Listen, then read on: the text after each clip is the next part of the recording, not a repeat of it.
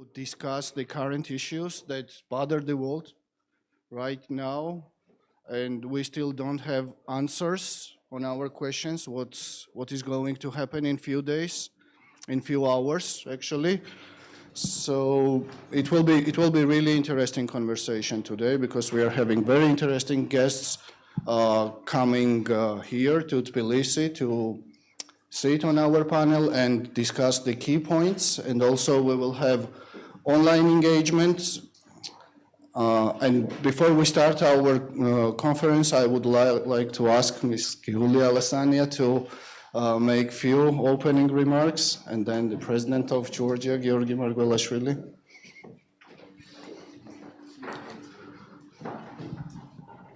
Good morning.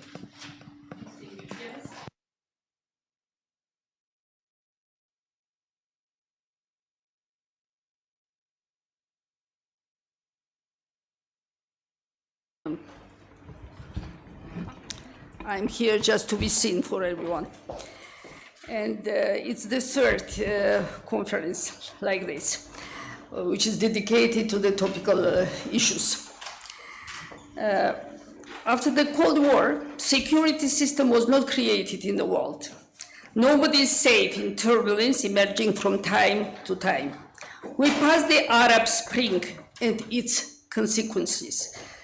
Turkey-Syria war and its consequences. The world once again finds itself at a major crossroads. In rapidly changing world, some old tenets at the basis of East-West relations are finally rejected. Others, which have proven their value, are being reconfirmed, and new paradigms are born. Presently, Ukraine is playing the role of system-creating factor in this matter. One, Russian idea that war is sometimes the cheapest and most convincing instrument to retain, if not global, at least regional superpower status, was soundly defeated. Two, the most famous sleeping beauty, NATO, regained its original function to be a protector and active promoter of core Western values and freedoms, not an aggressor military bloc, as some countries are trying to portray. Three, the process of re-evaluation of post-Second World was borders in Europe, as well as post-war social-political realities in general, which started with the Russian invasion in Georgia that was in early 90s and later in 2008, continued with the occupation of Crimea in 2014, bloody events in eastern Ukraine, and recent military incursion deep into Kazakhstan cannot be tolerated by international community and would not inspire support even from Russia's most ardent, all-forgiving allies. Four, the new correlation of military political forces is attaining clearly defined contours in Europe. Five, Although political dialogue still remains a preferred path, there is a newfound resolve to closely examine other non-political tools of diplomacy, such as economic, financial, and trade embargoes, etc. At the same time, would community overwhelmingly supports military vigilance to dissuade adversary from overestimating their strengths and to cool down few hotheads who are prone to test the mental toughness of the Western alliance. Six, of course, the shifting paradigms are not limited to the above. The world definitely needs a comprehensive review of fundamental ongoing processes based on an in-depth thorough analysis. And conferences like this one are a precise venue to put in one room an intellectual repository capable of serving this purpose. I wish the participants success in their work and hope that this day will give us path into the future and clear vision of what the world should and could be for the betterment of all humankind. Thank you.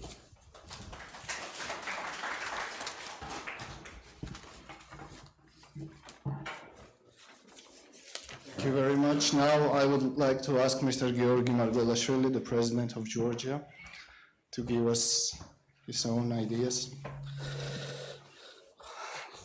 Thank you. Honorable guest, Madam Founder, Giulia Lasagna, let me welcome you on this very important event, which has been sponsored by University of Georgia, UG Security Platform, Embassy of France, and Institut Français.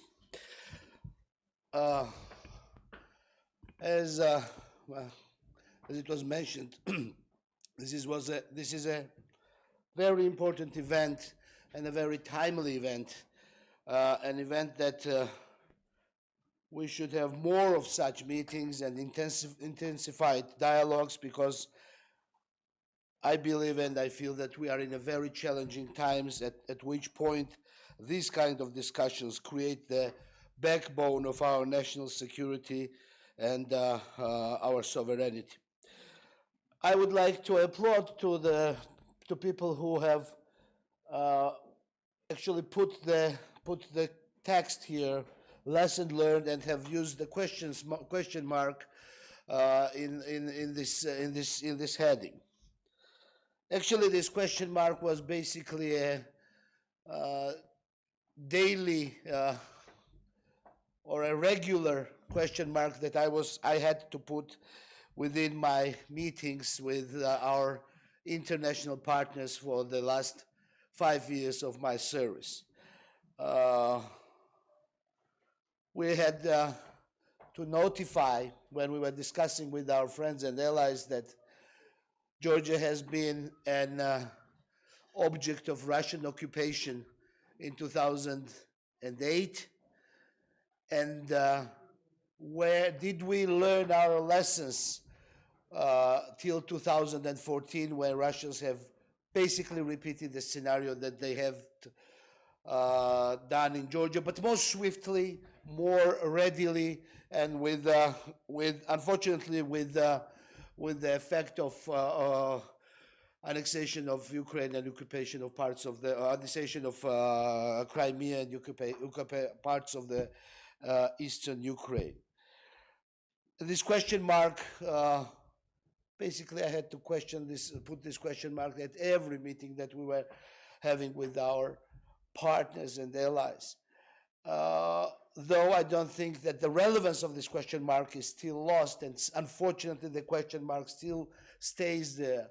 Did we learn our lessons from from the aggressive politics of Russia and Russia's president Vladimir Putin, and are we ready to be resilient to the plans of this kind of destabilization of the security environment in the region and in Europe. So what is resilience to which we are discussing and searching for? Basically, it's an ability to be robust in a crisis, to be ready for the crisis and be able to recover from the crisis in a swift mode and be ready to start rebuilding your normal within this process, within the process of the calamities. But what constitutes this readiness? What constitutes this ability? I believe it constitutes of several factors. First of all, it is being ready for the challenges, and the challenges is the way our world operates. We as human beings basically live in an unstable, unpredictable environment, especially in this region. So being ready for a changing environment and being ready to respond to those challenges and changes is pretext to being resilient. Ability to analyze and predict, as well as ability to be to activate your security and crisis mechanisms when the crisis approaches you. So let us very shortly, within this context, analyze the situation now on the ground. I mean, in Georgia and around us. First of all, I believe that the free world, together with the countries that are in a thrive to become the country part of this free world, had a very difficult 2 or 3 years, especially now during the COVID. But even worse previous year, specifically for Georgia and specifically for the Russian neighborhood. The free world, the West has sort of lost the lead of the process in this region, if not global. And it started with a very pitiful process of giving Russia ability to further develop Nord Stream 2, which is now considered to be one of the most real pretexts to why Russia is able to be now so aggressive with the Ukraine, and why we have a sort of a weaker ability of resilience within our allies. So the Nord Stream 2 was a strange, very strange, unexplained start for the for giving Russia ability to become more active and become more confident in what they are doing. Then it was continued with a catastrophic withdrawal from Afghanistan. And Afghanistan was a war that had basically no solution, and we all understand that. Dozens of Georgian soldiers have left their lives together with our allies. They fought there bravely together with our allies, and they gave their life to this cause. Tens and probably hundreds of people, more than 100 of people have lost their health there. And these were Georgians that were fighting for Georgia, fighting for the common cause. And we knew that the war could not be, there was no very perfect solution. But the solution with which Afghanistan ended was a big blow for everyone who participated in this war and everyone who, and it gave the upper hand for countries who confront the free world to be sort of more confident in their ability to challenge our allies.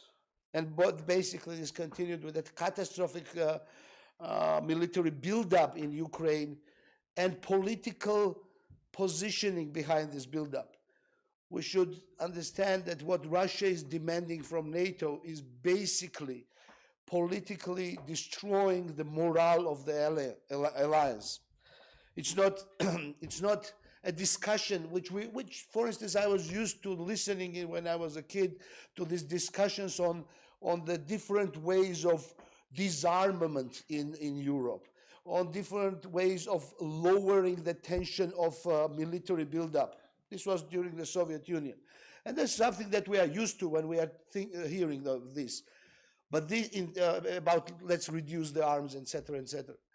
But this ultimatum that Russia has given to our allies in free world and in NATO to just politically dismantle NATO's moral backbone, saying that they have to write what Russia decides that they have to put in writing, is absolutely terrible. And in this context, and especially in the context of disarmament, I want to note that basically our allies, especially UK and the US, have a special stand in this position, because even beyond NATO, since the decision of 1994, when Ukraine has disarmed its nuclear arsenal, they have committed to territorial integrity and sovereignty of Ukraine.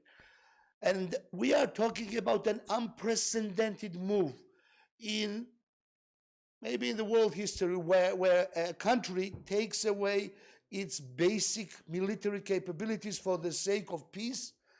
And in 20 years, they are occupied partly, but occupied by one of the countries signing this agreement. So basically 2021 was a serious blow on our ability to be more strong and resilient in context of aggressive and totalitarian cases around the world. But even further, it's even further worse, because Russia, the main adversary for Georgia, is on its high move, not for only for last year, but for the year before as well. Armenian and Azerbaijani conflict. Aside from all the details that was happening in there, and Georgia always supported peace between these two brotherly nations, but as a consequence of the process and as a summary of the process, we have Russian military bases in Azerbaijan. So if we are looking at this situation, we had Russian presence. We have Russian presence in Armenia, we have Russian military presence in Azerbaijan, and we have Russian military presence on the occupied territories of Georgia. So Russia in the Caucasus is much stronger since 2020, as well as Russia became much more stronger in Belarus since 2020 and 21.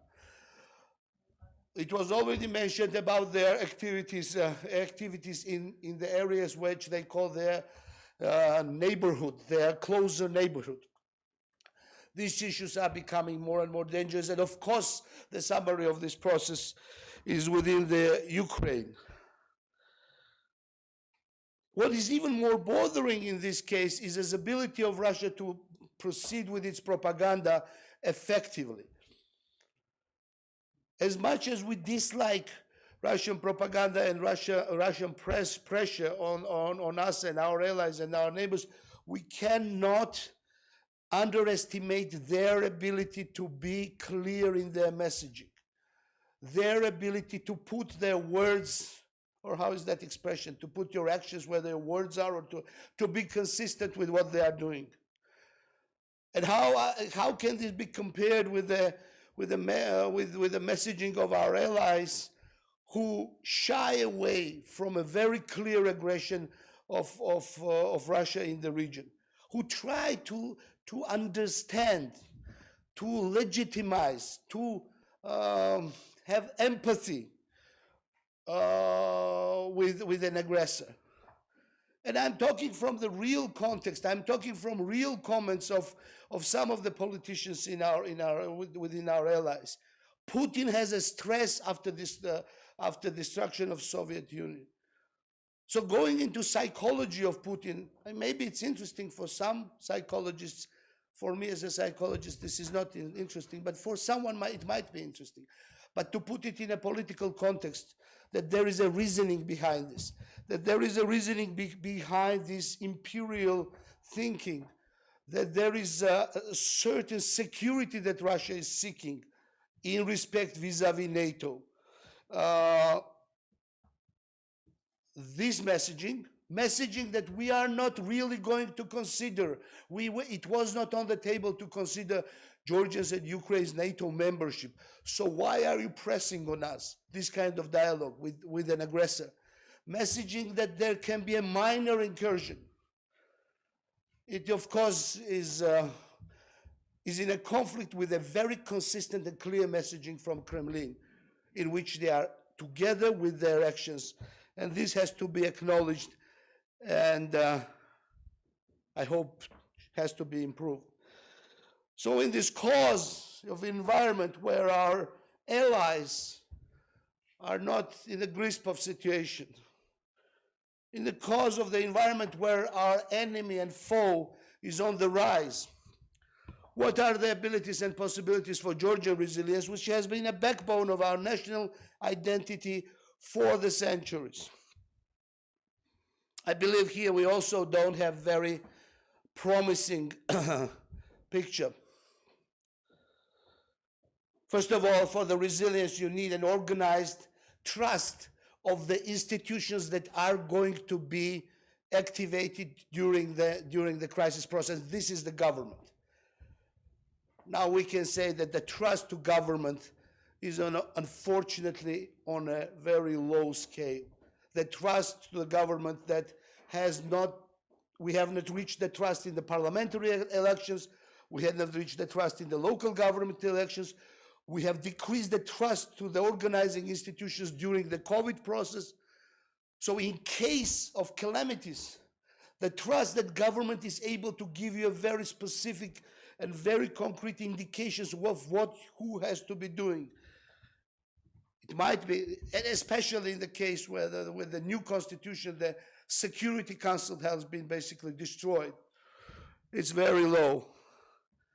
But even further, the happiness index in Georgia, among Georgian population, the willingness to continue your life and career in Georgia versus go away and, for instance, go away to work in Germany or in France or leave Georgia for the better good.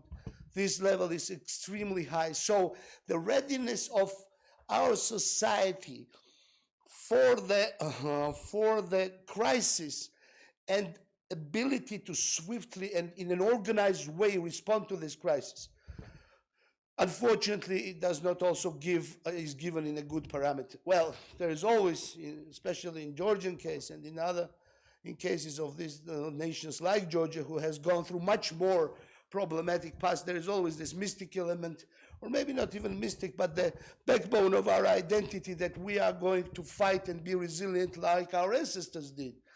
And fortunately, this is how our nation has survived through even much more complicated times. But I believe this shouldn't give us a feeling that we are in a good spot right now and we are safe right now, but on the contrary, we should be feeling that the tanks that are started at the Ukraine border are in a sequence and are in harmony and are coordinated with the tanks that are standing in our occupied territories. And this is the unified process. The war in Ukraine is a war in Georgia, and it cannot be separated.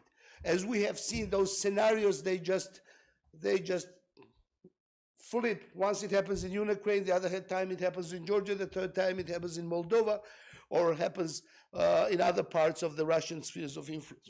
So to put it short, I want to welcome all you, once more express my appreciation to the organizers and the participants of the conference, and wish that you come up with clear and interesting solutions to these very complicated challenges that has been put before us.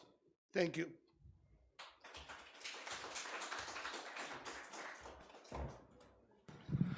Thank you, Mr. President. And it was really good that you noticed this question mark, because this question mark applies to everything and everybody in today's world. And as a Georgian, what I learned about security and defense, it is that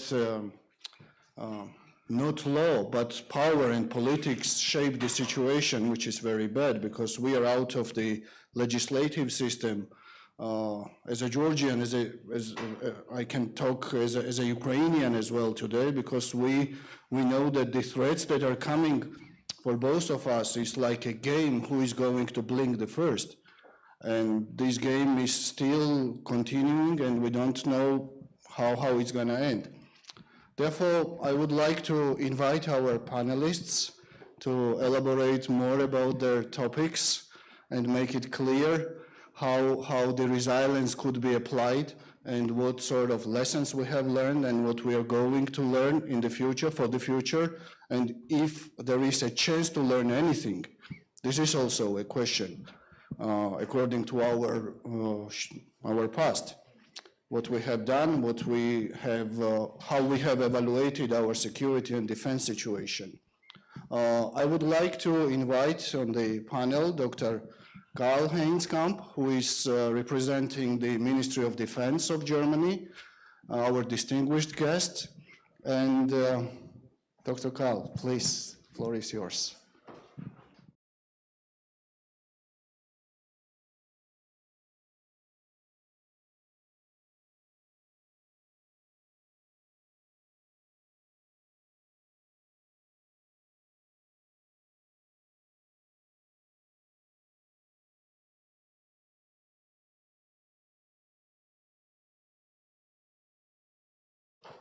I can also stay there if you like. It's up to you. You're the boss. Tajik. Okay.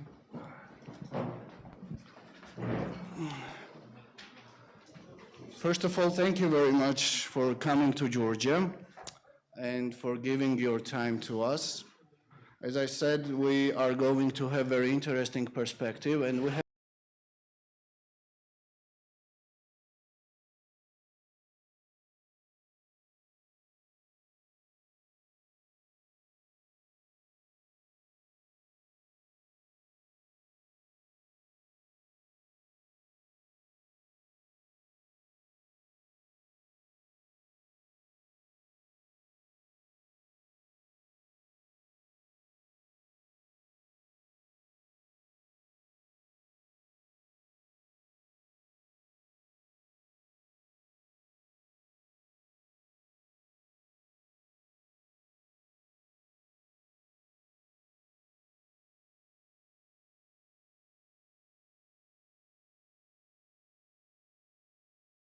Forward resilience and NATO strategic concept.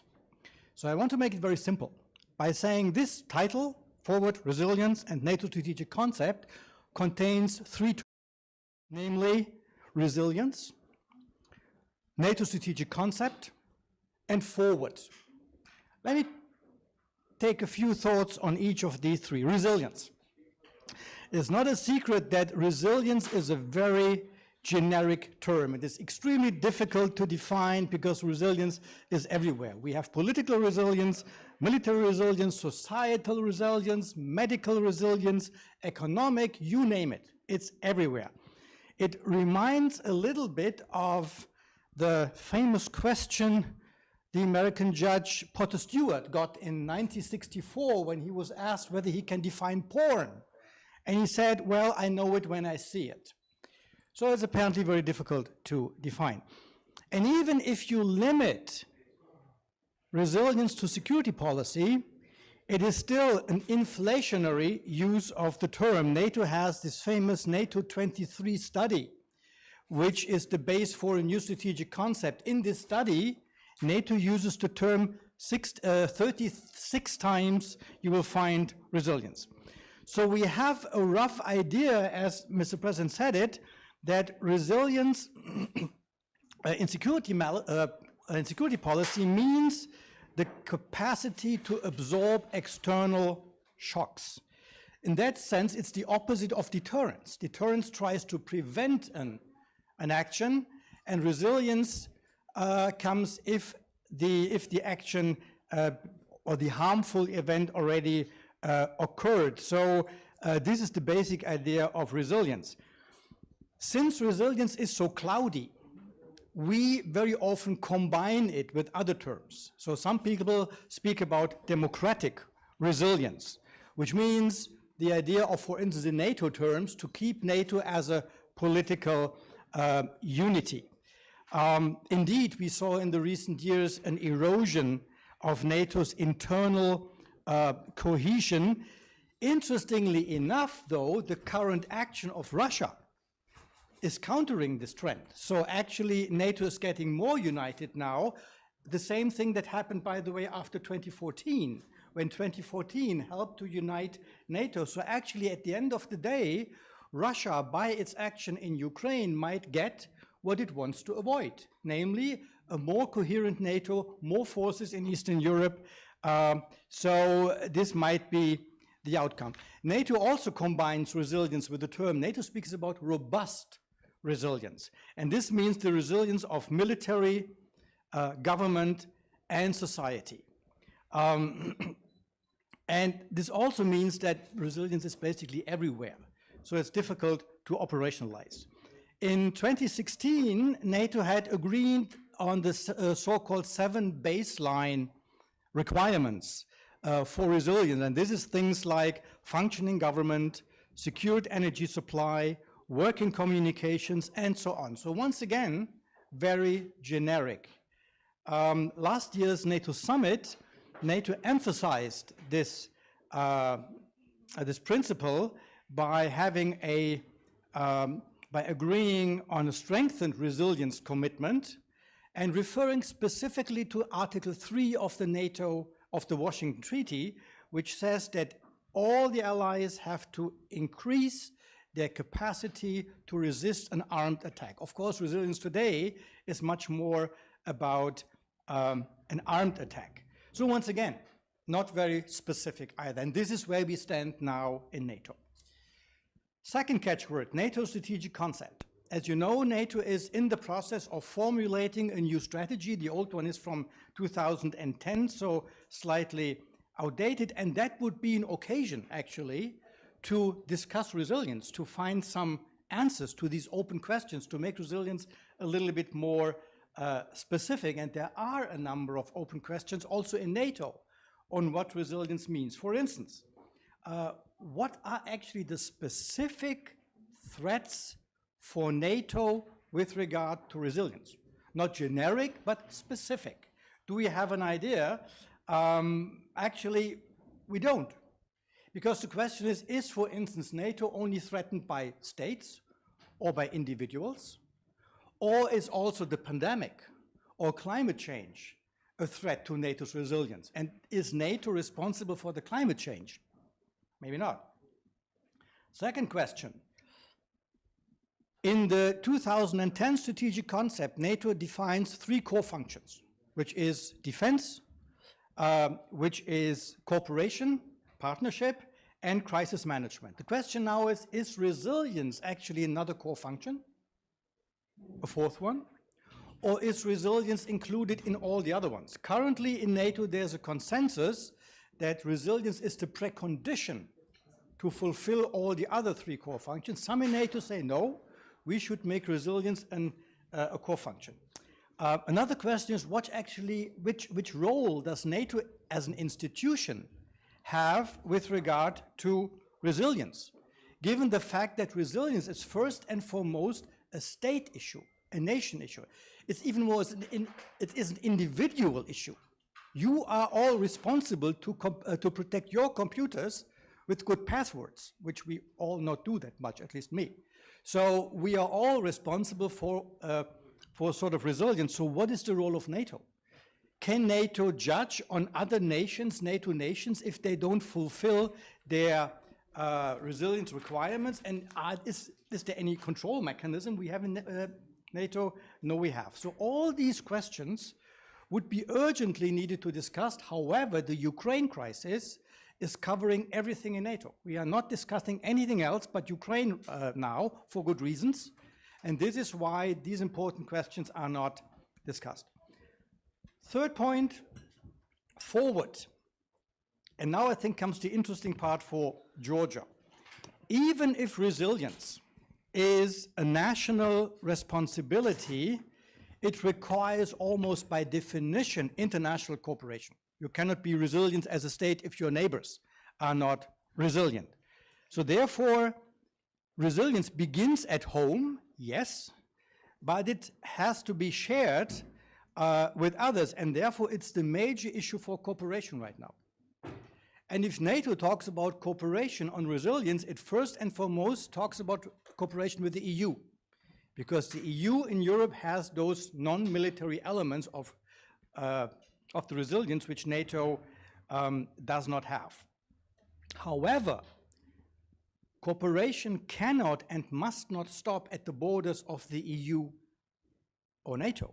It has to be transported beyond these borders, because also there, if the neighbors of EU and NATO are not resilient, NATO is not resilient either. So this is why it's a particular task for cooperation, and we have I think we have a new trend, or not a new, but we have a trend in NATO paying more attention to those partners outside of NATO which are politically like-minded, to democratic partners. NATO has a partnership concept since many years, which is actually, I mean, NATO is partner to almost everyone. Even Belarus is still officially a NATO partner. So we know that we have to reform this partnership concept to make it more effective. And one of the countries that require more attention are the politically like-minded ones, the democratic ones, like Georgia. And NATO could and should cooperate with these countries, particularly with regard to strengthening resilience. To give you a few examples, NATO has so-called counter-hybrid support teams to send them to a NATO ally if something dangerous happens, if it's under threat. This support team also has been sent to Ukraine already.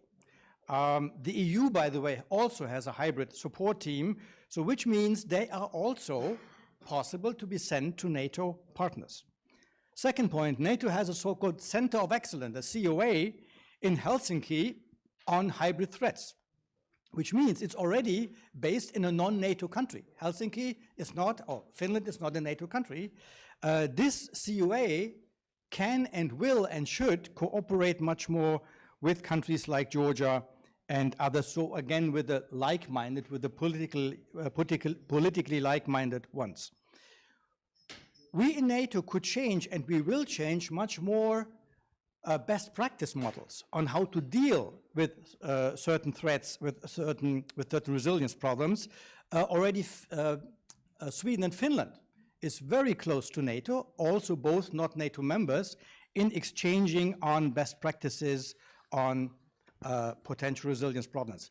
Romania has created a Euro-Atlantic Center of COA Center of Excellence for Resilience.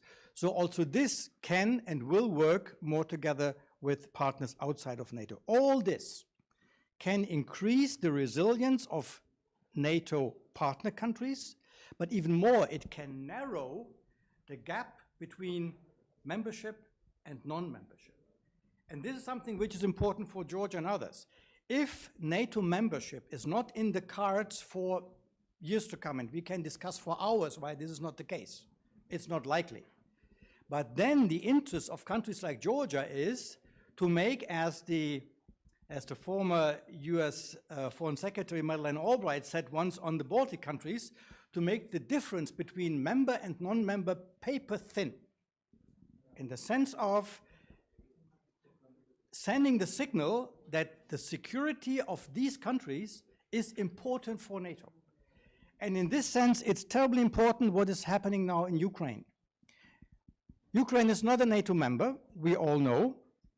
It does not fall under Article 5, but NATO as an institution and individual NATO members have sent very strong deterrence messages to Russia by saying, if you do this and that, you will have to face these and that consequences. Which means this increases the cost of any Russian action in Ukraine. Whether Putin gets the message, whether he acts anyway, we will not know. Or we don't know now, we will know one day. And that's a very important issue. If NATO manages, or if we all manage to end this Ukraine crisis without using military force, without that Russia uses military force or NATO uses military force, then it would be a proof, it would be a huge step forward for the idea of exporting resilience, of exporting security, of exporting stability by NATO even to non-NATO countries. And I think in that sense, it's terribly important what happens in the next weeks in Ukraine. And on that happy note, thank you very much for your patience. Thank you very much, Dr. Kamp. Yes, it was really, really very important to underline that we don't have to combine term of resilience with some other terms, and everybody is responsible for its own resilience level, like the computer passwords. And during the questions and answers periods, we will have more chance to talk about this. For the moment, I would like to invite for the panel Lieutenant General Ben Hodges. Thank you very much, a great friend of Georgia, and he has really an extraordinary knowledge about the issues that are going in Georgia and about Georgia's defense and security issues. Welcome you again, and please, the floor is yours.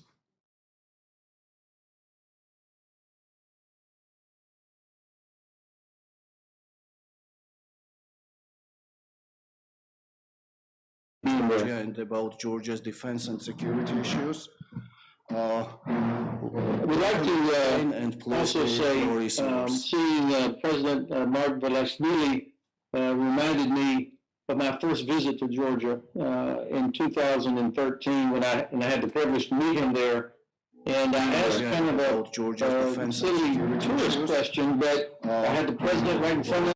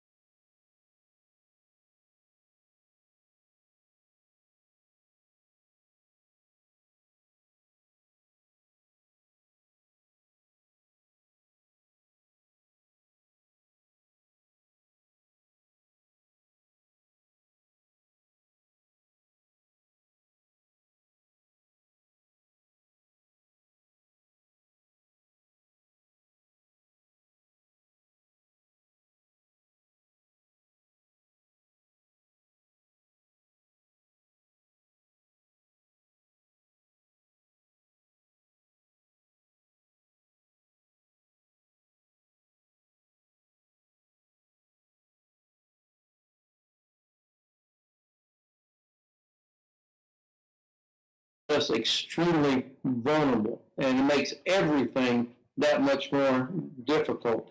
So I would encourage all my friends there in Tbilisi to do everything you can to help protect that trust, earn that trust from your population. I'm not naive, but this helps. This is an important aspect of resilience. I had the privilege to visit Kyiv this past week. I was there with a delegation of 5 former U.S. ambassadors. You'll know some of these guys, Ambassador Bershkow, Herbst,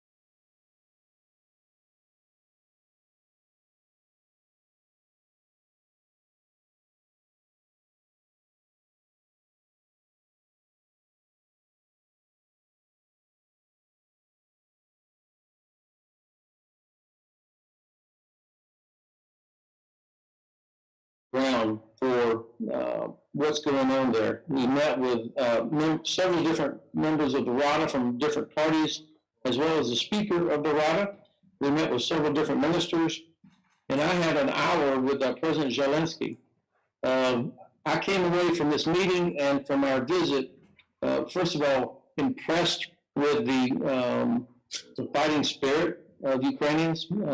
This is not 2014. They are prepared mentally, psychologically, very determined.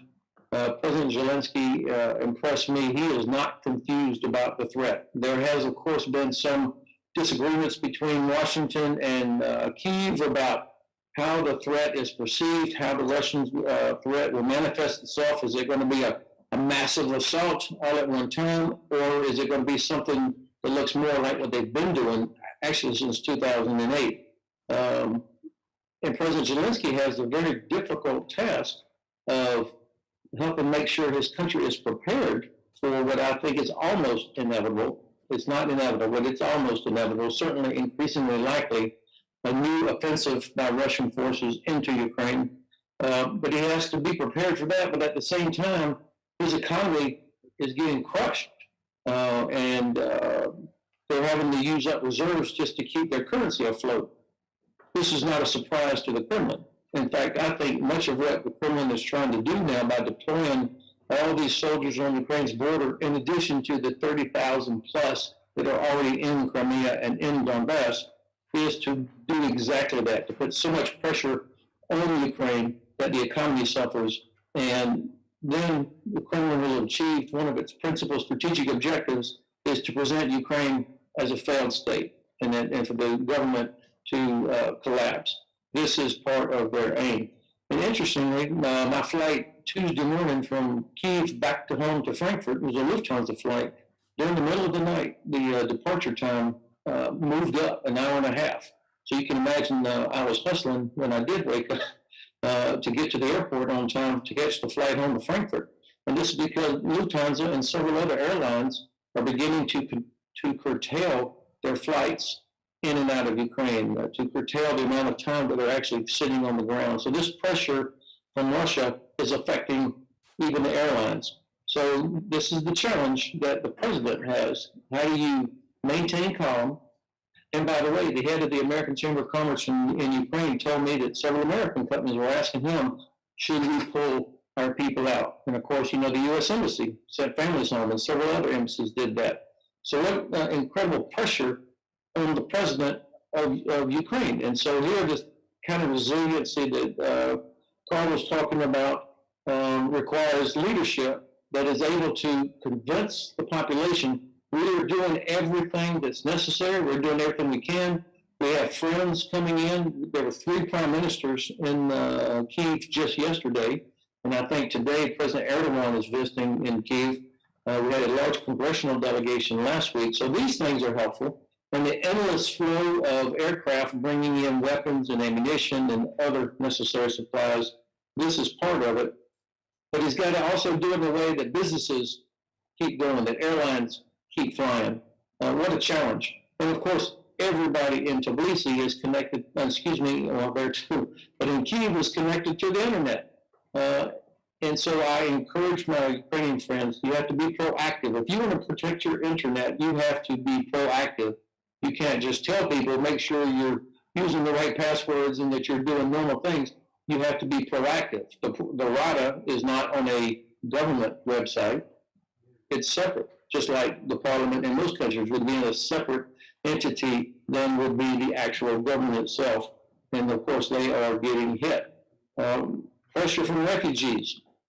If and when Russia launches a new offensive into Ukraine, there are probably going to be tens of thousands of refugees heading west, not just in western Ukraine, but probably on into Poland, into Slovakia, into Hungary.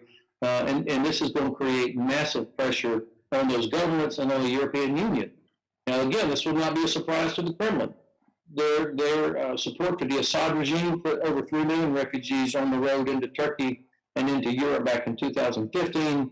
We all saw the manufactured crisis of refugees from Belarus pushing against the borders of Lithuania, Latvia, and Poland, creating massive pressure on populations and going after the unity of the alliance, but also the European Union. And I anticipate that this is also going to be one of the challenges if Russia invades again or expands what they're already doing. Let me close with this. Carl mentioned Germany. Germany is the key in all of this. Germany is the key because of its moral authority, because of its economic power, and because of its geography, its leadership inside the European Union. And of course, with a new coalition government, it's important for the United States to understand the domestic political situation in Germany, where the chancellor, no matter what he or she may ever want to do, in this case, Chancellor Scholz, it's still a coalition government. And so I think as the United States works with our essential ally, Germany, on encouraging German support, recognizing and understanding the nature of a coalition government will be important here.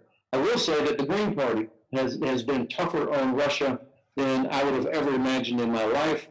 The three strongest voices coming out of Berlin, of course, are Mr. Habeck, Ms. Baerbock, and Mr. Omid Noripur, who have been resolute about Russia's and China's human rights violations, as well as the use of gas as a weapon. And fortunately, here in the last few days, I have seen some movement by the SPD, the leading party within the coalition, the leading party, that acknowledging publicly that yes, Russia is the aggressor, and yes, everything is on the table.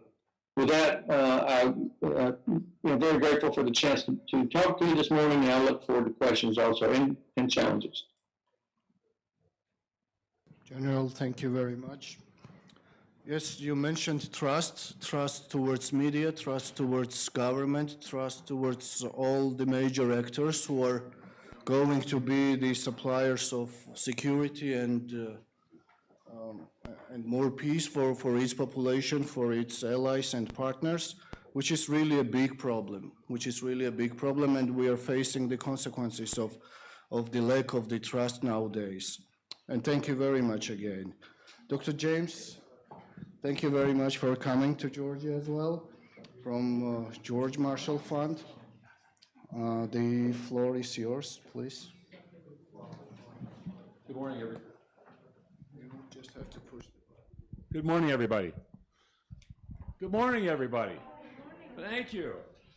First of all, I'm excited to be here with you today. Allow me to first thank the University of Georgia. I saw Dean Nathio was here, and my colleagues in the IR department for asking me to come and share ideas with you today.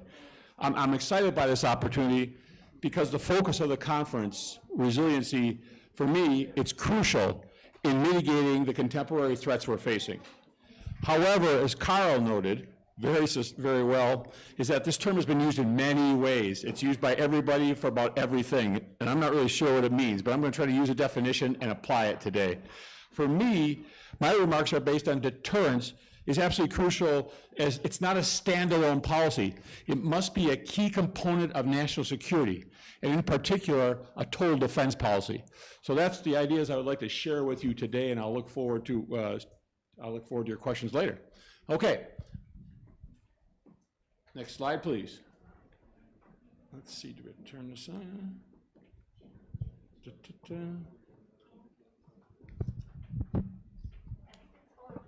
There we go, got it. So first, my outline, I'd like to talk about the threat, what we're facing today, a way to mitigate that threat, total defense, the components of a total defense strategy, deterrence, defense, and resiliency, and also the challenge that some of the challenges that we are facing that Carl and General Hodges have already spoken about. So let's go to the threat first. What are we facing today? An assassination in Berlin, transnational criminal organizations smuggling weapons and illegals into Europe, China, restrictions on Lithuanian exports and Australian exports, mine attacks against oil tankers, drone attacks against critical infrastructure, private military companies serving as proxies for various governments, a parliamentary fishing fleet operating in South China Sea. These are not isolated events. They are examples of synchronized irregular warfare challenges that we are facing. They exploit our democratic values, free speech, pluralism, political openness, to destabilize Georgia and NATO countries by eroding their power, their will, and their legitimacy. To mitigate these tactics, I would argue we must improve our resiliency against them, but it can't be just to improve in politics, in social, in economics. It must be a component of a total defense strategy. Therefore, throughout this presentation, I'll provide examples of how other states have integrated resiliencies into their national defense strategies. So let's look at what total defense is. I know many of my colleagues are very familiar with total defense. I just want to give an outline to some people who are not familiar with the term. But essentially, the goal of total defense is to deter an adversary by raising the cost of aggression and lowering the likelihood of success, simply put. It mobilizes all civilian and military resources of the state so that an adversary is faced with national resistance in the form of invasion, or if they try to occupy a country, passive resistance. This is not a new idea. It is security posture goes back to the Cold War. Numerous non-aligned states used it then: Finland, Sweden, Switzerland, Yugoslavia. Today, states, the Nordic states, the Baltic states, along with Singapore and Israel, employ total defense concepts. The key characteristic of this is institutionalized collaboration between government entities, private sector, civil society, and the public. The direct involvement of civil society and the public distinguishes total defense from traditional military deterrence and military defense. The concept of total defense relies on two key components. The physical component, which is a territorial defense, using a mix of irregular and irregular forces. And the goal of them is to make it difficult for a country to attack, but then if they do attack, to be able to mitigate, attack their lines of communications, and protect critical infrastructure. And another key part is the psychological, physical, psychological. Psychological is building societal resilience through public information campaigns, education, training, in active and passive resistance to an aggressor, to an adversary. A key challenge with total defense is that we don't know if it works. When do we know if it works? It's like deterrence. We don't know if deterrence works until it fails. So I'll look at countries like Finland, for example. They have a total defense strategy. Is it causation or correlation that they've not been attacked because they have a total defense strategy? I can't tell you that. I can tell you that many countries believe that it raises the cost for an aggressor, and that's a key aspect of deterrence.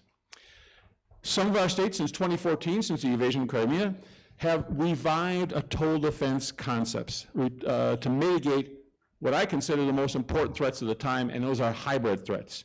And this includes restructuring their conventional forces, their irregular forces, militias, increasing public awareness of a threat. It's a key thing to get everybody involved to understand, to support the government, to support the armed forces during a crisis. And these countries have made particular emphasis on working on mitigating these hybrid threats, such as disinformation, cyber attacks, attacks on infrastructure. So they've been focused on improving these things. So again, what I'd like you to take away from this slide is that total defense involves all of society, private sector, government. It has to be linked and synced together. And of course, this is a challenge. But let's look at those three components before we look at the challenges, let's look at some of the components. How is resiliency linked to total defense? Well, first of all, I would argue total defense has three components, as you can see: deterrence, defense, and resiliency. And deterrence just simply means that you have the capabilities and the ability to counter adversary attacks. And you can do this on many levels. I'll give you an example of Ukraine. You've got Ukraine, something called the cyber army. And the cyber army is a bunch of private individual citizens, and they take down Russian websites. They attack websites in the occupied areas in the Donbass. So they show that we can do something about it. Deterrence, as we know, works when adversaries believe that if they launch an attack, they'll suffer unacceptable consequences. That's the key point. In hybrid threats, in the hybrid arena that we're facing today, and in contrast to traditional conventional deterrence, we must deter in multiple domains outside of military security domains. For example, we have to use all elements of national power, and that means diplomatic, information, military, economic, financial, law enforcement. The challenge with deterrence, as we often apply, is we look at conventional and nuclear forces. But now we're being attacked in these fields, these levels below conventional warfare, sub-state warfare, what people call the gray zone. If you're going to have deterrence, you must be able to deter in those areas. That means you must have the capability and capacity to deter in those areas. So what does that mean? I'll give you some examples of that. No, I'll hold off on examples till later. Let's talk about defense, the second component. Defense is absolutely crucial. You must improve protections of critical systems. For example, in Switzerland, they have an Office of Civil Protection, and they do vulnerability assessments and they conduct exercises. Another key component of defense is restructuring our civil military organizations to facilitate information sharing and facilitate a holistic, whole-of-society approach to security. For example, this is a function in Sweden. You have the Civil Contingencies Agency, which is responsible for that. The third key component of total defense is resiliency. And I'm going to use the EU definition, which is the capacity to withstand stress and recover strengthened from challenges. Many descriptions that we've heard out. I'm going to use one and tell you, and we'll move from there. So the key thing about resiliency is we have to identify and mitigate societal vulnerabilities. As General Hodges noted, if we don't improve those, it gives the adversaries an opportunity to exploit us. So we have to we have to identify the problem sets and mitigate those problem sets. That means you can do that only through engagement with all social partners. The key thing I'd like you to take away is that resiliency is a key component of deterrence and defense. You can't look at each one individualistically, which I think is a challenge. Now let me give you a total defense way of looking at things. For example, mitigating disinformation in Lithuania. There's an independent NGO in Lithuania called debunked.ge. Many countries have these. Georgia has something very similar. But they identified disinformation using artificial intelligence. Then the civil society group, which is called the Baltic Elves, it's professors, it's students, it's computer people, they get together with the Lithuanian government, they get together with the media, and they work together to identify who is putting it out and to counter that information. That's a good example of linking in the field of disinformation, linking together government, private sector, and civil society to mitigate a threat that takes advantage of a vulnerability that we have. So fostering total defense. Make sense so far? I think so. I hope so. Let's look at some of the challenges. And General Hodges started talking about looking at these challenges. I don't want to go through all these, but I just want to give you a couple which I think are the most important. As he just said, it's always a chance to learn, but sometimes it's difficult. And the biggest challenges or obstacles, I would say, to implementing a strategy of this time is, first of all, we have to understand the threat. How many people in Georgia or the rest of the countries that we live in, NATO countries, the West, understand the threat? Understand what other countries are doing, what adversaries are doing to weaken us internally. So we've got to understand that. Because in contrast to conventional warfare, hybrid threats are executed by state and non-state entities in that gray zone between war and peace. It's below the level of interstate violence. It's easy to see when tanks come to a border. I would argue that Ukraine has been under attack for 10 years. Cyber attacks, disinformation. You could see a good example of this in the Crimea.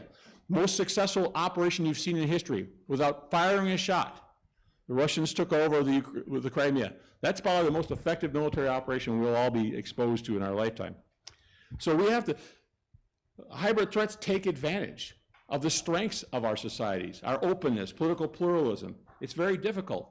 But most of these attacks are taking place when what we would consider historically peacetime. We've got to look at things differently. Is it really peacetime? Is that the nature of the threat? Consequently, states don't realize they're being attacked. They don't realize they're attacked until they're too late. But some of the ways to do this, some of the countries have tried to educate their population. For example, Sweden, they put out every address in Sweden, every house in Sweden got a pamphlet called "If Crisis or War Comes." Latvia did something similar. They call it 72 hours. What happens in the first 72 hours? So they're trying to get the public to understand the nature of the threat, to understand the nature of the threat and the adversaries. A second view is a challenge at a traditional view of security. It's predicated, as I said before, on conventional and nuclear deterrence. National security structure is closely linked to stopping conventional threats. It's not as closely linked to non-hybrid threats. How do we do that? How do we help mitigate how do we make that challenge in looking at national security from a broader perspective rather than just a tanks and iron perspective? Well, to help overcome this problem, Finland, for example, has courses. They have a national security courses, and they bring in civilian and military leaders together to try to understand, here are the threats that we're facing, and here's how we have to look at mitigating them. How can we do that? Another key challenge, I think, is government coordination. One of the biggest problems is we do to ourselves. And the key challenge is a lack of coordination between various government entities. It's very difficult, as many of you know, you've worked in government, to overcome these, what I'll call cylinders of excellence, but bureaucratic stovepipes. We do this, we do that. State Department does this, Department of Defense does this. Everybody does one piece. How do we overcome those things? It limits our ability to look at the problem holistically and to devise strategies to mitigate them. I'm going to give you a couple of illustrations how you can do that. Norway, for example, the Ministry of Justice, they're designated as the lead for civil protection and responding to national crises. In 2017, Sweden established an interdepartmental task force to coordinate efforts against disinformation, included Ministry of Defense, Foreign Affairs, Police, Justice, Defense Intelligence Agency. So they're trying to create structures within government to facilitate this holistic understanding of the threat. And I'll give you a practical example of how this works. In Estonia, in 2020, they passed something that people call the Howe law. So there was a bid for fifth-generation technology, for example, in Estonia. And the Ministry of Commerce, Economic Affairs, said they wanted to pick Huawei, a Chinese company with links to the Chinese government. They wanted to pick it because it was the cheapest and the best quality. But the Ministry of Security said, whoa, you're giving a state firm that's very closely linked to the state, that has security implications. So Estonia created a law that now any critical infrastructure has to be evaluated by an intergovernmental committee. So they're looking at these things not only from a commercial point of view, but a security point of view. So it's an illustration of that. And the last challenge is the one on the bottom, and General Hodges talked about that too. How do we link and sync not only government entities, but civil society, the private sector, individuals? How do we do that? That's a real challenge because our structures aren't built for that. Many people, I used to work for USAID, we always worried about DOD. What are they doing? We didn't join USAID to work with the military. How do we take different missions to work together to improve our ability to defend ourselves? Well, here are some examples of what's been done elsewhere. Finland, you have government industry briefings. They have a series of briefings. They bring industry to talk to the government about the problem sets. Estonia worked with civil society and media providers to look at a media security law, cyber law. Czech Republic 2 years ago, they had joint military exercises, military industry exercises that include defense, energy, IT, healthcare, food. They looked at the problem holistically, and they tried to bring in all those leaders to mitigate those problems ahead of time so they'd be aware of them. Again, numerous challenges. Can we learn? But we have a series of challenges. And allow me to conclude with giving you 3 things I hope you'll take away with. First of all, the nature of contemporary threats has changed. Hybrid threats have been used throughout history. They've always been around, but they're going to continue to increase in importance and relevance because of domestic instability, because of global interdependence, because of new technologies. Limiting the impact of hybrid threats on our national security is going to be a long-term security challenges. And that means we have to look at how do we structure our national security apparatus to deal with these attacks. I will just tell you that traditional military responses will not defeat non-kinetic, non-lethal threats. It's very challenging to do that. So the lines between war and peace have become blurred. We have to have an integrated whole strategy to deal with this new challenges. And by the way, if you look what our adversary is doing, if you're Russian doctrine, if you're Chinese doctrine, they know they're already at war. They're already restructuring their militaries to look at these things. I would argue we should think about that same stuff. Total defense requires deterrence, defense, and resiliency. They reinforce each other. They are not separate. You can't improve deterrence in Europe without improving resiliency. You can't. Well, you can, but it won't be effective. So we have to look at these things holistically in totality. Otherwise, our adversaries will be able to achieve their strategic objectives. And finally, resiliency is the key because it decreases the social and political divisions which adversaries exploit. We must view resiliency more than simply as a way to respond to a crisis. It should be viewed as a comprehensive process which includes three parts. One, decreasing the likelihood of attack by increasing deterrence, maintaining government and societal functions during attack, and institutional learning so that after we're attacked, we learn and implement those lessons back into improving our resiliency. So there have been numerous examples of hybrid attacks on Georgia and NATO countries. So I would argue that to mitigate them, Georgia and our NATO countries and my country, we need to have a more total defense strategy. And that includes updating our views of deterrence. Does deterrence, as discussed in the Cold War and nuclear era, still effective? Do we have to look at that differently? We must establish a framework for looking at conflict below the threat of interstate conflict. Below that, we have to look at that. And above all, we need to have what my Russian friends would call новое мышление.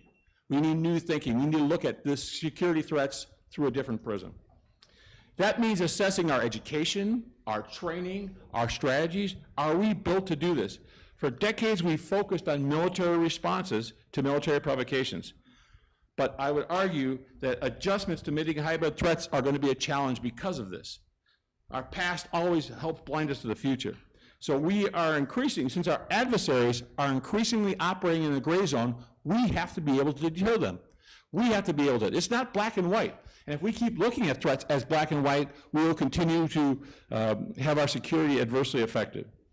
The last thing I would like to leave you with, and a happy note, if you will, is that my institution, the Marshall Center, has just created a program on irregular warfare. We think it's so important that we create a program. The first iteration will be this summer in June. If anybody want to talk to me about that afterwards, please do so. But we are looking at exactly these type of questions. We want to bring in practitioners to look at these questions and devise strategies so we can improve our collective, holistic resiliency against the threats that we're facing. And with that, Konstantin, thank you very much indeed. Good, very much. You had really very interesting speech, and yeah, if we don't have new thinking, then it won't be avoidable that we still stuck with the old version of maintaining peace and security, which does not work. And for a few times you have mentioned Finland and other Nordic countries, and the practice of 72 hours readiness, total defense, territorial defense, psychological readiness. This is the most important thing to have when you are neighboring Russia. But what makes a difference is that Finland is the member of Nordic cooperation, and other Nordic countries are supporting them very much to apply all of these issues that you mentioned. In case of Ukraine, in case of Georgia, we have totally different situation, and those countries have to respond to those challenges on their own, which is very big problem. And we are seeing in Ukraine right now that they are trying to build up some basics of total defense and this 72-hour readiness practice. So I think this is the issue that should be more deeply elaborated for the future. Thank you very much again. Now I would love to invite for our panel Dr. Gustav Gressel, Senior Policy Fellow in the wider European program at ECFR Berlin office. I'm sorry, the floor is yours. Thank you very much. Thank you very much for my previous speakers who has successfully preempted a chunk of my speech. And I have to admit, I couldn't have done it in such a good way as he did. So I'm very happy that the preemption was so successful. So I'm here to advocate or to explain the rationale of the security compact. That is just an idea that my former boss, Mr. Nico Popescu, who is now Foreign Minister of Moldova, when he was working at ECFR, and I tried to stick into the heads of European policymakers why they should care for the security apparatus and for security assistance to our immediate neighborhood countries. And unfortunately, a lot of the rationale we put forward back then strategically has been proved true by the current situation in and around Ukraine. And now actually in the last minute, a lot of countries in Europe, unfortunately not all, but at least a clear majority, try to catch up with assistance, with deliveries to assist and to bolster Ukrainian defenses. And we have to concede that actually we have wasted 8 years of discussing this instead of doing things. But nevertheless, so what is the problem?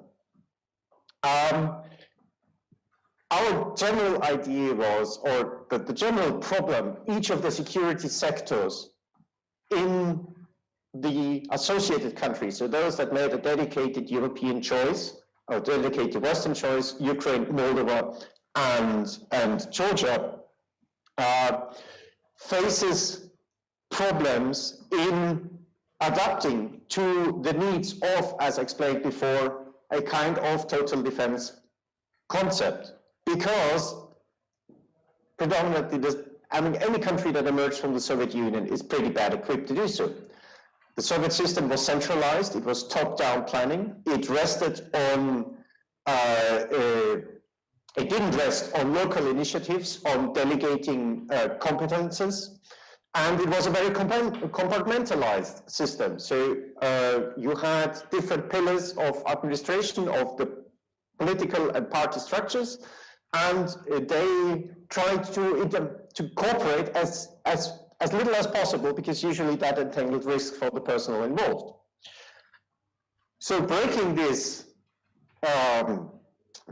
culture, refining and reforming these structures is an enormously difficult task. And there were, in all these countries, numerous iterations that tried to attempt that, some more successful than others. And there are still big holes to be covered. The problem is that also in the meantime, a lot of the assistance that NATO and the EU in the military field and in the security field were offering to these countries was more structured to our own needs than to the needs of the neighboring countries.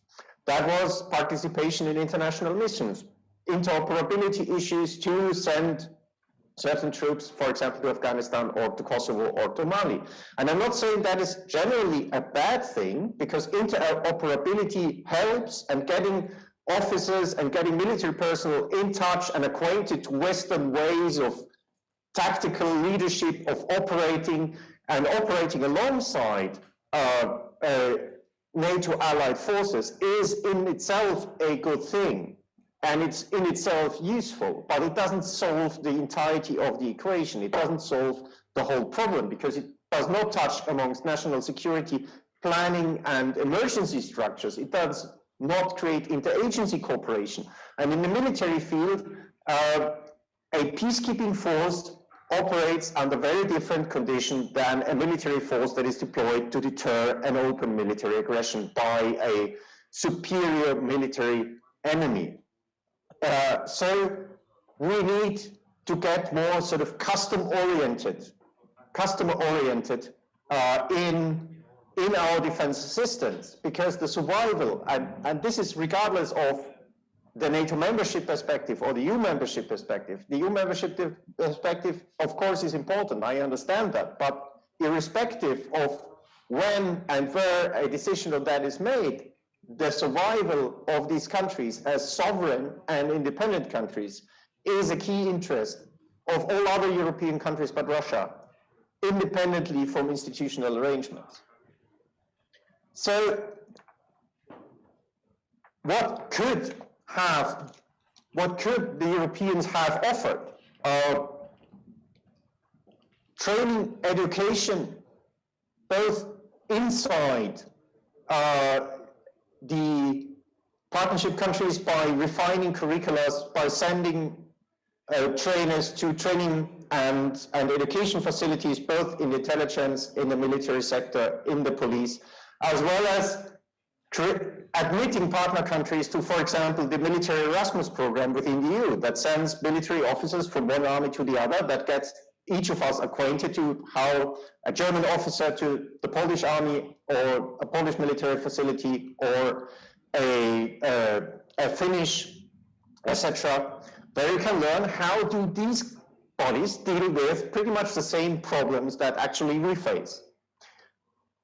war games, tabletop exercises, especially to exercise the entire crisis response structure of partner countries.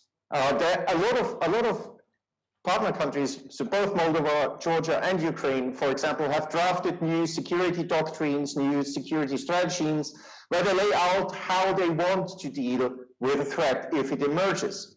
The problem is a lot of these papers, state papers so far, and you need to train this, you need to train your way, you need to exercise your way you want or intend to respond to a crisis. And the best way of doing that is when you invite other countries who face similar problems, like, for example, Estonia, like, for example, Finland, like, for example, Sweden, and incorporate them into your exercises to make you aware of things you are actually not covering by your planning, or make you aware of solutions they have found to it. You might find good to solve your practical problems as well.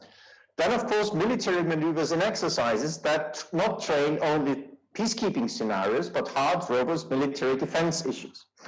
Especially here, I mean, we have a lot of armed forces that during the Cold War faced very similar problems of being a frontline state.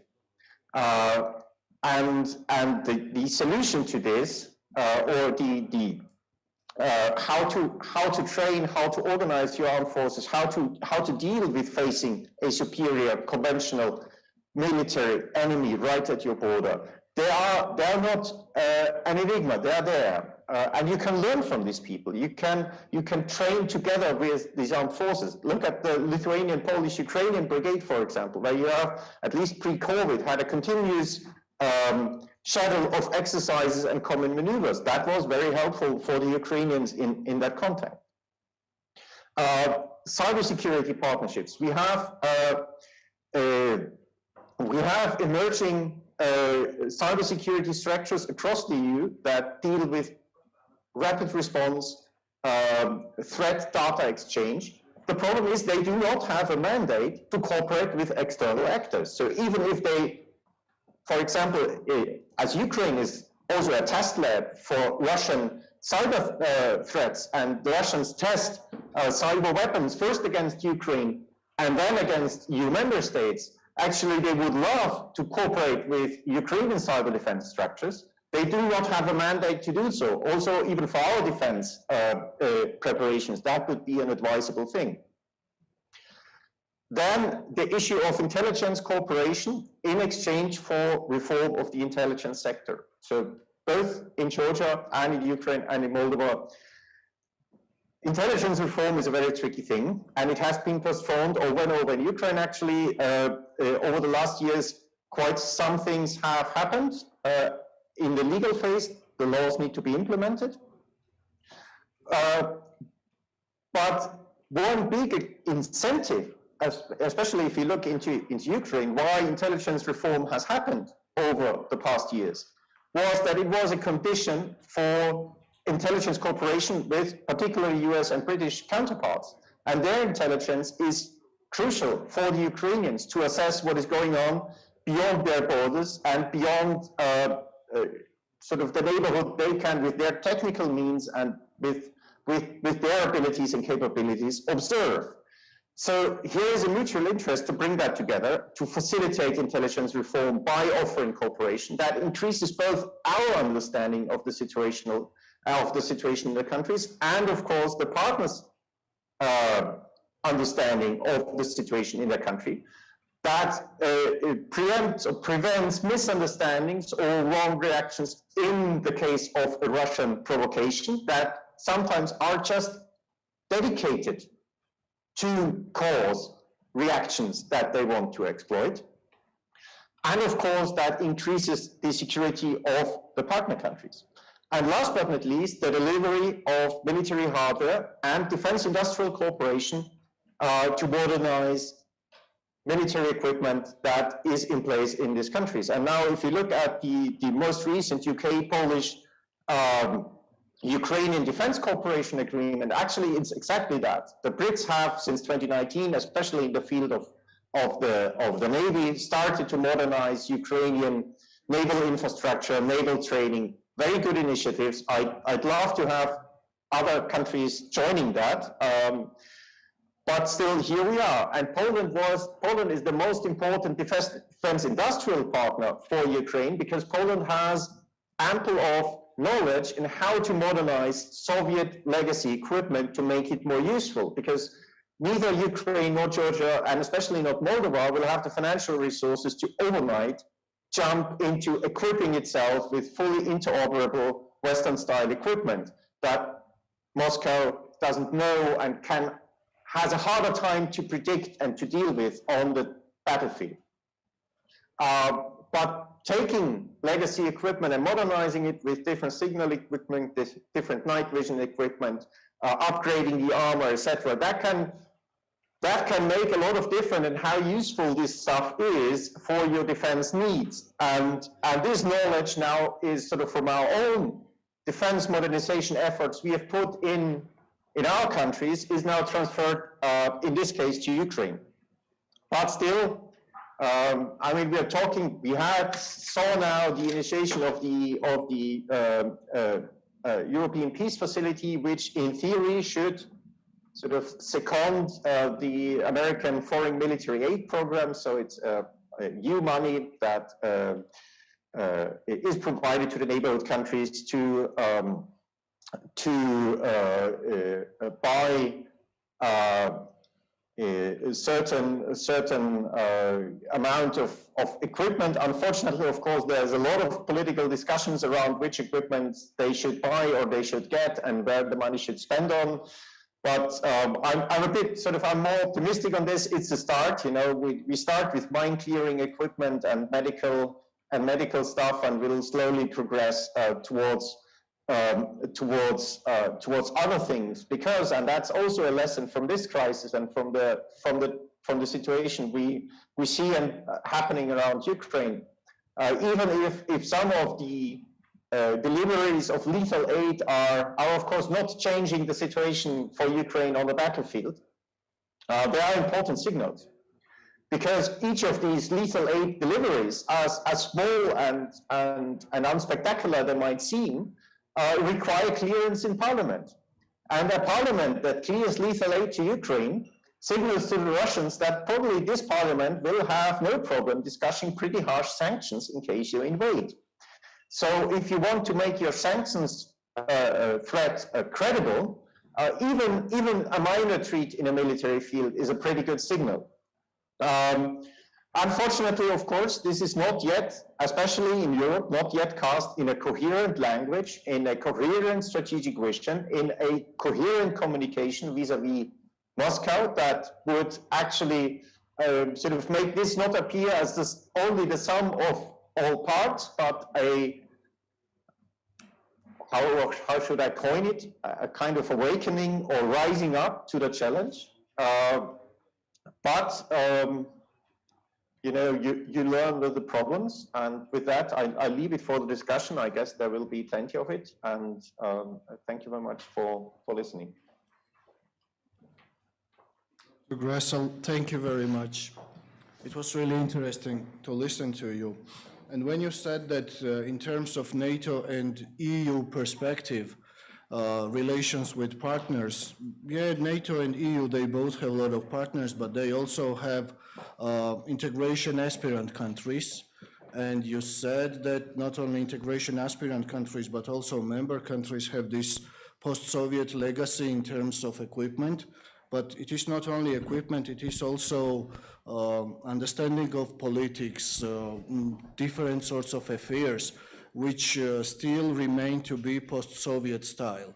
And there is also another point that also member countries have this post-Cold War thinking style, which makes the distance bigger and bigger between the aspirant countries and the member countries at the same time. But yeah, and the main challenge comes to cooperation with the external actors, non-member actors, which is causing a lot of problems in the end. And this was really nice to think about it. Thank you very much. And now I would like to invite on the floor David Katsarava, the civil organization anti-occupation movement, head of this organization, my good friend. Thank you, David, for coming here, and the floor is yours. Good morning, ladies and gentlemen. Thank you for your attention. It's an honor for me to have a possibility to make a presentation today for you, and my special thanks for organizers giving me this possibility today. So, as Mr. Kotes said, so I'm head of sorry,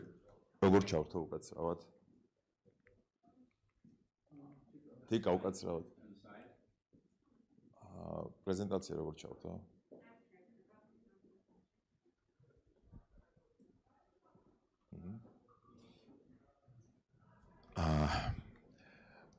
მადლობა. And first of all, so I would like to relate to you in a couple of words about our organization, what we are doing. We now, me and my friends represent the anti-occupation movement strengths in unity, and we established it 4.5 years ago, 2017 in July.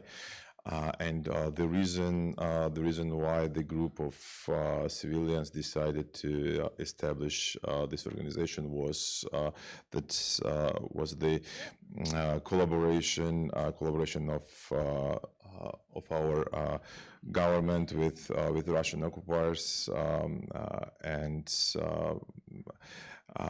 we decided that we have to act.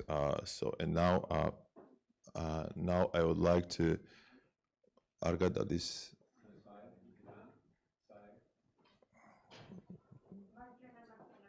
ხო, მარჯვენა მარცხენა, დიახ.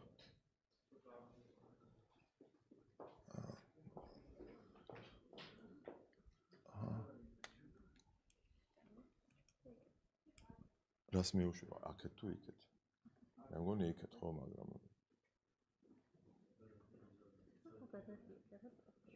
I ეხლა okay, I got it. დაიწყო.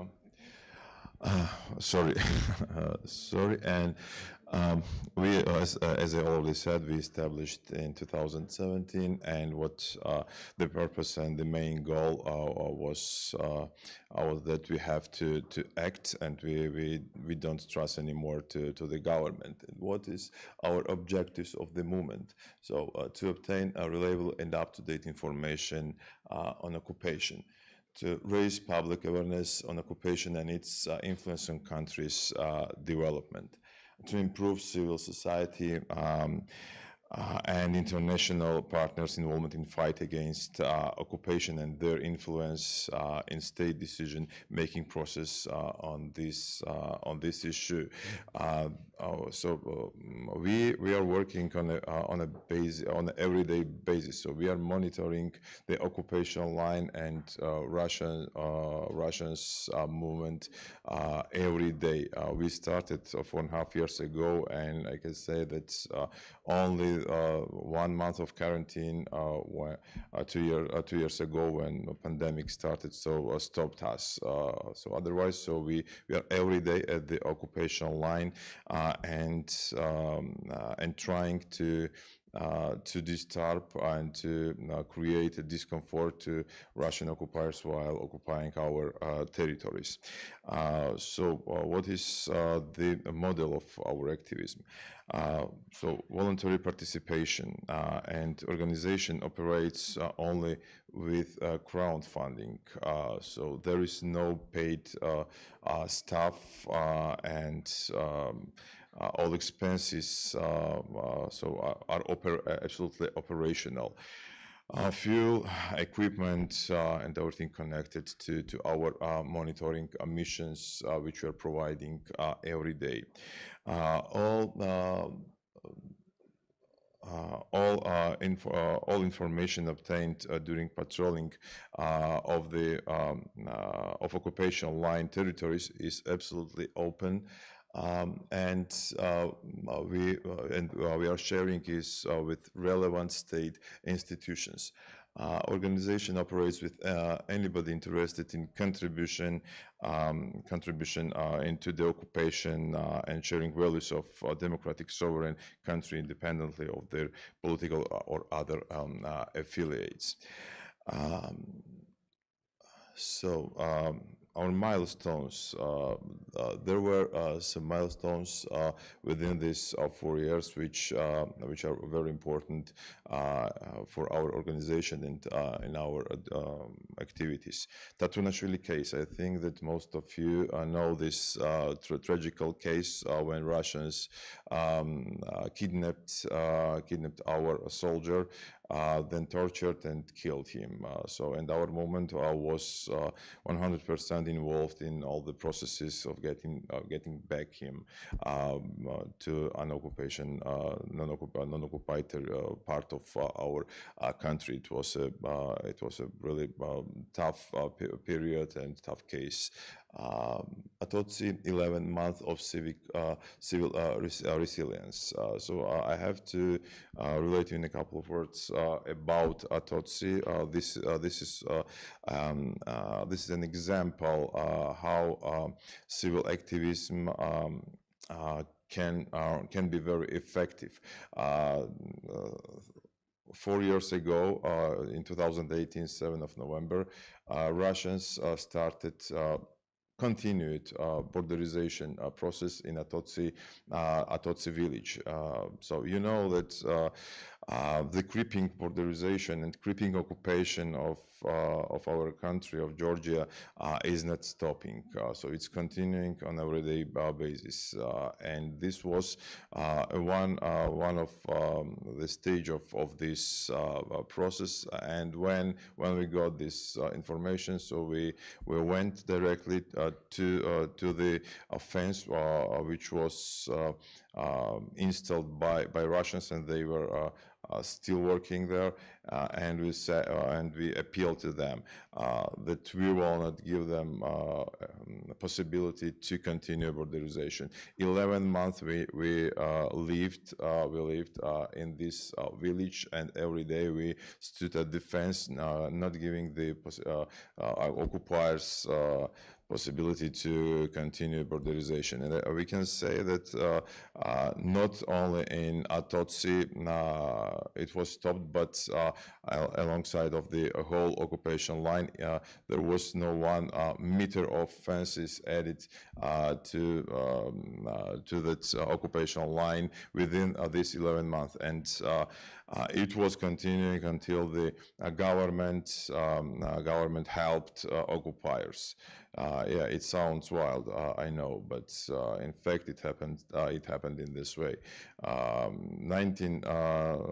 In 2019, 19 of October, policemen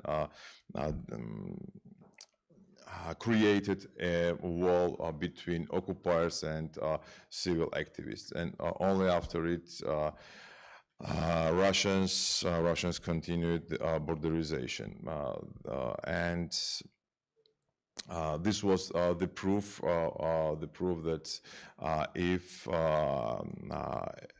a civil activist and government and society is united, so reunited, then it's very easy for occupiers to deal with us. Okay, I would like to continue, because if I will start to speak about this case, I will take all your time. So, sorry. Then Gavrilo case and following public awarenesses wave. Then social and human rights campaigns for kidnapped and affected population.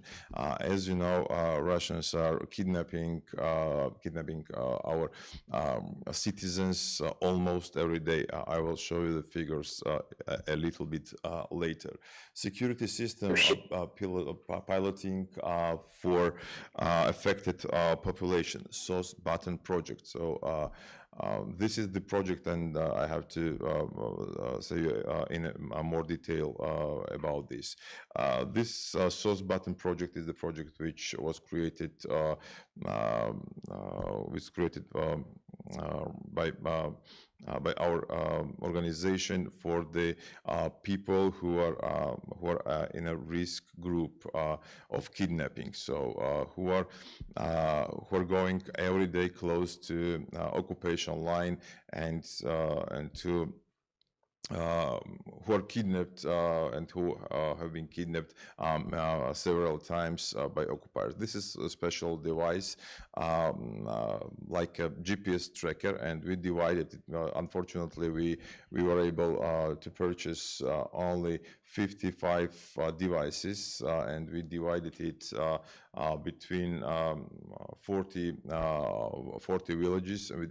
This is device which is like GPS tracker, has only two buttons. So one of this button is source button, and when the person who is under the risk of kidnapping pushes this source button, so we are getting exact information of the place from which he could be kidnapped. Of course, we cannot save this person because we cannot be at the same time everywhere, but we are getting the exact information that I would like to underline now that occupiers are kidnapping our citizens mostly in 80% of these cases, mostly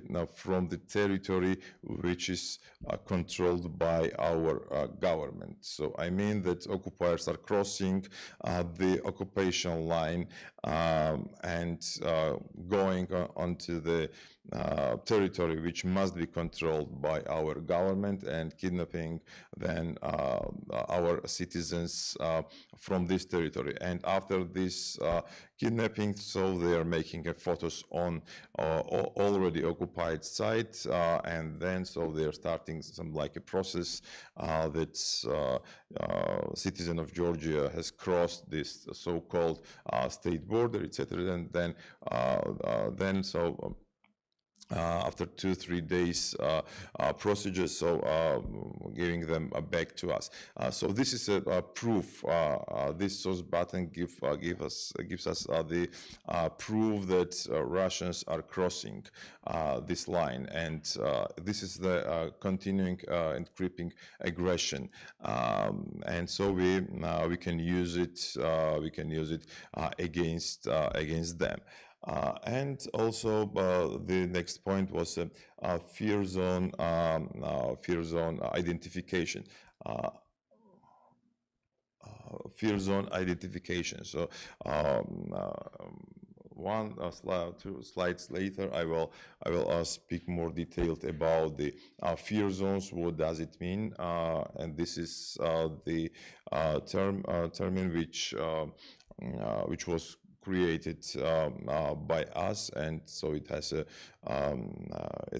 very deep meaning. In fact, you see on that slide, what do you think is the most important issue facing Georgia at the moment? And this is the period 2008-2019.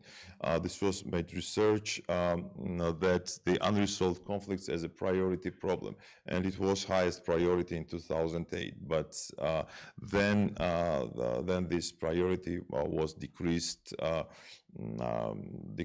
catastrophically.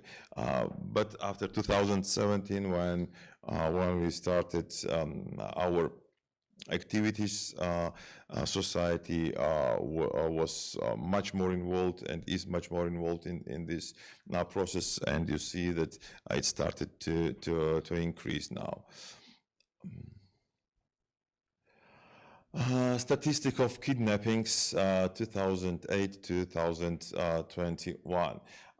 So usually we are dividing this statistic in 3 parts and in 3 time periods: 2008 and 2012. This is the first period when this is the hot period after the war, and I can say that in this very difficult period, the cases of kidnapping were in average 80 cases per year.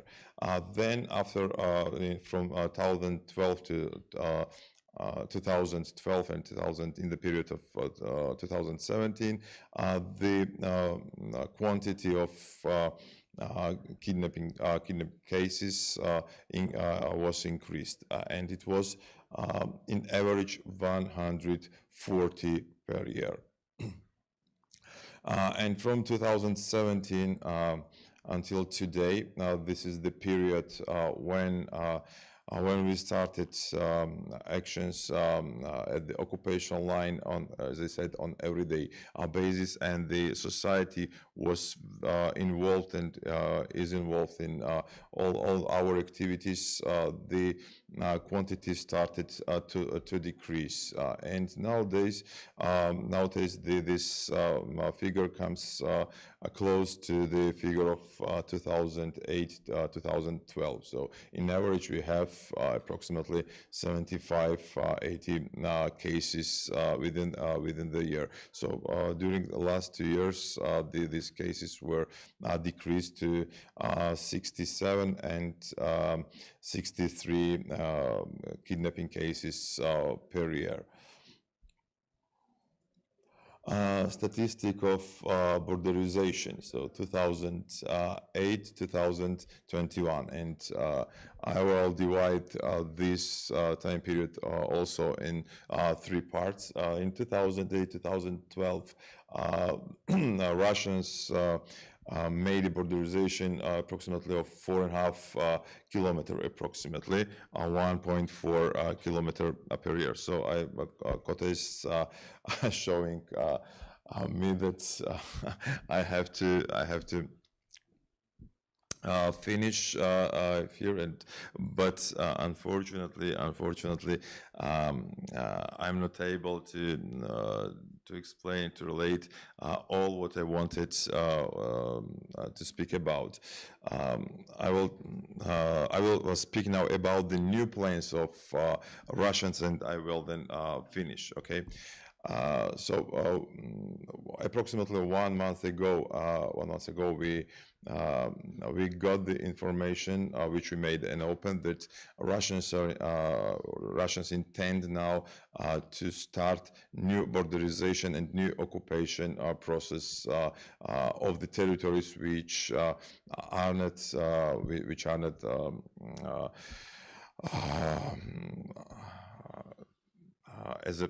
which we cannot consider as a result of 2008. This is new territories, approximately 200 square kilometers, which Russians are already started to occupy.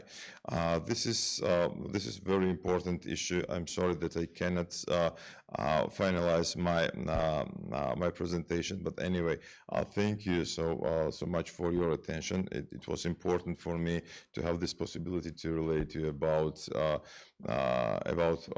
the occupation process in Georgia, and if you will have then a question, so I will be more than happy to answer it. Thank you very much.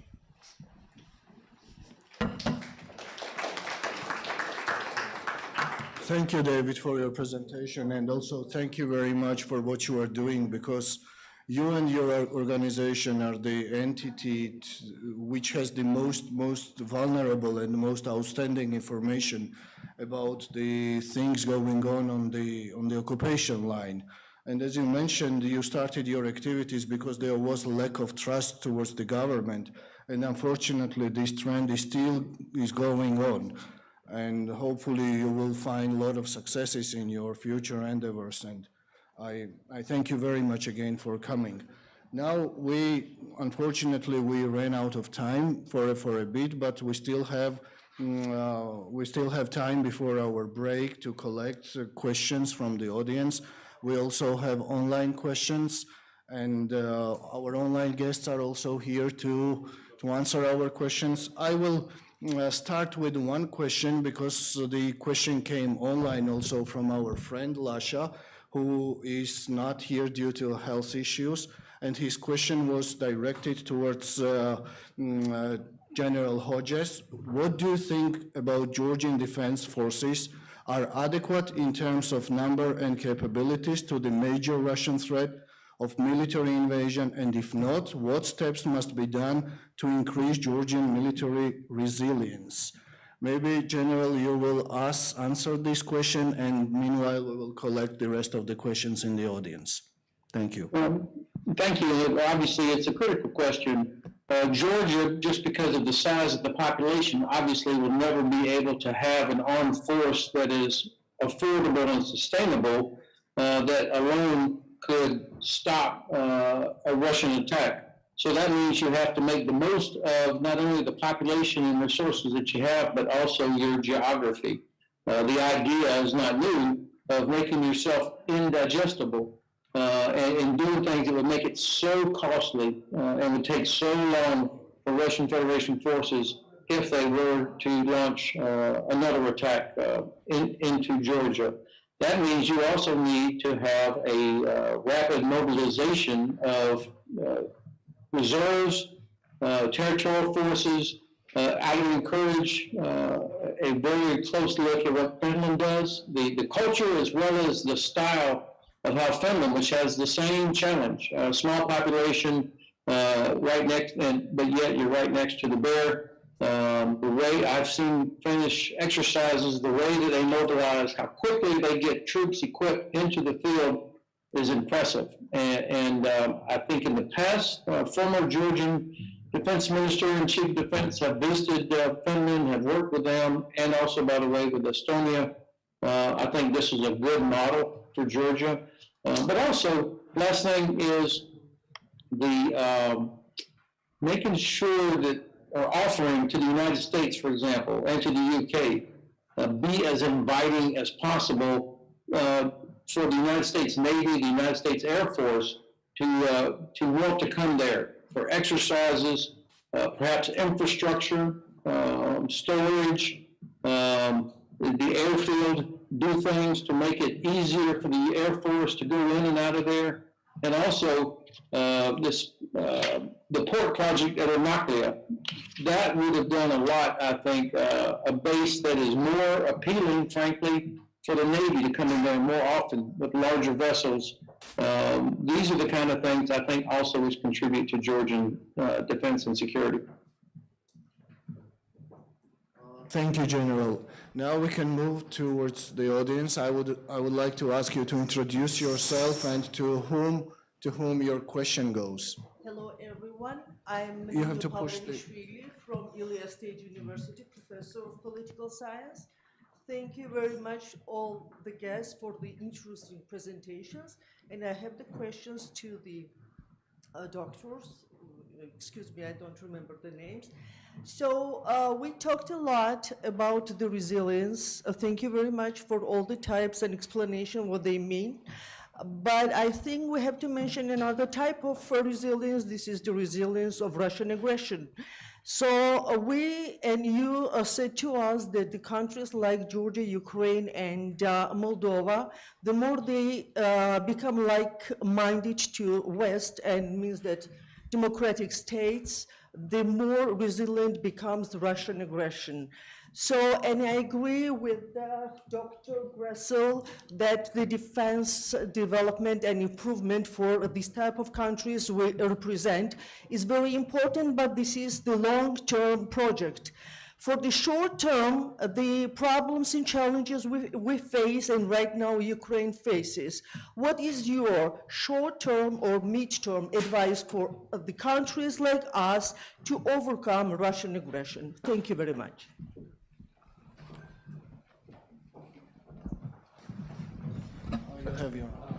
Thank you. I think there is no short-term means to overcome Russian aggression. I mean, this is a political decision of the political leadership in Russia. I mean, Russia is not aggressive per se in the DNA. It is just that you have a leadership which has decided, and you know the famous quote of Putin, that the biggest, in his view, the biggest drama of the 20th century was the demise of the Soviet Union. So he tries to do two things, to re-establish as much of the former grandeur of Russian, Soviet, whatever empire, since he knows, by the way, that he is militarily inferior to any coalition, be it NATO, US, whatever. He uses, and this is absolutely consequential, he uses the means of the weaker, which are all the hybrid means you have. You will not end this by declaring anything or by trying to convince him. It's interestingly enough, by the way, that apparently Putin thinks only in his lifetime, horizon, because most of the measures he does, Ukraine 2014, Ukraine now, in the long run harms Russian development. It costs a huge amount of money economically and so on, and Russia is in the long term decreasing anyway because it has only two products on the world market, which is basically weapons and energy. This is not a good business model for a digitalized future. So, but apparently he thinks only in his lifetime, so you will not be able to convince him of the opposite. But by, as just has been said, by preparing, by make yourself undigestible, by coming closer as much as possible to Western institutions, creating the feeling in NATO and elsewhere, we cannot leave them alone. The same what's happening now with Ukraine. This can improve your security situation, and I think this is the only thing you can do. You cannot do anything on the Russian side on this. Thank you. Would you like to answer, or we can go to the next question? Well, just two things, because I think sort of Ukraine will be discussed or will be in the interest of a lot of them. On the short run, there are basically two things you can do. The first is credible, harsh sanctions to increase the cost for Russia and make this as credible as possible. And the second thing is to ramp up NATO's defenses and military posture on the eastern flank, because that's also something, if you look into the Russians' demand to NATO, that Putin doesn't like. And the more he has the impression that whatever he's pushing for makes his strategic situation worse than not pushing, may make him think twice about pushing. These are the only two short-term things we basically have. On a longer run, and again, we have wasted 8 years discussing, supporting the neighboring countries to become more resilient. I mean, no country in Europe, no single country in Europe is in a position where it can perfectly defend itself against the Russian military threat. But we also know, despite of sort of the ongoing rambling and sort of continuous aggression and aggressive policies of Russia, that when it comes down to picking a fight, Putin picks the fights he knows he can win at costs he can calculate.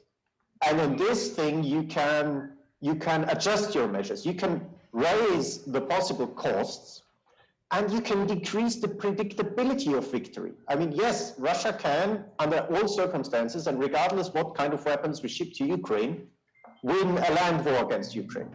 But the more the Ukrainian armed forces operate differently than the post-Soviet armed forces, the more they have weapon systems that do not operate in ways of weapon systems the Russians exactly know, down to the technical characteristics, the less likely Moscow can calculate at what risk for men and material such a victory will come about. And here we really have means in our hands to alter the calculation. We just have to develop the political will to do so. Thanks. Thank you very much. We can take one more question from the audience, and then Misha, please.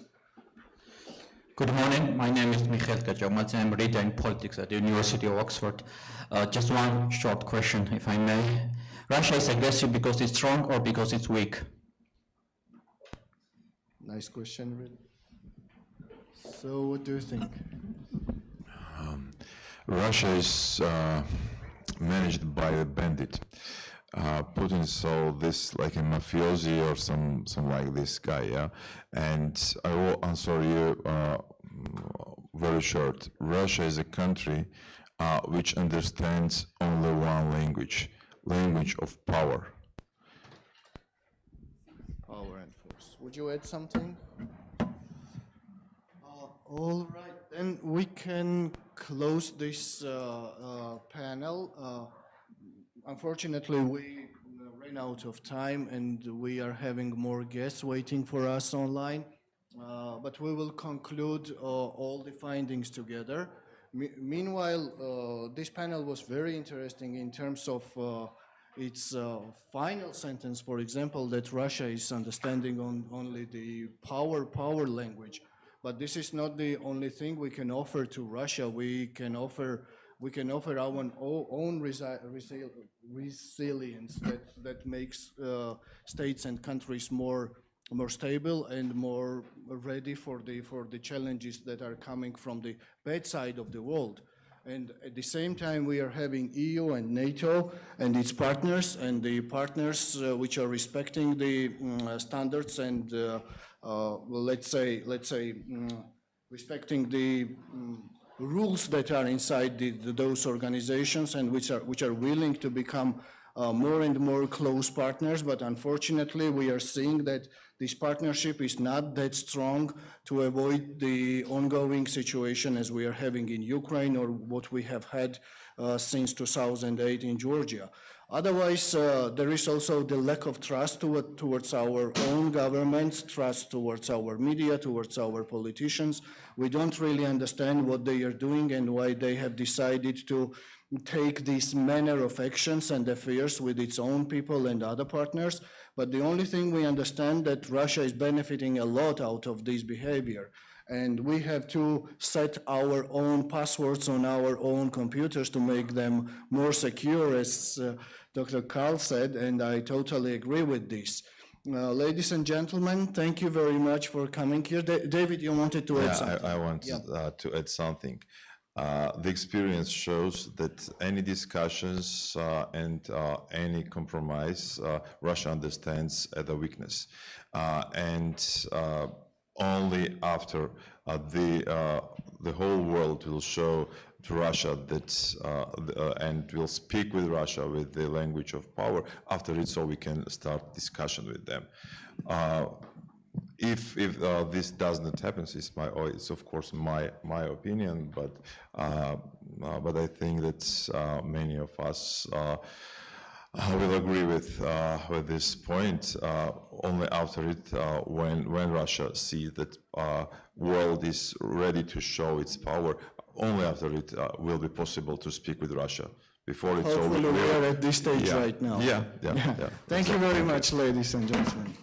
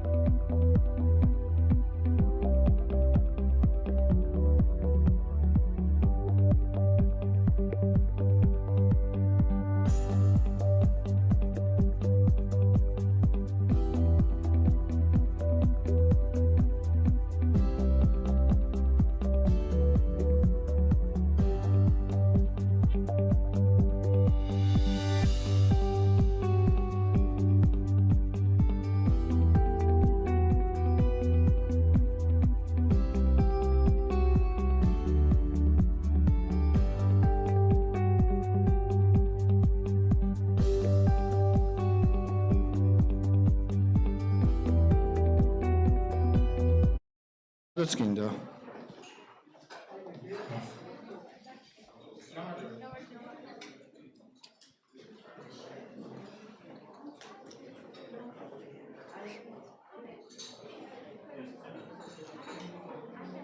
კაი.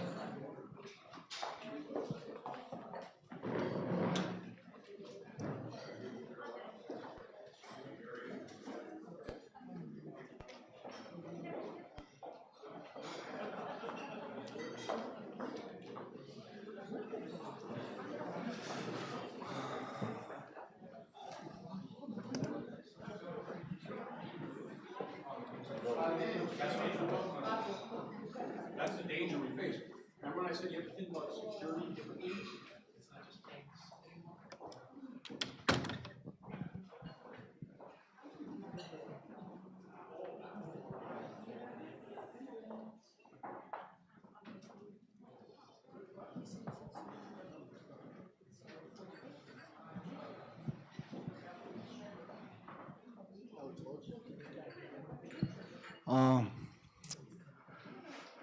And again, my greetings for the second panel.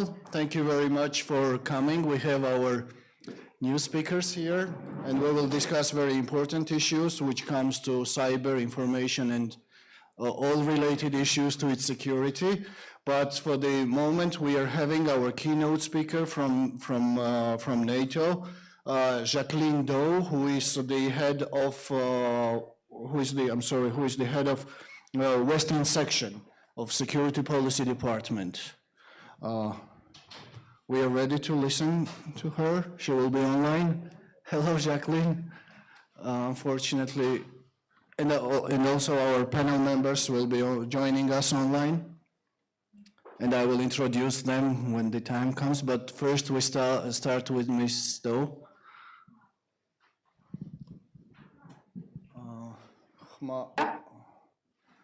Can you hear me? Yeah, now we do. Yeah, okay, good. Thank you. And good morning or good afternoon, I guess, your time. And apologies, first of all, because I think you were expecting the special representative of the Secretary General for the Caucasus. I'm afraid Javier Colomina was called away unexpectedly and you've got me instead, so apologies. As you said, I'm the head of the Partnership West team in the Political Affairs Security Policy Division, and that includes our partners in the South Caucasus, of course, Georgia. I'm going to deliver Javier's speech. We're going to talk about resilience. And let me start by thanking the University of Georgia School of Social Sciences and the University of Georgia Security Platform for organizing the event, as well as the expert panelists, some of whose names I do recognize, present to discuss the various aspects of resilience and related issues. Georgia was arguably the first country to experience a combined conventional and cyber attack in 2008. And in the wake of that attack, Georgia's had to ask itself hard questions about vulnerabilities and resilience. Over the years, you've experienced misinformation campaigns and you've endured economic boycotts. You've had to build or rebuild critical infrastructure, and you've had to think through how to protect these assets. And of course, you face the very specific challenges you have in the occupied territories: passportization, borderization, human rights issues, and more recently, like the rest of the world, how best to respond to a pandemic.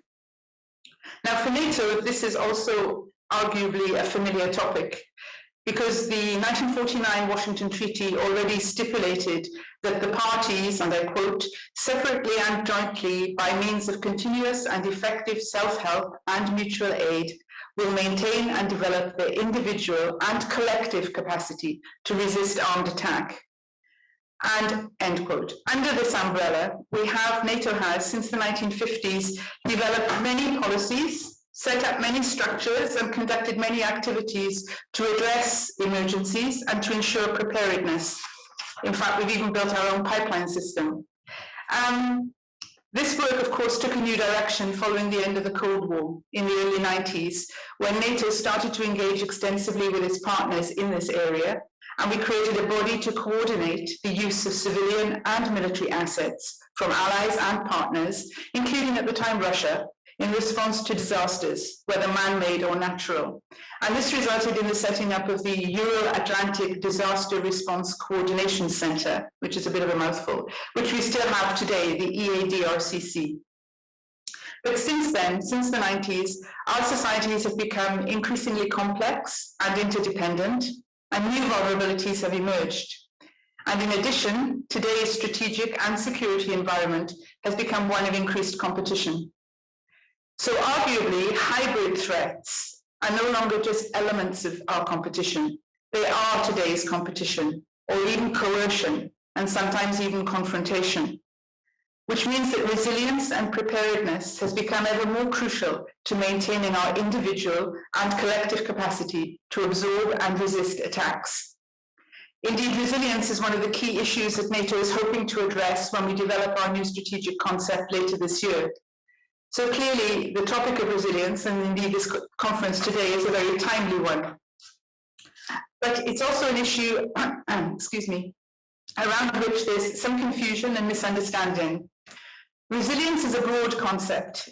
It means different things to different audiences, and is often mistakenly presented as a fashionable synonym for crisis management and recovery. Now, at NATO, when we talk about resilience, we mean the national and collective ability to absorb strategic shocks, whilst ensuring the three core functions of continuity of government, continuity of essential services to the population, and ability to support military operations. Resilience is an essential basis, therefore, for a credible deterrence and defense. And this also means, as I've said before, that whereas it's primarily a national responsibility, it is also a collective commitment. And in this context, NATO takes an all hazards, whole of government and whole of society approach to resilience. And we do place significant emphasis on helping to increase allies' preparedness for crisis, rather than focusing only on managing the consequences of crises. At present, at the headquarters around NATO, we are taking concrete new steps to improve our own resilience and that of our allies. Excuse me.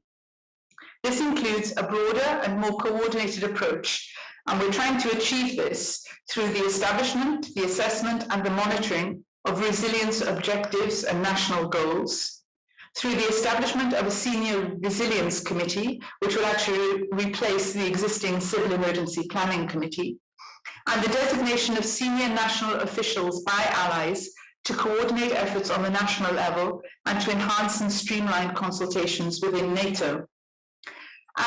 So that's a bit about resilience broadly and how we look at it. If I can now turn to NATO's engagement with partners in this area, and the specific case of Georgia, which is of course one of NATO's closest partners. As I said, because we live in an integrated and interdependent environment, the resilience of our close partners is in many ways as important as our own resilience. And the new Resilience Committee will engage with partners such as Georgia, which are facing similar challenges. And the aim will be to exchange experience, best practices, and methodologies among allies and partners. But in fact, a lot of work on resilience has already been done within the NATO-Georgia partnership, especially since 2008. Several NATO advisory support teams have traveled to Georgia to engage with Georgian counterparts on a peer-to-peer basis. And together we've worked on a national concept for critical infrastructure protection, and we've promoted a whole-of-government approach to resilience and national security. Since 2018, we've shared with Georgia the same resilience questionnaire that allies use to self-assess their state of resilience and civil preparedness in the context of the NATO defense planning process.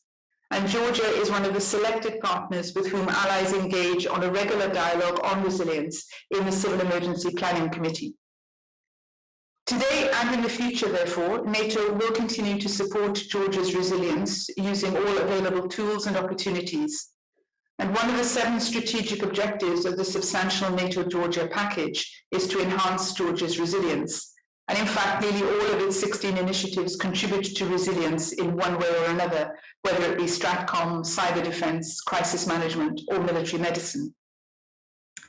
And finally, if I may, on a more political note, Georgia's ability to absorb strategic shocks is also dependent on Georgia's ability to implement broader key reforms. And only last week here at headquarters, allies and Georgia discussed these reforms in the context of Georgia's annual national programme. And allies highlighted a few areas with which you are probably familiar. The need to overcome the impasse between opposition and government parties, which distracts from the reforms, from progress on judiciary reform, from accountability of the security services, and also from the electoral reforms and media freedoms which are needed. We have also encouraged Georgia to make best use of its National Security Council as a body that can promote a whole-of-government approach. We hope to see a renewed dynamic in the reform process in Georgia, as these are all reforms that are in the interest of Georgian citizens. They help prepare Georgia on its path to Euro-Atlantic integration, and to return to the topic of today's event, they enhance Georgia's resilience and thus its deterrence and defence. In conclusion, let me say that we firmly believe here at NATO that there is no security without resilience and no resilience without partnerships. So events like this one today are of tremendous importance in deepening our connection and our cooperation. The broad, open dialogue and the exchange of views they offer do help to shape the way forward for all of us towards a more resilient and hopefully a more secure future. And with that, Mr. Chairman, I'll conclude. Thank you very much. Thank you very much, Ms. Dole, for your comprehensive analysis, and it was really great to hear that this year the new strategic concept is coming, and the resilience will be one of the key issues there. The resilience that we need nowadays, the NATO partner and aspirant countries, is like to strengthen our internal politics, internal affairs, in a vision that we can come closer to the alliance in terms of securing our borders and our political life and everyday life of our citizens. Therefore, we would be great that this new strategic concept will cover all these issues. Therefore, our governments will be able to copy and paste something from it into their everyday affairs. Thank you very much, and it was really nice to hear and listen to you. And now we will go to our panel, which is also very interesting. It covers information and cyber issues, and we know that some countries are using these possibilities in a good or bad way, and mainly it is applicable in a bad way because they are affecting big and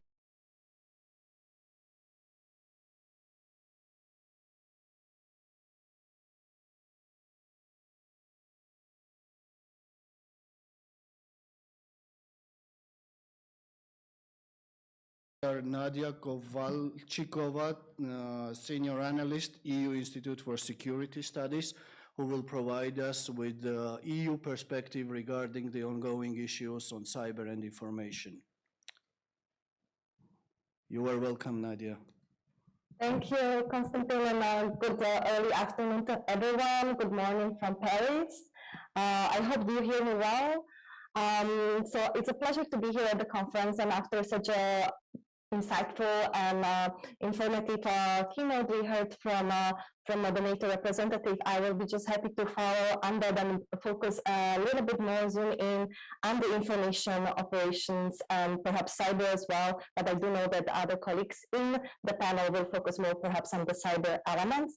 So I'll start with the information sphere, and more particularly with information manipulation. So just to clarify, from the very beginning of our session, we do know a lot of the different definitions that refer to information manipulation. Some use disinformation, misinformation, propaganda, and other types of terminologies. In my approach, I will focus more on the definition of information manipulation. And so what do I mean by that? So looking at mostly the intentional and often covered use of media that is manipulating public discourse, or it's used to manipulate public discourse to mislead or potentially cause harm. So this information manipulation can be encompassing three main criteria. One of them is it's a coordinated campaign. That's kind of one of the criteria of information manipulation with the intention to cause harm. Second is diffusion of false or distorted information, or information that is suppressed is also information manipulation. So the fact that there is a lack of access to information or to credible, verifiable information is also a way to manipulate information. And the third one is the intention of political intention to cause harm. So with these three criteria, we could look at this information manipulation as a phenomenon to undermine either democracies or confuse people, divide different fragments of society, different countries, different organizations. So looking at information manipulation from this angle allows us to better understand also the context, geopolitical context of the issues that are, or the messages that are spread and amplified in the information space. And I think as for Georgia and many other countries now looking at the current tensions, also between Russia and Ukraine, we can look at very concrete narratives, for example, that have been spread in the last days, weeks, but actually even months and years. So from the EU perspective, EU has established this portal called EU versus disinfo, that when we do look at the manipulation of messaging coming especially from pro-Kremlin or Kremlin state or led media outlets, there have been actually over 13,500 cases already identified of these Russian messages that have been spread in the information sphere online. Out of these 30,500, almost or around 40% actually focused on Ukraine. So over 5,000 cases, which is an incredible amount. Also, an important part has been also looking and focusing on Georgia, but also on EU member states, on NATO and others. But it is interesting to see that as of 2015, around 40% actually of these cases did focus on Ukraine. What does it say? That this type of operations, influence operations in the cyberspace, in the public spheres, is not one-off event. It's not only shortly around certain type of crisis or elections, but it's a continuous process that is being built up that can be then further exploited in more critical moments. What are the two main narratives that might be perhaps of an interest to highlight? With relation that is happening now in Ukraine. First, that Ukraine is being used by the West. This is one of the two key narratives that have been identified and cataloged, but also debunked by the EU, thanks to this system and the database of the EU versus disinfo. And with this narrative of Ukraine being used by the West, it was mostly discussed in the context of that Ukraine is a tool to influence and destabilize Russia. So we see how basically this phrasing and framing of these narratives were distorting the understanding of the situation on the ground and therefore confusing also different groups of people, the citizens, but also international picture and everyone who is having access and reading this type of messaging. Second narrative is that the West is about to run a false flag operation in order to trigger a direct clash with Russia. So again, a distorted, a manipulated narrative trying to bring this perception that it's the fault of the West, that Russia is just defending itself. It was also mentioned in NATO as being the creator of this confrontation, and that basically Russia needs to act because of all of this aggressive behavior of all the other actors, which again is a very interesting way to try to frame and influence the minds of everyone who is reading such messages. Why is this important? I think these concrete examples really allow us to better understand what is happening in the information space. Who are the actors online, especially over the social media? What exactly they are building on? Historical context, current dynamics, emotional aspects of these narratives are being usually highlighted, so people feel stronger about responding to them. And therefore, we need to really keep in mind this type of repetitive as well, and these strategies that evolve and the tools that are being used. However, information manipulation is only one part of a bigger package of tools that are usually being used in parallel. For example, cyber attacks many times do happen around the same time when there are increased efforts to influence the society, the citizens, different countries at the same time. There is also the use of malign finance or economic coercion with exploiting the vulnerabilities, also being the vulnerabilities of the critical infrastructure, for example. We have seen also in the current conflicts in relation to energy security, for example, but also other ways to try to do subversive operations of, for example, third actors in the process and stakeholders. So seeing this as part of a holistic toolkit is one way that we need to understand this from a broader context. Second, knowing that this is not happening as a one-time event every time, but many times it's a campaign or it's already built up from the past, and it's just adding to that or repeating and bringing those messages to the public sphere. And the third, that there are various actors, not only from the side of the interference, but also from the side of addressing these issues. EU is only one piece of this bigger puzzle. EU is trying to also develop different institutional capacities and build on. So perhaps just to mention what is and what has been EU doing so far. So in order to address information manipulation and the influence in these public spheres, EU has developed several task forces. For example, within the External Action Service, Strategic Communications Task Forces that are not only trying to analyze and catalog these information operations, these cases of false, distorted information, but also debunk them on a regular basis. There has been also hybrid fusion cell established. There have been joint frameworks on countering hybrid threats, but also on increasing resilience, as we have heard. The focus also coming from NATO. There is a European Center of Excellence for countering hybrid threats that also looks a lot and actually focuses really a lot of resources on information, on countering information manipulation, cyber attacks.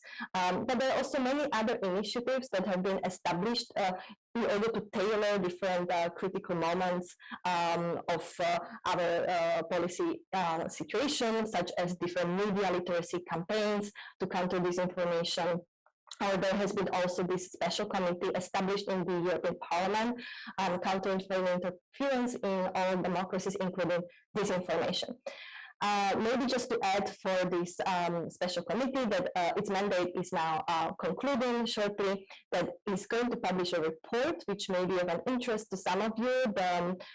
The comprehensive amendments are already public, available, but the final report should be available soon. And this committee, especially as I mentioned before, also focused not only on disinformation or let's say information manipulation and the cyber operations, but also on these other aspects I had highlighted earlier of malign finance, how to counter that, or this economic coercion, but goes beyond Russia. So not only looking at Russia, but also discuss other actors such as China, other state actors as well, and non-state actors too. So I think it will be interesting to kind of understand and see what is the outcome of the discussions within the European Parliament as the representatives of the citizens of all the EU member states. Different political parties have come together with this assessment and study on the foreign interference in the democracies.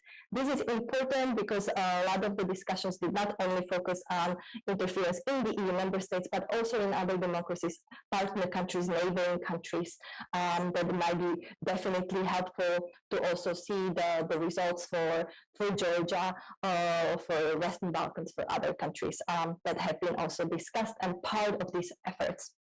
So perhaps just to finish on the line of the resilience, as this has been very eloquently already discussed by the keynote speaker. So the way to look at the resilience also perhaps more also from the EU side, beyond what has been already said, is this ability of states to and societies to reform this restyling and recovering from internal and external crisis. And this ability, this flexibility, these capacities that are being built to be resilient, it's not the end of our efforts, it's just one of the means to really be able to sustain or to withstand the crises that are going to continue to rise. And I would like to finish on this resilience building on the partnerships.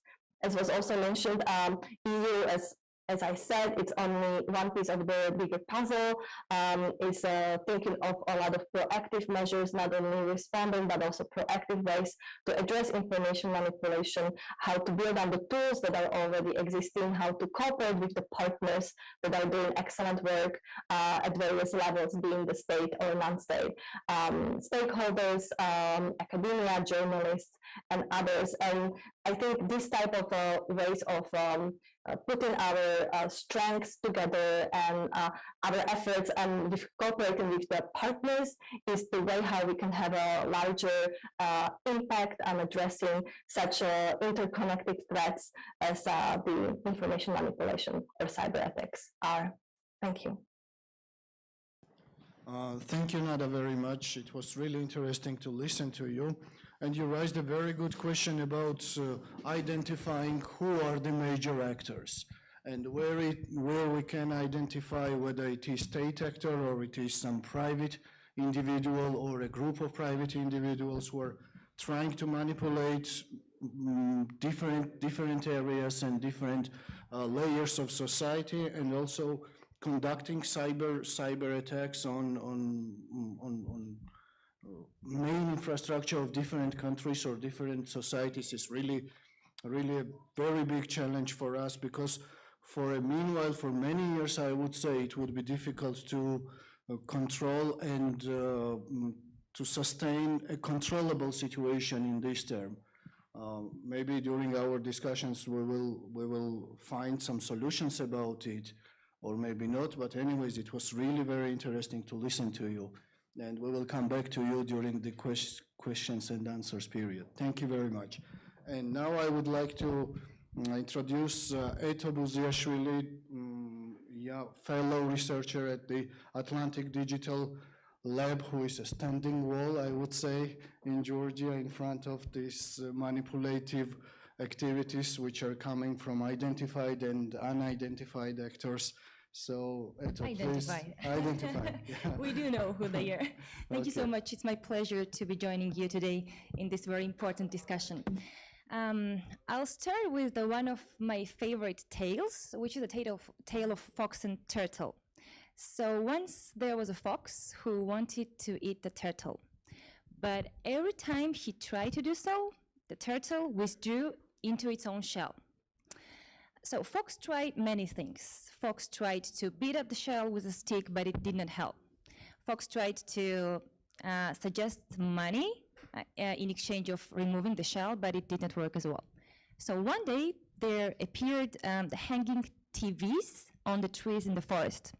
And these TVs were advertising turtles without shells, how they were able to freely fly. And of course our turtle wanted to fly as well. But he also knew that if he had removed the shell, he would be eaten by the turtle. So one day, when the sky was bigger and clearer than usual, the turtle removed its own shell. And turtle did not know, and never will, because he was eaten by the fox, that information warfare is a purposeful training of an enemy on how to remove its own shell. Unfortunately, this tale is not mine. This is the very first and opening paragraph in the book by Russian military analyst Sergei Rastorgurov. And the title of the book is The Philosophy of Information Warfare, and the book was written back in 1998.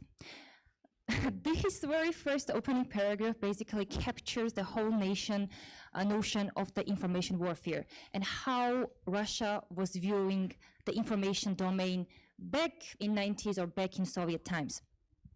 I will be focusing on Russia because Russia is the #1 national security threat for Georgia, and in the information domain we are observing more and more Russian information operations related to Russia. But the interesting thing is that it's not a new phenomenon. The information operations and disinformation was part of active measures implemented by Soviet Union many, many years ago. So there were many tools like penetration into churches, political assassinations, poisoning the opponents, and one of the tools of active measures was spreading disinformation and false narrative about the main enemy, which was the US. And there was an interesting operation conducted by the KGB. You might have heard about the Operation Infection or the AIDS disinformation campaign, when basically KGB blamed the US for artificially inventing AIDS virus and spreading into different countries. And this disinformation was on for many years, basically for 10 years, because this operation has started in 1983 and kind of finished in 1992 when the director of Foreign Intelligence Service admitted that this operation was conducted by the KGB. And why I'm talking about this operation? Because we are seeing the same playbook nowadays as well. But the main shift in the disinformation are basically two things. The first, that the spread of disinformation is very quick. Basically, we're one click away from being the targets of disinformation because of the internet. And the second thing is a very important one. If in the times of Soviet Union, the Soviet leadership tried to prove that their lie was a truth, like in the case of Operation Infection, now the modern Moscow is trying to undermine the notion of objective truth. It means that the narratives that we are observing are saying that there does not exist one truth, there does not exist one fact. Everybody has their own truth, and everybody can say what the fact is. And we are seeing many conflicting narratives, many conflicting disinformation narratives on one case. Why? Because to make the society tired and exhausting on searching for the truth. So at the end of the day, when you are reading like 10 conflicting narratives about what is happening in Lugar laboratory, you're just tired. Okay, whatever is going there, I'm just done. And this is basically what is a reference to the turtle and fox tale. If we are not searching for the truth, we're just removing our own shell to be eaten by the fox. And to move the shift to Georgia, the Kremlin tactics for the last couple of years is the following. They are investing a lot in the local language, not only in Georgia, but other countries as well. Why? Because of many reasons, some people might be skeptical for the content that is published in Russian. That's why something published in Georgian seems more trustworthy. That's why we're seeing many online outlets which are operating in Georgian, but they are financed by the Kremlin actors. Interestingly, one of the very dangerous and concerning trend in Georgia is the rise of far-right groups which are pro-Kremlin and connected to the Kremlin actors. This rise of the far-right groups have been happening for already last 2-3 years, I mean in online dimension. They are very well organized, they are operating in an effective way, and the result, I mean, many people are asking me like, what is the impact of the online disinformation? For example, if somebody reads a false news online, okay, it stays there. Like, no way. This online disinformation always have an impact and translation to offline space. And the clearest example of the online translated into offline was July 5. One of the darkest days in the history of Georgia, I mean this July 2021, when mobs of far-right groups beat up to 53 journalists, and as a result, one of the journalists died. I will observe. I will quickly stop at the far-right group Alt-Info, because it is one of the clearest example how the pro-Kremlin actors are operating in Georgian online space. let's take the example of far-right group Altinfo. These guys have been there for already many years, but they become active online. It's been already 2 years. So first, they started operating via their online web pages, and then they moved to Facebook. And the interesting observation is Facebook remains the main platform for spreading disinformation in Georgia, because the majority of Georgians are connected to Facebook. They are getting their daily information and news on Facebook, so that's why these groups are choosing Facebook. And Altinfo has been spreading anti-Western and pro-Kremlin narratives for many years, but nobody really took them seriously, because the take was that, okay, some guys are spreading some anti-Western disinformation and that's it. But the dangerous thing was that these guys were spreading anti-LGBT disinformation. And as you might know, the LGBTQ communities in Georgia are very targeted, and 90% of Georgian society is very conservative. Like for example, patriarch remains the #1 favorable person in Georgia. Church is #2 trusted institution after Georgian army. So this tells us a lot about Georgian society. So one of the sensitive topics for Georgians is religion and traditions. That somebody might target our religion and tradition. And of course, the Kremlin actors do know that these two topics are very sensitive, and they are trying to exploit these topics. They are trying to convince Georgian society that the West will come one day to Georgia and take the religion and traditions from Georgian society. Yes, of course, this sounds very funny, but these are the main narratives that has been planting on Georgian society for many years. And the result of these narratives was July 5, when the supporters of far-right groups went to Rustaveli Avenue and they beat up the journalists. These far-right groups, basically Altinfo is operating in a very interesting way. The one domain is a website, another domain is Facebook, and the shift that we are observing now is that they are also using Telegram channels, because Facebook took down their coordinated networks a couple of times. So that's why they are trying to first diversify their audiences to reach as many people as possible in Georgia, and the second, they are trying to move to more secured platform in order to not be targeted. And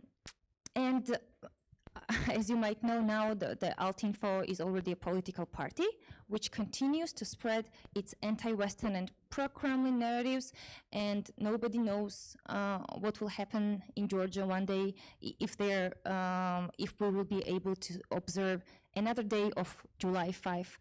Another interesting thing about far-right is that it's not only Altinfo, right? There are many groups and political parties who are far-right and pro-Kremlin.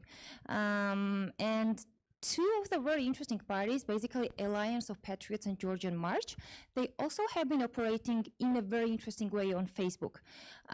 For example, the political party, which is openly pro-Russian, Alliance of Patriots, they have been conducting Facebook operations as well. Of course, they are the ones who are spreading anti-Western and pro-Russian narratives, but in a very interesting way. They are trying to portray, Alliance of Patriots and Georgian March, they have been trying to portray Turkey and Azerbaijan as the same threat to Georgia as Russia. It's a tactics of shifting our attention away from the real threat coming out of Russia and moving our attention towards Azerbaijan and Turkey. These political parties have been portraying these two countries as enemies for Georgia. And as you might remember, Georgian March has organized 2 or 3 marches to the Azerbaijani border. It was a year or 2 ago, and basically it's another physical impact of online disinformation. And of course, these narratives did not go popular, but if time goes and they still continue to portray these two countries, basically two strategic partners of Georgia, as a threat, nobody really, we cannot make any prognosis what might happen. Another interesting observation, just to go back to Facebook. There is a Facebook-specific term, coordinated inauthentic behavior. This behavior means when groups of pages or people are working together to mislead others about who they are or what they are doing. So, for example, let's take a very easy, you see the Facebook group dedicated to music or movies. And when you join the group, you want to see the content which covers music or movies, right? And these groups are using this kind of titles to grow their audiences, to grow the members of the groups, and they under cover of these titles, they are spreading the political content. This is a coordinated inauthentic behavior. This is the basis on what Facebook removes these networks. Unfortunately, this behavior first became known to Georgian society back in 2019, when Facebook stated in their statement that a ruling party, Georgian Dream, was involved in coordinated inauthentic behavior and basically was spreading narratives which was artificially promoting Georgian Dream and which was artificially discrediting the opposition parties and journalists and pro-democracy activists.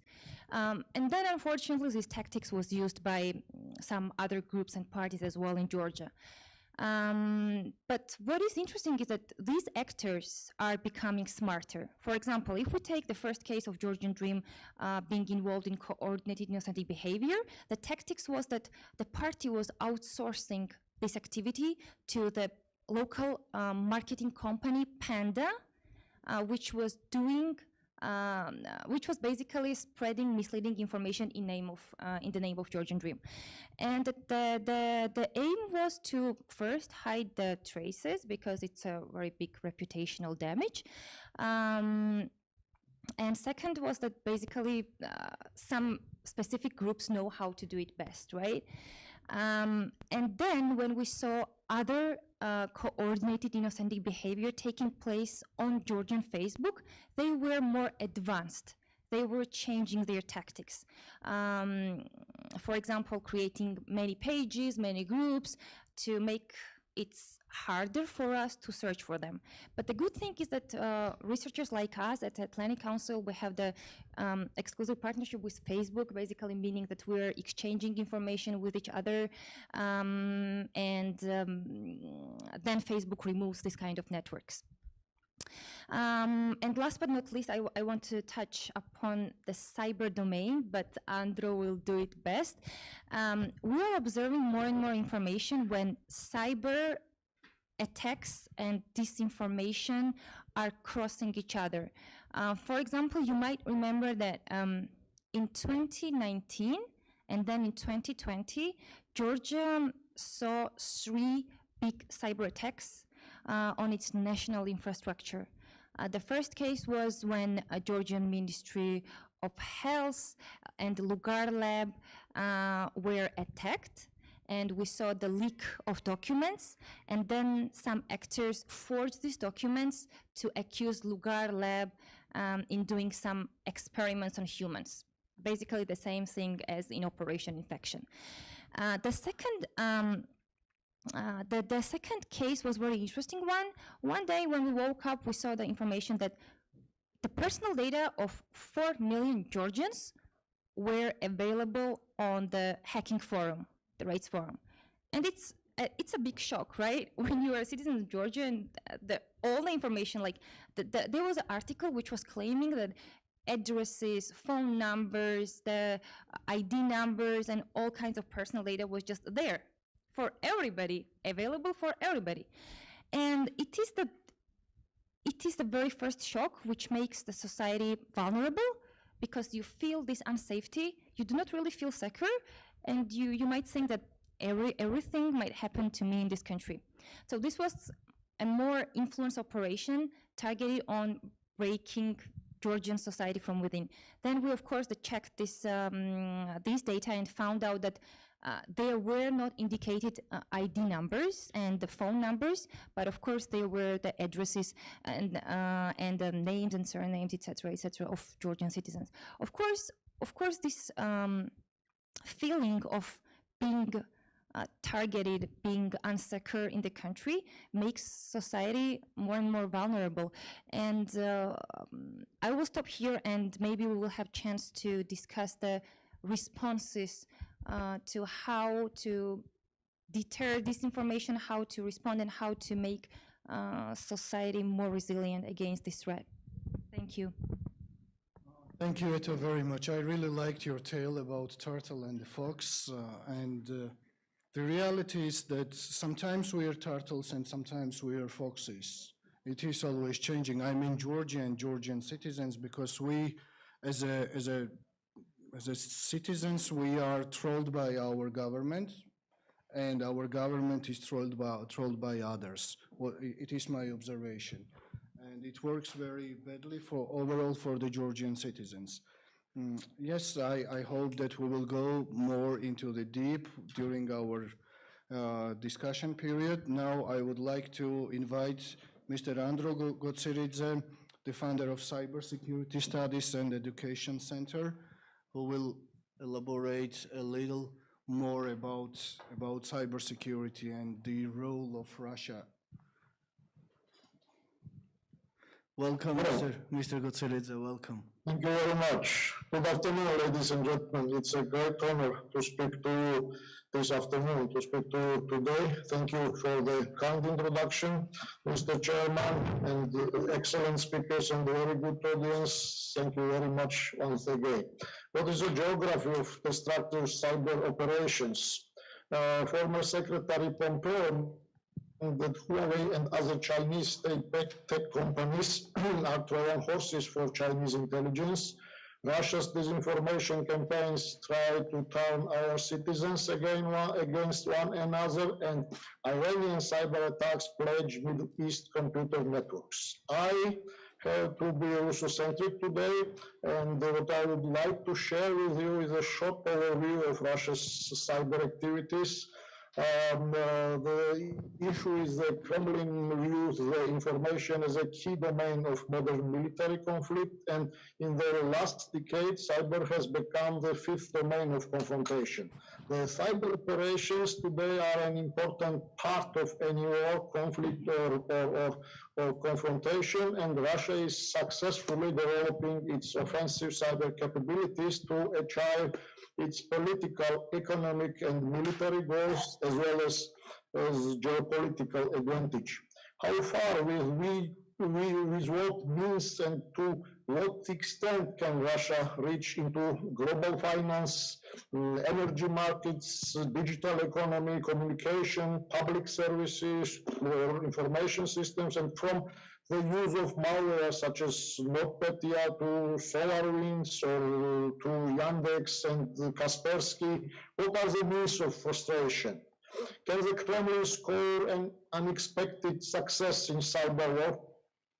We are insufficiently prepared, and when will we stop defining and start coping with the cyber challenges? These are the question of today's. And we can see how Russian cyber power is becoming more and more sophisticated. Cyber attack against Estonia in 2007 was its political message, and the primitive operation for the bronze soldier aimed to provoke public unrest and mass disorder. This was the first attempt of using cyber to influence political processes. For the following year, in 2008, the use of cyber operations in the Russo-Georgia War was a well-organized complementary process to conventional military actions, aiming at creating an information vacuum, spreading disinformation, and clogging the channels of international support for Georgia. Later, in the war with Ukraine in 2014-16, Russia managed to utilize the capabilities of large telecommunication companies to secretly eavesdrop on their clients, determine their locations, and use this information to make psychological influence and to determine locations for military means, for artillery strikes. In addition, Russian intelligence services for the first time disabled part of the Ukrainian energy system by using sophisticated malware. Soon, Russia's destructive cyber activities went beyond the post-Soviet area, and Russian government-connected hackers, Russian intelligence services, targeted elections in Europe and the United States. We can argue that in recent years, Russian cyber-enabled influence operations has been aimed at attacking to state democratic institutions and the state sovereignty. One good example for this was extensive GRU organized cyber attack in 2019, when thousands of Georgian websites like government, courts, media, NGOs, and the TVs were defaced. Attackers replaced landing pages with electronic graffiti, and images of former President Mikhail Saakashvili were saying, "I will be back." The attack was massive but less sophisticated, and this could be an intelligence by attack strategy testing vulnerabilities, defenses, and resilience of our country before the parliamentary elections 2020. We must consider that even low-tech defacement could result quite high damage to weakly protected infrastructure. Several cyber attacks against Ukraine, including website defacement and destructive wiper malware, have made headlines last month as military tensions along the Russian-Ukrainian border have escalated. Impacted websites included the Ukrainian Foreign Ministry, the Ministry of Science, Ministry of Education, and other state services. The message, "Be afraid and expect the worst," was published, and even more additional malware was used to strike Ukrainian government websites, and it had some similarities to the well-known NotPetya wiper, but was more capable to make additional damage. Ladies and gentlemen, now let me talk about Russian cyber operations from Georgia's perspective. Russia's cyber operations, they continue to be the serious threats for Georgia. Therefore, securing the cyberspace for us is a priority. Compared to the cyber attacks of 2008, the level of Russian cyber threat has grown due to several factors. First is that Russia has not altered its aggressive cyber policy, but increased its offensive cyber capabilities even more. Second, Russia has been extended its cyber operations in both directions, information technical effect and, as mentioned, in information psychological field. And third, Georgia's dependence on ICT is much higher now, which increases the scale of the extended damage. Expected consequences of Russian destructive cyber operations can be diverse.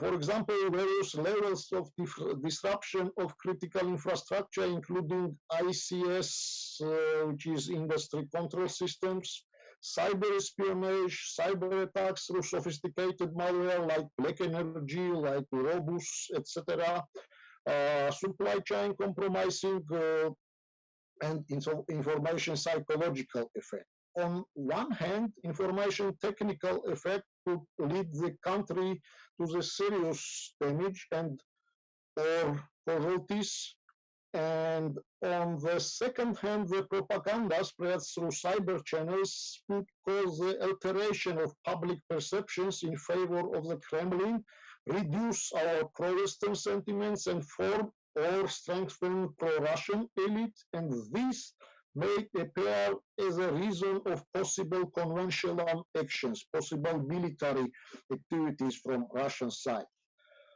Let me a little bit conclude with the suggestions and recommendations what Georgia and what country, what small country can and should to ensure resilience against the cyber threats. After recent developments, the White Washington is going to invite allies like UK, Denmark, Estonia, and France to the annual exercise organized by US Department of Defense, by DoD. And according to official information, the exercise will build the community of cybersecurity operators and enhance capabilities in terms of detecting malicious actions against critical infrastructure and synchronizing countermeasures and joint responses.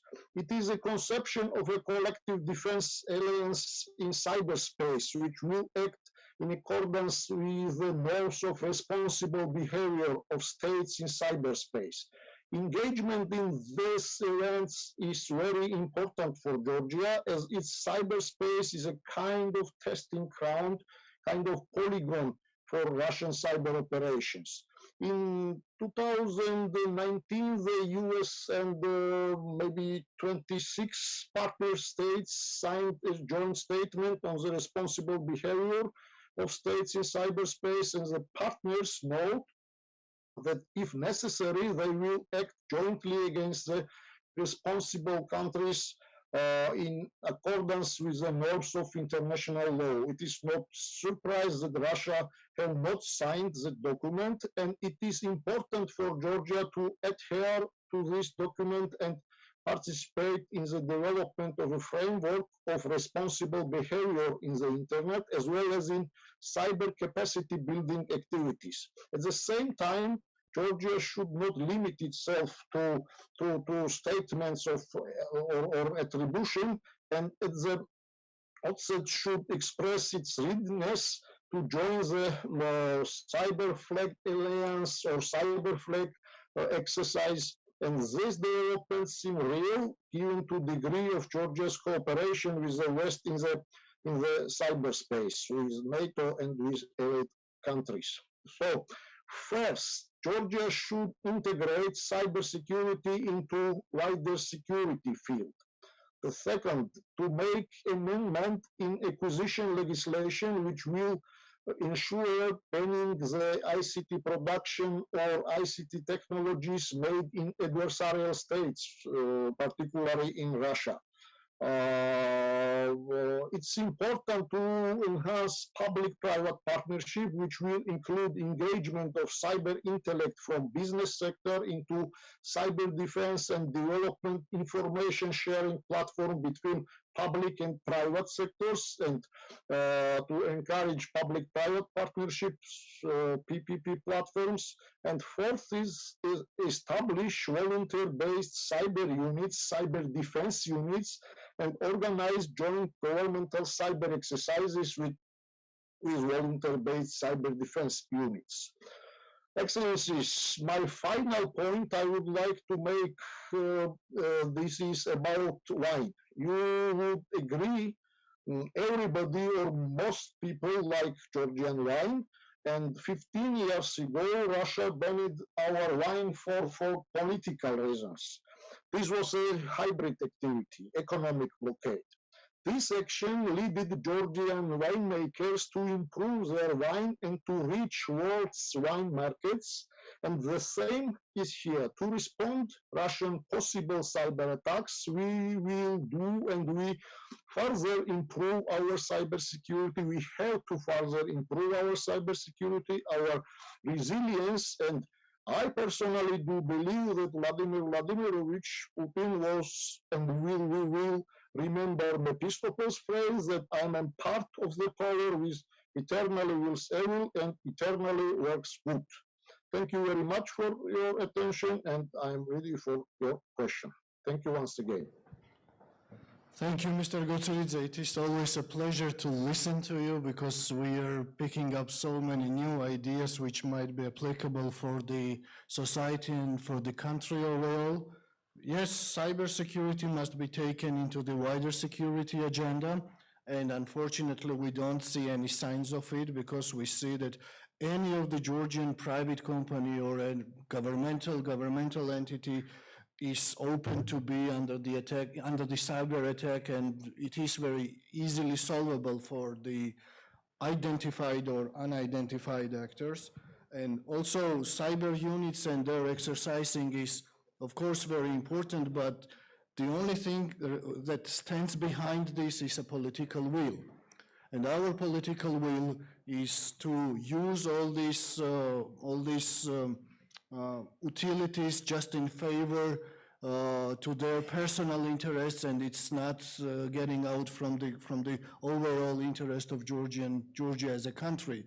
And thank you very much for your recommendations, because they are really valuable and they are really very important to be implemented, and hopefully someone in the government of Georgia will take them really very carefully. And it is not only a recipe for Georgia, but for the rest of the countries who are experiencing such threat and such challenge from the cyber area. We will come back to you during our questions and answers period. And now I would like to ask Mr. Roger Gent, the correspondent of Le Figaro, Radio France, author of many books, to talk about his own experience and to share his knowledge with us. Thank you for coming here.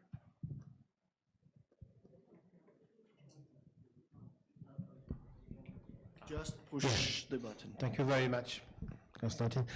Good morning or good afternoon already. Thank you very much. I'm very glad to be with you and to have the opportunity to talk to you. I need to talk a bit about my experience. I came in Georgia 20 years ago and covered most of the events in the whole region, Central Asia, Russia, and so on. And one of the things which came to me indeed by itself, and then I managed to read books on that, is that Russia is a poor power. And I will come back to that point, which for me is crucial. I will try to take these things from the other side, I would say, if I may. I will start with and to respond to what Eto was speaking about the hidden trace. I will speak about the non-hidden trace. You will see. On 14th of September last year, Le Monde, the French daily newspaper, wrote a piece. It was Benoît Wittkind, my friend from the Moscow correspondent, about a small kind of NGO named FBI. In Russian, FBR. I will come back to that, because Mr. Prigozhin has a lot of humor, you know. And it was because there were some very fourth zones, very small websites and so on, which received some letter from this FBI NGO.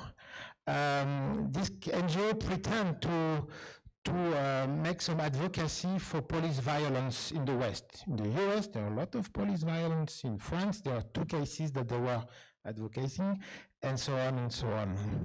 And the journalist from Le Monde was alerted on that and tried to dig in. And just look at the website of FBR, which means Fond Barbis Repressiami. But in Russian, it's the FBI, yeah? And if you scroll down, and it was written in the article of my colleague, you just scroll down on the website. It's www.fbr.ru. You will see that you can read that the FBI is a non-profit organization founded with the help of the Russian businessman Yevgeny Prigozhin. No. Yes, you see the trace is not hidden.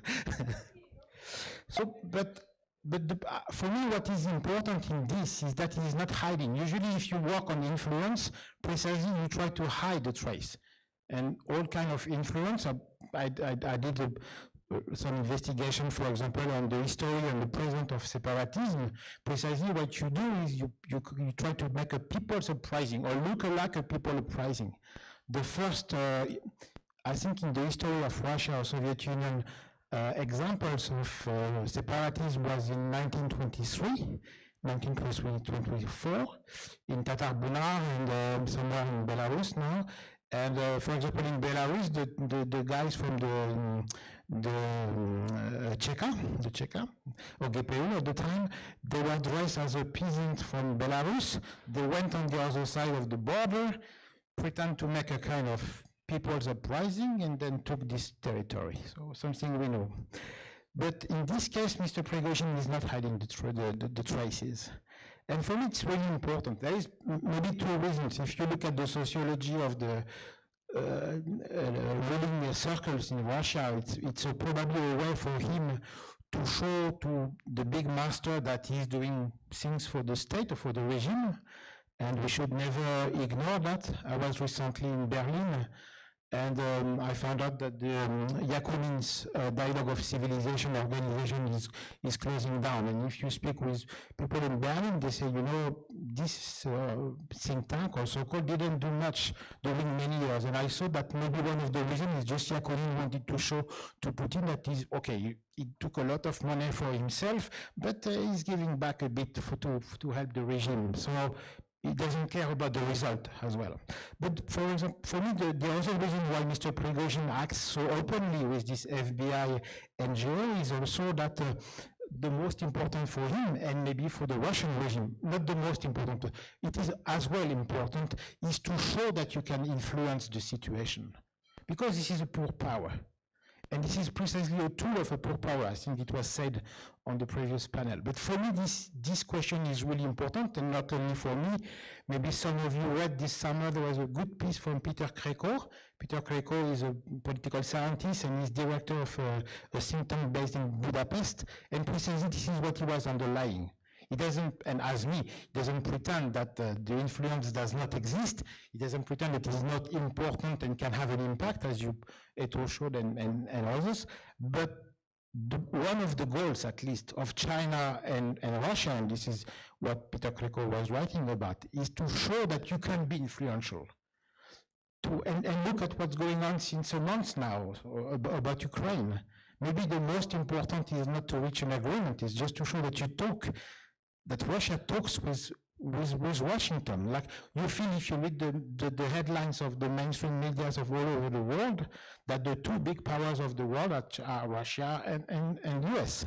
I went this morning to look, for example, at the IMF ranking of the GDP, country per GDP, the ranking.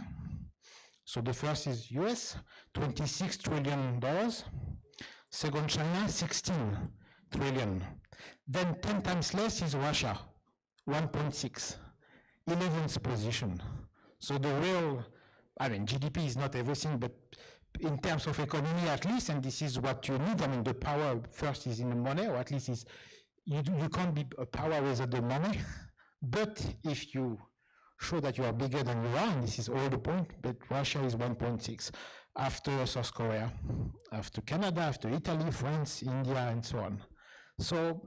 So I think this is really important to get this in mind. And why it is important, in my opinion, and here I speak as a specialist of this area, but also as a citizen, is also that if we think in terms of risk, in terms of security, of course it's crucial to not underestimate the risk, the danger, of course, but it's also crucial to not overestimate it. I think because this is why you make the mistake, this is why you don't understand the things, the real dynamics of the things and so on. So this is why it is important to keep this in mind, and this is important as citizen, this is important as if you are acting in the countermeasures against influence, also to get this in mind. This is the way also we can be resilient, I would say, again, as citizens, as activists. It is very concrete, I would say, because it's also a way to look at ourselves. What are the weaknesses of our countries? And where Russia is playing often, if you look into the details, they would not try to influence the whole society, but they will target one segment of it. And by the way, they are very good at that, and they were very good much before the algorithm. In the 60s in the US, they were targeting less than 1% of the population. For example, some circles with people active in the black minorities movements, for example, or in Germany with the peaceful movement. And just with that, it was enough to get some leverage. This may be what happened in 2017 in Germany with the AfD. Because, and there were very good research made on that, one at least, Russia was just targeting the 3 or 4 million Russian speakers in Germany over like 73 million people or 80 million people. So they were targeting that, and maybe they managing to reach some crucial threshold, which helped to put AFD in the parliament. But the roots of AFD are not, it's not Germany, it's not Russia, it's in the German society, what's going on in the society. Same for the US, I mean, if Trump was elected, if this illiberal, let's say, power came to lead Russia for the US for 4 years, it was first an American question. So this is where I feel when we fight against the influence of Russia, of China, and so on, of an external power, we should always see that look at in our societies, in our behavior, what's wrong also. Just also to be very concrete, it is the best way to address something, because look at the anti-vax movement at the time. Of course, if you look at RT, for example, Russia Today in France, for example, they are permanently targeting this, helping this movement, giving them a big audience. You can explain them, and we have all the evidences, of course, that 95% or more of the people which are now in reanimation in hospitals were not vaccinated, but the anti-vax would not believe them. So as we say in French, you can't make a donkey not drinking if he doesn't want to drink. So, because the reason why the anti-vax is behaving this way is elsewhere, it's not in the truth or not, but maybe there is something indeed wrong, like in the trust in the institutions, and so on and so on. So this is where we have to address it. And this is why I think that looking in ourselves, understanding, and not, of course we have to focus on the external influence, but you have to see also what we can do from inside our society to be more resilient and also to target better the message. You can do some fact checking on about COVID and who is in the reanimation in the hospitals. I mean, you can show that 2 + 2 make 4. This is not what they want to hear. So the problem is elsewhere. So this is why it is so crucial for me to get this in mind. I'm a really professional journalist, so I'm looking at RT for weeks and weeks sometimes, and I wish this to no one to.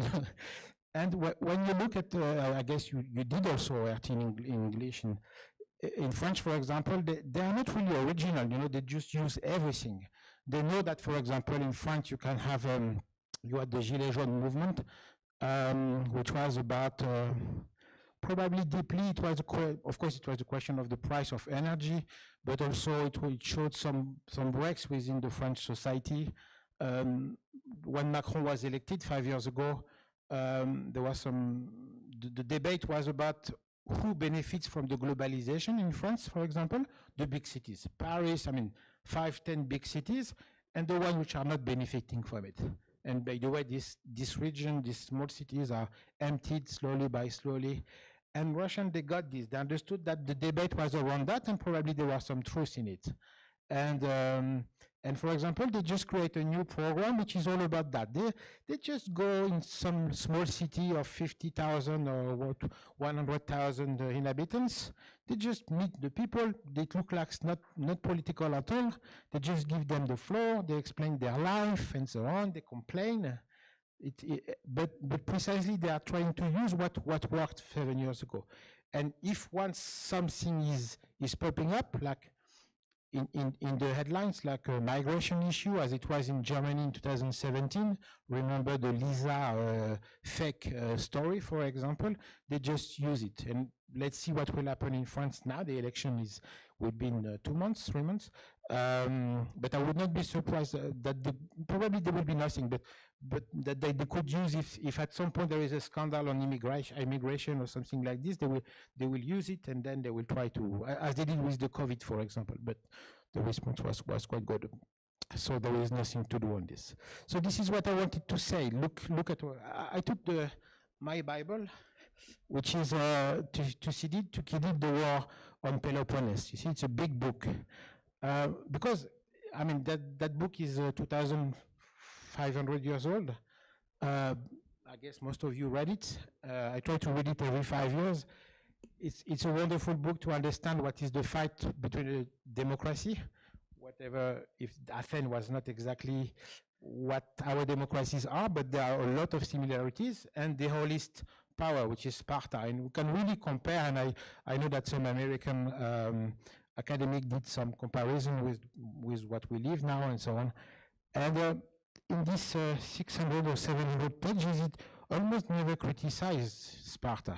He speaks about Athens, while this guy was obviously defending Athens till the end, but also he saw that the mistakes which were made by Athens, because of the hubris, which is one of the most important concepts of political science, very difficult to use, but precisely because he wanted to understand what were the mistakes which were made by Athens, which led to the victory. And of course, when we see how the democracy nowadays are really suffering, it's important to read that, to be optimist.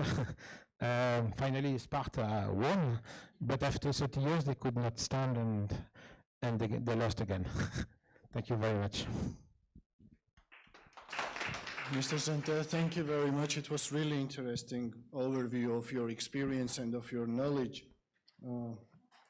Yes, it is really difficult to stop other actors to want us to be manipulated, because those other actors are known knowns, they are unknown knowns, they are unknown unknowns.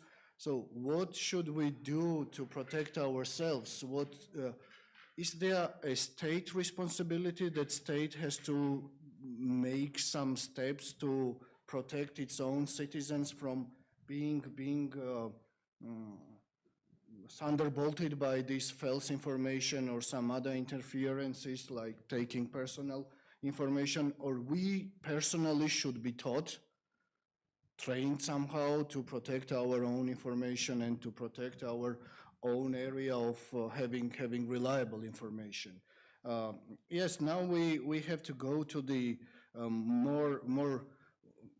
to discuss more detailed issues, and let's continue the tradition. I will pick up the first question from online users, and this question goes to Dr. Kovalichkova.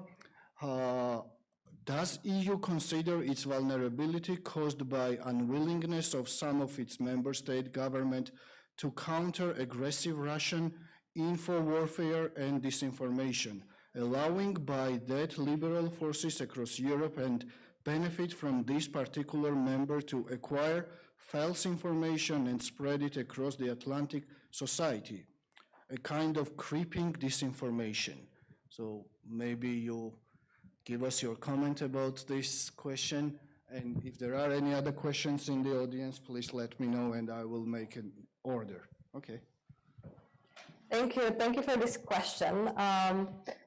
As you mentioned in the beginning, whose responsibility is to protect ourselves against the spread of manipulated information, distorted messaging? Is it the states? Is it the citizens? And I will maybe respond from this angle. Yesterday, I was discussing on a panel about cyber activism, discussing the roles of elves fighting the pro-Kremlin trolls, and how these chapters of elves have been created and exist and do that countering of the disinformation, of the trolling across different countries. In Europe, there have been 13 chapters, so in 13 EU member states identified that. They're doing this in their free time.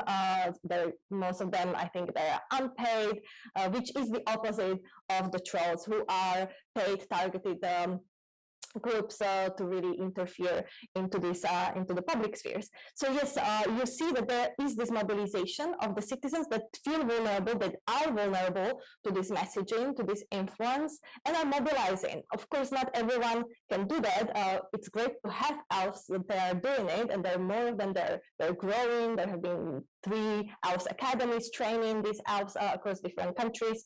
So these initiatives, these grassroots initiatives, are important.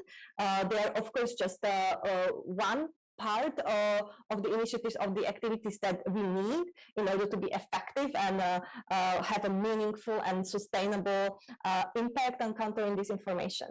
Now, this has to be complemented, to say the least, beyond other activities with the state efforts, with the efforts of the institutions, of international organizations, to, of course, build more institutionalized mechanisms with more resources, which are coordinated across different countries, as none of these efforts of either coming from Russia or other actors are only impacting one country at a time. These are very much interconnected threats that are impacting and undermining democracies, the security of the countries, of the societies, of different groups, marginalized groups. We have heard also what happened during July the 5th in Georgia, but in many other countries where the journalists are under the threat, where citizens, where the freedom of speech, as I mentioned also in my remarks, the suppression of information is also part of these information manipulation operations.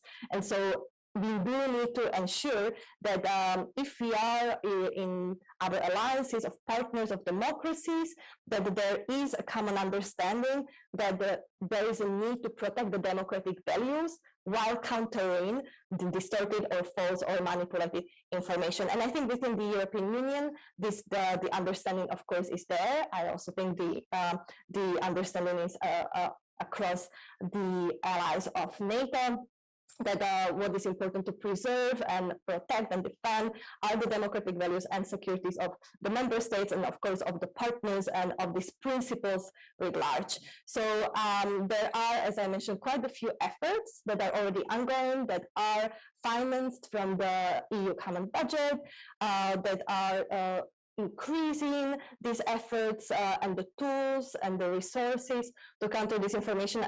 And I think this is important to underline that there is this common push. And even though if there might be different actors and different dynamics, I think that it's in the interest of all the democracies to really move forward and cooperate on this while protecting the democratic principles of the freedom of speech at the same time. Thank you, Nada, so much. Now I would like to ask Ms. Giulia Alessani, our founder, to raise a question.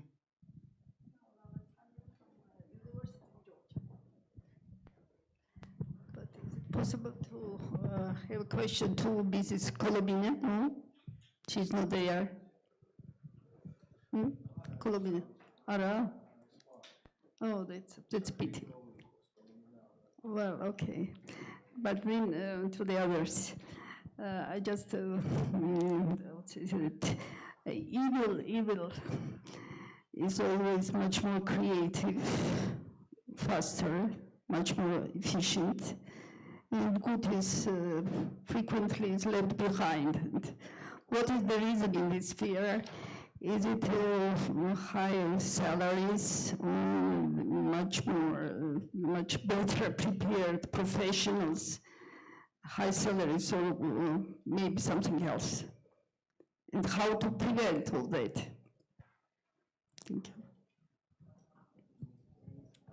To everyone.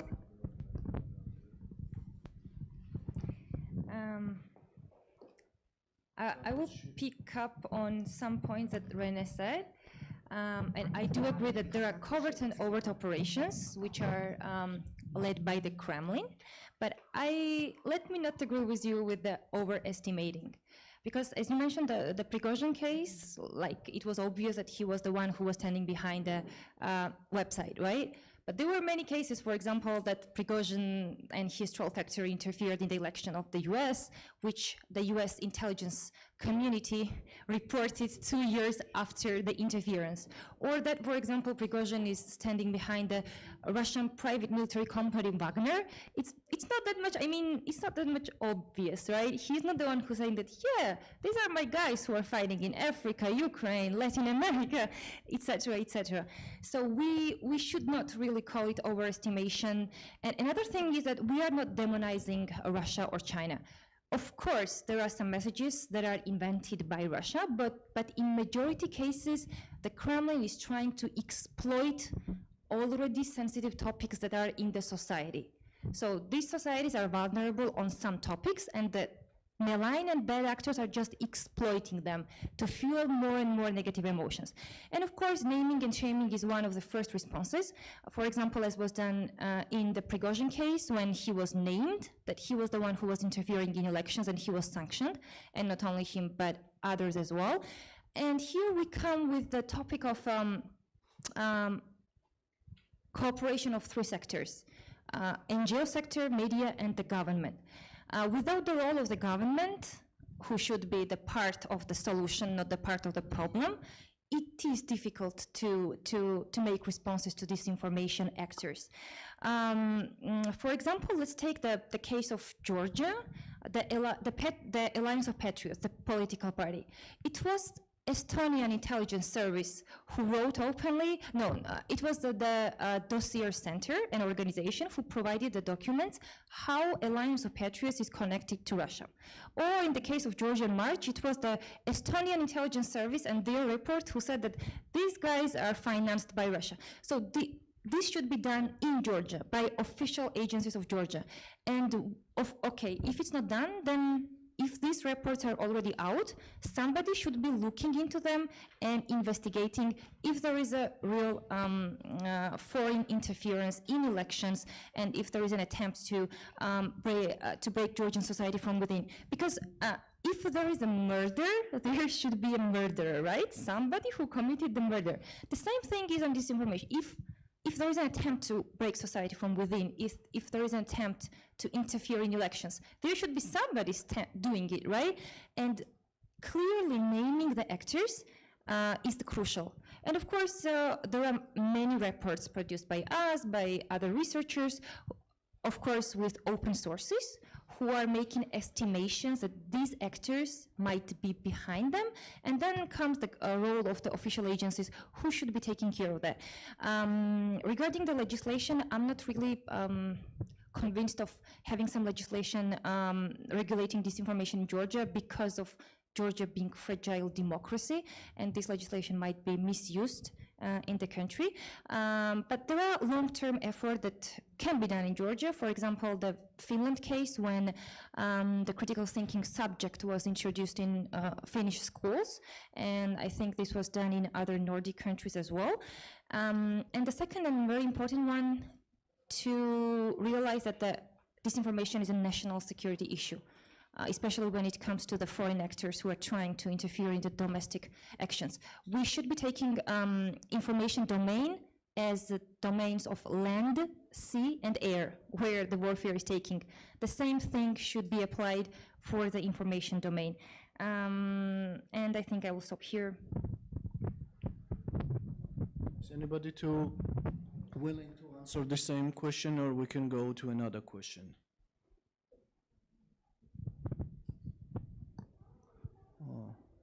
All right, then we have one more question. Just I agree with what you said. My point is the same. About the salaries or what the means, the problem of, I see that with France, for example, is that our societies, our leaderships are very divided, in fact. So you can put a lot of money, but that's not the point. The point is that we are so divided that even Macron, for example, who is president, who is obviously absolutely pro-Western, pro-European, and so on, but I see that his message is quite mixed because in the elites, in the Ministry of Defense, in the Ministry of Foreign Affairs a bit, and so on, we have a lot of people who don't like America, who are against NATO, and so on. So he has to take this into account. And this is, for me, and this is the same in Germany, it's very clear in Germany as well. So this is the real problem, because then we are unable to answer. The answer is never good. The energy to fight against these messages is not there. Plus, the other problem is, of course, that it's not a problem, but we are democracies and it has its weak side. For example, we speak about, I mean, in part of the French opinion, for example, Russia looks as a great power, look how powerful they are. And if we want to fight against that, you would say no, and it doesn't work. I feel sometimes we should not be, but it is not the role of a journalist, but just be tough and I would say unfair. You just say, look at the level of pension in Russia. It's 180 euros a month. Do you want this? in France, you know, the pension is like minimum 1,000, 1,200. So, I mean, we have to be unfair, otherwise you can speak, but it never produces any result, I feel. Thank you very much. Now we can go to another question Thank you. in the audience. My name is Leila Kiknadze, University of Georgia. My question is concerning the misinformation or the false truths that you have mentioned that some certain groups like Altinfo and others, they use the cyberspace for spreading their narrative or interpretation of the event that is happening, and they have their target audience. But my question is concerning that audience.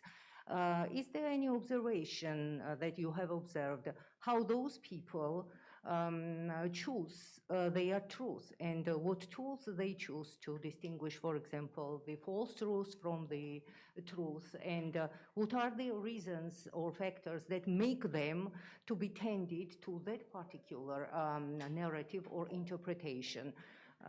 Thank you.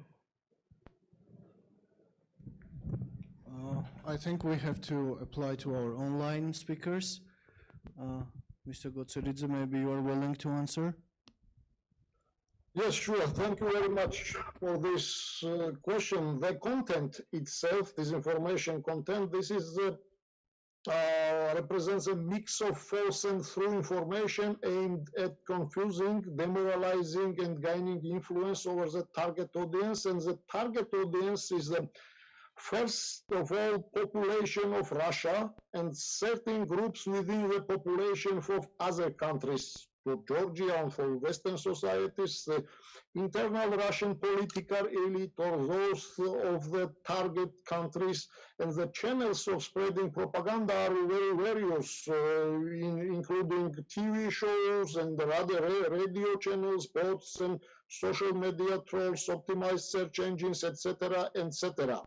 The Russian propaganda, according to the data of leading partner intelligence services, by using the aforementioned channels and spreading the content, the Russian propaganda is mainly trying to promote several ideas in several groups. First of all, the first idea of Russian propaganda is that the bankrupt Western liberal order must be changed with a Eurasian neoconservative post-liberal world order, which protects traditions, as Eto mentioned, conservative values and through freedoms. So this is a main narrative on Russian propaganda, for example, for Georgian and pro-Western states, which are more conservative, which are more like traditional societies, conservative societies. The second is that the West is demonizing Russia, whilst the latter is merely trying to protect its interests and sovereignty.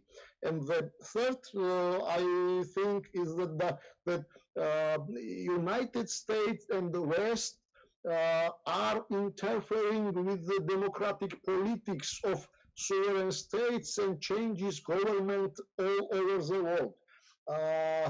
As I can say, the hybrid warfare and Russian propaganda is what Russia means that the West makes with Russia.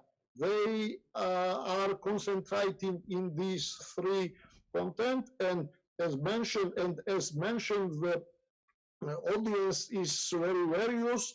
And first of all, the Russian society and Russian citizens to make longer Putin's regime, Kremlin's regime, to influence Russian society, Russian people, and to make sure that they don't have problems in in their own society. Thank you very much, Mr. Zent. That's a very good question, and I spend a lot of time trying to understand how they manage to target so perfectly sometimes our societies. And as I said, they did it much before the algorithm, because in the 60s they were able to touch very small segment, for example, of the American or the German society, and still with this 1% segment of 1% of the whole population, let's say, they managed to get something from that. I think Mr. Gottsirezi touched a very important point. He said the first target is the Russian population, let's say. And I think because they just, and they speak also to instinct, because the way that the Russian leadership, for example, is seeing its own people, it's not a very nice way. It's quite, I mean, they are really seen as people which have no value, and this is an elite who knows, like the people from the KGB, they call themselves the experts sometimes. We know, the people don't know. We don't have to listen to them. We know what is good for them, which is, by the way, the definition of the tyranny or the despotism from Kant. He says this is when I know for you what is good for you. But I think this is very important, and they speak to instinct, and the instinct that they talk to in Russia, they're also in France, they're also in Georgia, they're also in the US, in Germany, and so on. And for example, now people are comparing sometimes the tools used by China and the tools used by Russia, and that's not exactly the same. They don't use the same methodology, and Russia is much better also than China did. I will not go into details, but just to show that Russia is much better. And China is more on the way to defend, to defend and to try to promote their own system, let's say. They change now after the COVID. While Russia would more use a negative soft power to say, for example, in Georgia, they have nothing to sell to the Georgian population. So what they say to Georgia, say, look, as the West is bad. This is the Alliance of Patriots is doing this every day, for example. The tools are the very old ones. Also, this is, when you look at the history, I read a book from a French philosopher which was Russian origin, and like in the 1920s, he wrote a book about the Russian ID nationalism in the 19th century. And I read this book like 10 years ago, and it was amazing how the vocabulary didn't change. They spoke about the decadence of the Europe, for example. The same wording that we have today, exactly the same. So this is also part of the power of Russia, because they know their tools and they are using exactly the same than 100 years ago. And sometimes they mistake, because they just try to target our societies as they would speak to their own societies. So 2017, elections in France, there was this rumor, I think it's not true and whatever, we don't care, that Macron is homosexual. Can you imagine? So they wanted, and even I know some Russian politologist or Pierre Schicky who came to France and tried, and I saw them on Facebook, they were writing about, look, Macron is homosexual, so probably has a very little chance to win and so on. And they didn't know that now in French society, since 15 or 20 years, this is not an issue. We're ready to, I mean, we really don't care. We care about who is creating jobs, but having an homosexual in l'Élysée is not an issue. Thank you very much. We can go for another question to audience. Thanks, Konstantin. And thank you, panel. It's very interesting. One of the things I wanted to ask is somebody who's working in this area. So everything you've said is in the literature. We've talked about methods, tactics, what the Russians are doing. What I'm interested in is I'm building a course and we're looking at resiliency. We know that we only have so much time. Each government ministry, each staff has only so much time. How effective, so we talk about measures of performance, X amount of messaging, X amount of tools used, X amount of this, but I've not seen much research on behavioral changes, because I'm interested in, if I'm going to spend time on something, if it has an effect. So a measure of performance is putting things out. A measure of effect is, how did it change behavior? So my question is, how can we measure, or how have we seen behavior changed as a result of a disinformation campaign from Russia or from somewhere else, Russia, China? What have we seen change? Because if it's not changing, we all know it's a threat, we've all said it's a threat, and we all know what they're doing, unless it's having an impact, maybe we should focus our attention elsewhere. Thank you. Very challenging question, I would say. In 2 words, I would say, if you look at what happened in France with the COVID, I will not exactly answer to your question. I'm not, but look at the COVID, for example. If you look at Russia Today, Sputnik, like a year ago, they were just speaking about COVID, and they were telling everything and its opposite. For example, they were saying how the vaccination is not working and is dangerous, and then they were showing exactly the opposite. Whatever they were trying to. And first, I'm not sure that France answered to that, but the only answer that Macron did, and not because of Russia, he's just a politician in charge, is just put a lot of money. He paid, for example, if you go in Paris, every restaurant is very happy because everyone got thousands of euros. We had a big debt, but that's another issue. And it just made the population happy. So now if you make a survey in France about COVID, you would see that most of the population think that the government did its job, and the disinformation from China, from Russia is just vanished. It costs few billions of euros indeed. Sorry, can I add something? Zurab Kudalashvili, media consultant. Answer for your question, because your publications, which one I mentioned, our speakers, including how they changed behavior, I mean, Russian side or Chinese side, they changes, how I know, because of these publications, which one you publishing. I mean, what Moscow doing, what doing, how doing, with whom, and which tools they're using, you publishing, and Moscow correcting own behavior. Thank you very much. Second, I have a question. Online and offline operations, which one mentioned, do you following and do we have answers for defend ourselves? I mean, Europe or Georgia or UK, where I'm from, do we have solutions what to do and not only measure what Moscow doing? Thank you very much. Yeah, so we're talking about the measuring of impact. This is not something we're doing because we are researching open source, but there are some clear cases. For example, let's take the case of Germany. When Germany and not only the European countries were facing the migrant crisis back in 2016, 2017, and René mentioned the Lisa case, which was basically when, for those who know, 30-year-old half Russian, half German girl went missing, and then she comes back next day and she says that she was kidnapped by 3 Arab origin men. It's her quote. And then what happened after was that all the newspapers in Germany and not only exploded with this case, they all started criticizing Merkel and her government for letting in migrants and all this migrant policy. And then it took 2 weeks for German police to investigate the case, and it appeared that she was not kidnapped, but she spent the day and night with her boyfriend. And this was actual impact. There was a big correlation between what was online, what was surfacing online, criticizing Merkel and the migrants crisis, and what happened in an offline space. How people went outside, and in many German towns and cities, we saw the big protests against the migration policy. And this was the direct translation of an online into offline. And the case that I mentioned in Georgia of July 5, when all this messaging saw the translation into offline space.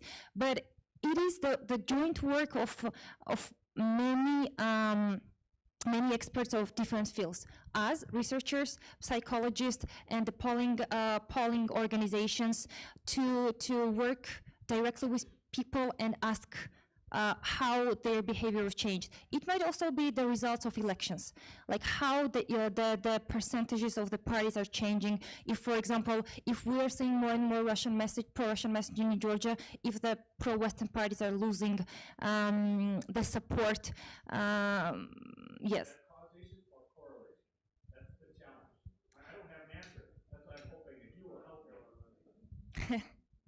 Yeah, this is something that we should be looking. I mean, it is a joint effort of many experts of many fields.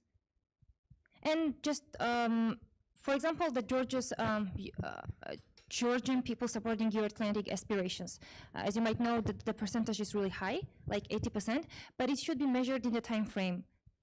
But it should also not be so late. For example, the 80% of Georgians are supporting the membership in EU and NATO, but we do not really know if it's an informed choice. We know that they are hearing it on a daily basis that EU and NATO is good, but we don't know if they know why it's good. So if there is an information vacuum, the emotional messages framed in the Kremlin will be filling that space, that information vacuum in the long-term perspective. And of course, we're not talking about tanks and bullets that have the direct effect, right? We're talking about long-term effort of making society remove its own shell. If there is anybody online who would like to answer to these two questions.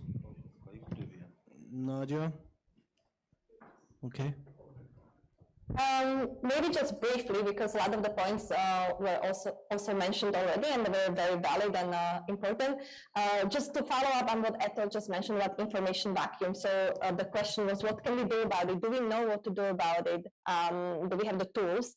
I think just first, we already passed the phase that now we know what we are facing much better than we knew before, because the new tools, especially with technology, have been used much more commonly by now, and we have been much more aware about also the systems and cooperation with social media companies where it spreads a lot, and it's mostly about the amplification, dissemination, and the reach of these messages. Because in democracies, it's very hard, as the earlier question was there, identify exact truth and the fault. We do have facts, and then if it's really false in terms of the facts, it's possible to identify based on open sources that exist, and that's what people just do the fact-checking and the debunking in that way. But most, and a lot of this information manipulation is actually just information that is mixed, as Mr. Gotserica mentioned. It's false and true together, but it's taken out of the context, or it's reusing certain narratives that have been used before. So already having the list of the narratives that we have also mentioned during the session helps identify that, you know, it triggers the same emotion, you see the same type of a narrative, and that's one way to, for example, address it. But how do we fill this information vacuum that Eto just was talking about, that is exploited by the malign actors that are interfering into the public spheres and undermining and decreasing the credibility of the actors? Well, how do we do that? Well, one of the ways is exactly the strategic communications effort, this more proactive strategic communication. So to make sure that the information is available, is clear, is simple, is factual, and is regular. So people don't feel like they're missing some information, that something is hidden from them, that they don't know where to find it, that it's too complicated.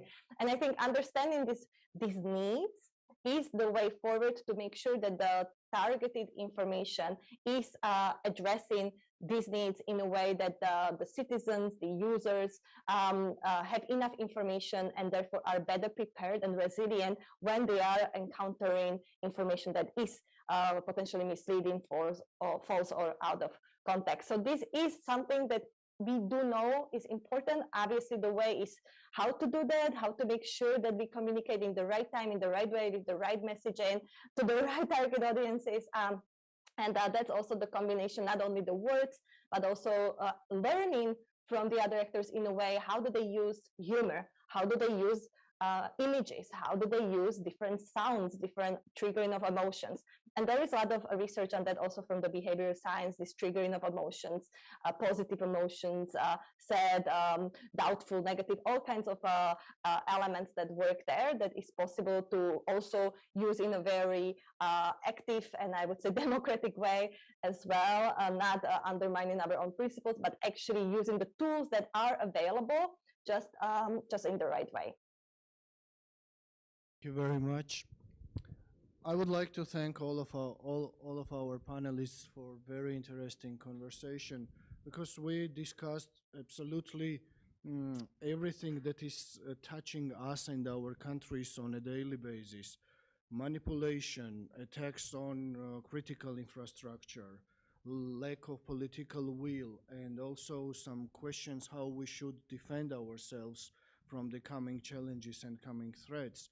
And this is really important that we are able to identify how to position ourselves in these circumstances, and we see that there are some new strategies and new works, academic works to manage this situation. Just because we are running out of time, we have to stop our panel here. Otherwise, it would be really interesting to continue it for a longer time. And once again, I would like to ask to thank all of you for this very interesting and comprehensive involvement in our panel. Thank you very much.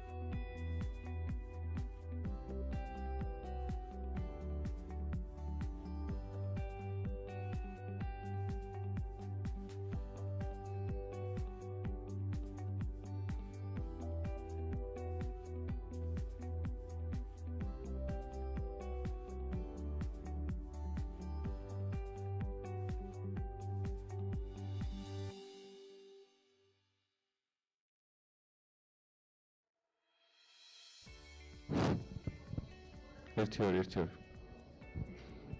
ვიწყებთ.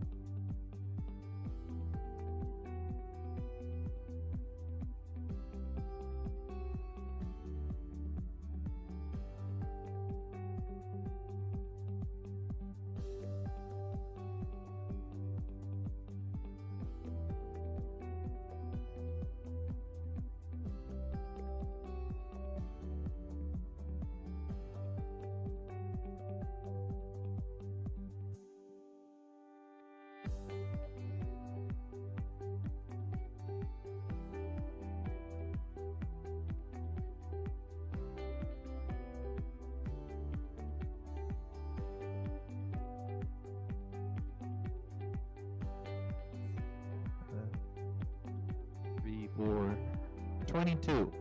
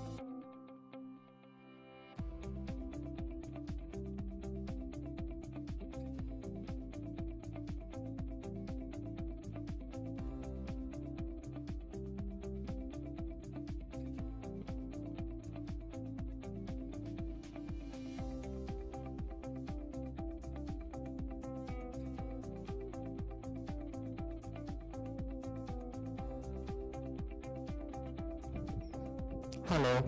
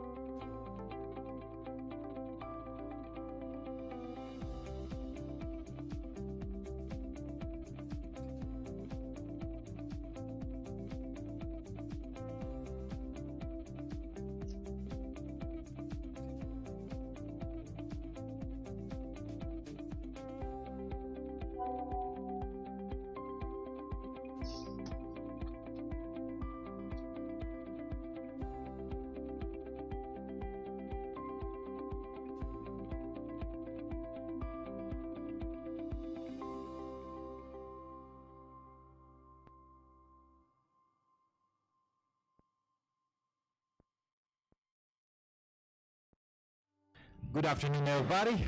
It's great to meet you here again. I've been watching conference, listening to the conference, but great to be part of it now. My name is Viad Dadzimbaya. I'm a security and digital diplomacy fellow at the Fletcher School of Law and Diplomacy back in Boston. But more than that, a friend of University of Georgia. University of Georgia is a place I admire because it's full of people, full of ideas that I admire. And more than that, those ideas are in line with the universal ideas, with the Euro-Atlantic ideas, and with the ideas why we're speaking here today about resilient security or any other notions of peace and security. I'll try to facilitate this discussion, which is hybrid. We are two people here, but we're joined by several people all the way from California to Berlin and to Romania, and this is amazing. We're going to spend some 65 to 75 people total, and we have a quite a great diversity here, from cognitive sciences, from psychology to the European institutions, to security and defense, it is great to include and conclude today with what we call societal aspect of resilience. And we'll try to define on our end the term, notion, and depth of resilience, and try to unpack how can we make it work. What are some of the things that do not work? What are some of the things that work better in one place than another? So with that, I'm joined by a distinguished group of people. But first is Dr. Siegfried Preiser, if I pronounced it well. He's rector of the University Berlin School of Psychology, and he's got a great presentation. So we agreed to do a brief presentation, 3 to 5 minutes, and then we'll try to answer some of the remaining questions in a blitz fashion. We'd love to start with Dr. Preiser. Please go on, and we'd love to follow up on that. Yeah, hello, thank you very much. I hope the presentation will start now. There were some difficulties. I will try it.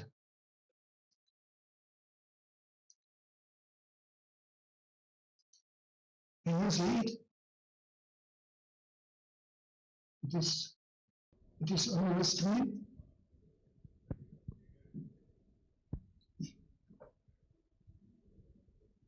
Yeah, it's quite an option too. You could increase the visibility of it too, whatever is better for you. If not, I will begin, and we will try. If you could see my presentation visually. Sure. I have some remarks on psychological contributions to societal cohesion. Cohesion is a basic requirement for positive development and resilience of societies. It requires for all members of a community, an organization, a society, or a state to sense commonalities and to see themselves as part of this community. What do governments and administrations need to consider in order to promote this societal cohesion? Governments feel mainly responsible for providing basic economic needs and as well as national security. This is important and indispensable. But societal cohesion needs more than just providing the basic necessities. Cultural and psychological needs are equally important. Cross-culturally, there are 3 particularly important psychological needs which should be effective in all people and civilizations. A government that is able to follow those psychological needs appropriately provides the best preconditions for societal cohesion. What are these needs or motives? First, relatedness. Second, autonomy. And third, competence, the need for competence. Some remarks to psychological need for relatedness. The need for relatedness originally concerns the search for attachment, safety, and comfort inside the family and partnership, furthermore in relationships in general. Organizations and states can utilize the positive feeling of affiliation to promote bonding to a company, an institution, or the state itself.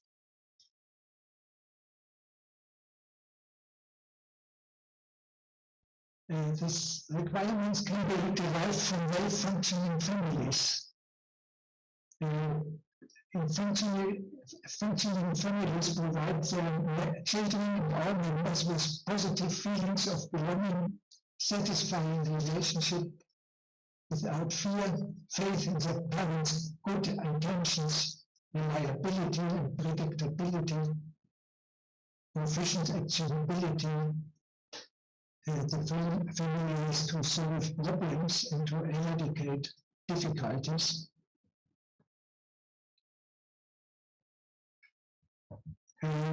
Transferred among states can achieve bonding of their citizens, raising awareness of belonging and participation. All citizens should be able to participate in public life equally. Satisfying contacts free from fear means, for example, freedom of speech without repressions, access to information, freedom of press, internet access. Faith or truth in the state's good intentions, a government for the people, not for the benefit of the politicians. Reliability and predictability, for example, through a transparent legal system, equal rights for all members of society, social inclusion. And proficient actionability, for example, in managing political crises, supply problems, pandemics.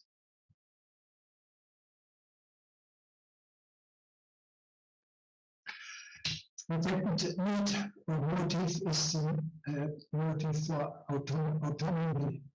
By granting the citizens freedom of decision and action, freedom of travel, and free and fair elections, the state can strengthen the bond.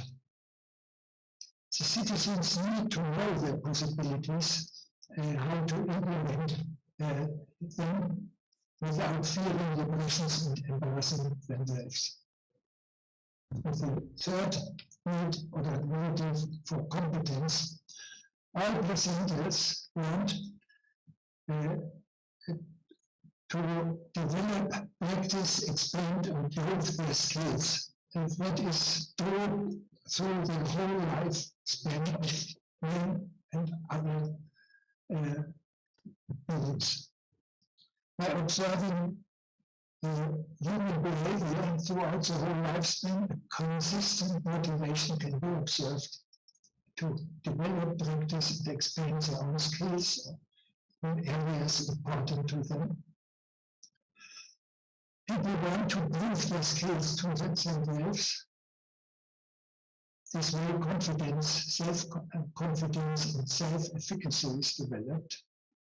They expect acknowledgement from the people around them.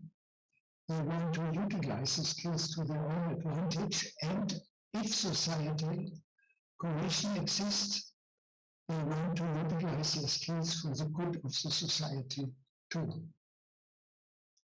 The state can encourage identification of the citizens and society cohesion by creating the requirements for the citizens to develop, expand, demonstrate, and utilize their skills for the collective benefit. Recently, human needs as preconditions for cohesion, the rate of cohesion in a community depends on the opportunity to satisfy important basic and psychological needs in society. And the basic needs ensuring survival, awareness of affiliation and participation, autonomy is a maximum freedom of action and growing competence.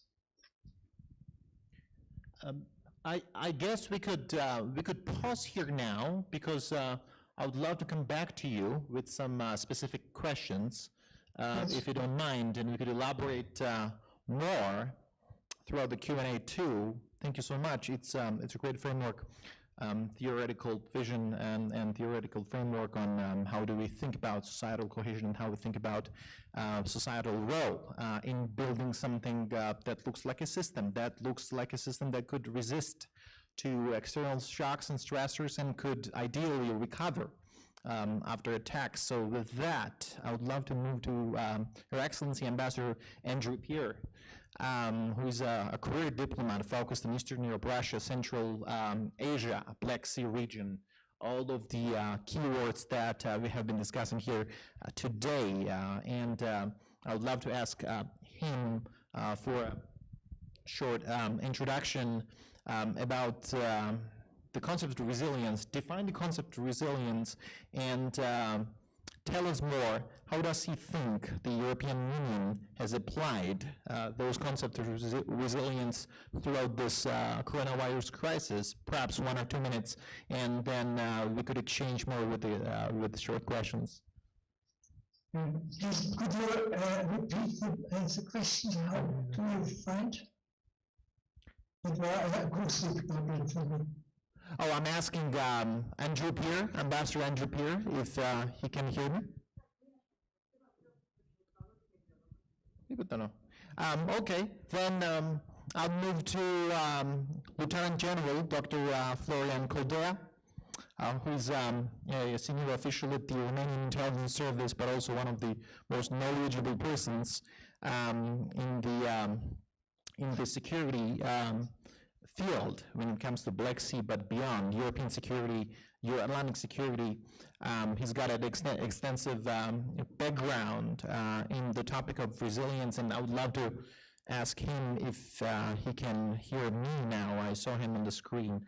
How do you, Lieutenant General, define resilience when it comes to your own experience managing some of the toughest affairs on behalf of Romania? How's the resilience work for Romania, and how do you think we could make that work for the countries like Georgia? First of all, thank you very much. And I hope that you hear me well, because I have very bad internet connection, even if I'm in Western Europe, where suppose that everything works fine and it's good. That's not exactly like people say all the time. First, I want to congratulate all those who make possible this conference and all those who have a contribution to this very important topic in nowadays world and in nowadays circumstances, especially for that part of Europe and for that region, especially.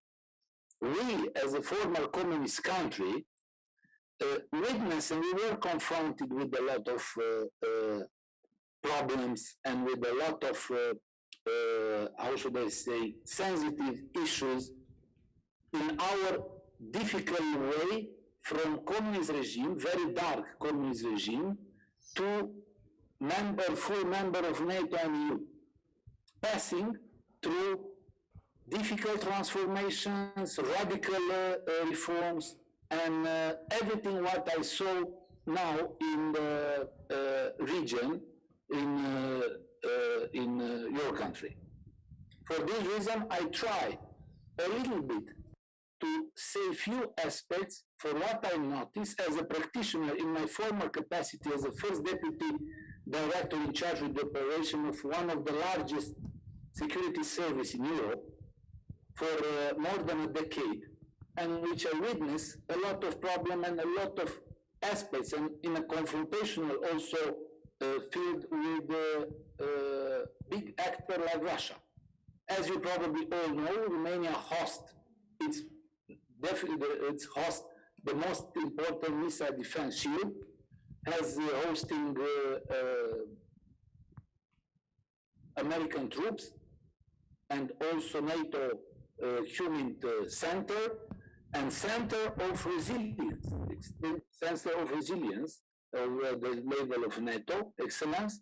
And in this respect, I think that our lessons and our experience might be useful, at least for the host, but also for others, in the sense that to avoid our mistakes and separately to make it successful, but to avoid the mistakes might be very helpful in the very beginning.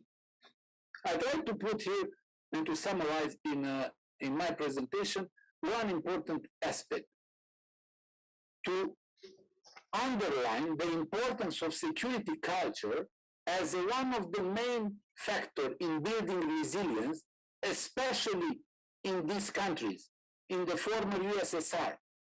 We all should remember the former KGB and the services play a driving role in that society.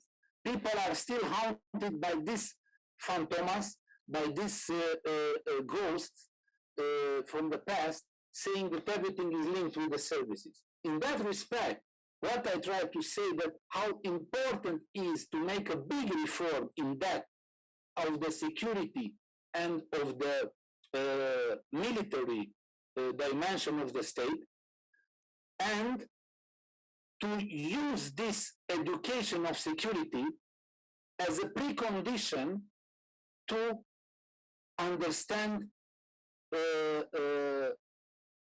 building resilience in the field of security and defense, especially in nowadays world, especially in the region. That's the very important thing what I try to underline, and this is the main idea of my presentation from many lessons. What I don't know if you see it on the screen. I don't have any feedback because it doesn't work well to me here. We do. I think you could do a quick, sliding of it as quickly as you can move in. I would love to ask some follow-up questions on that. Okay.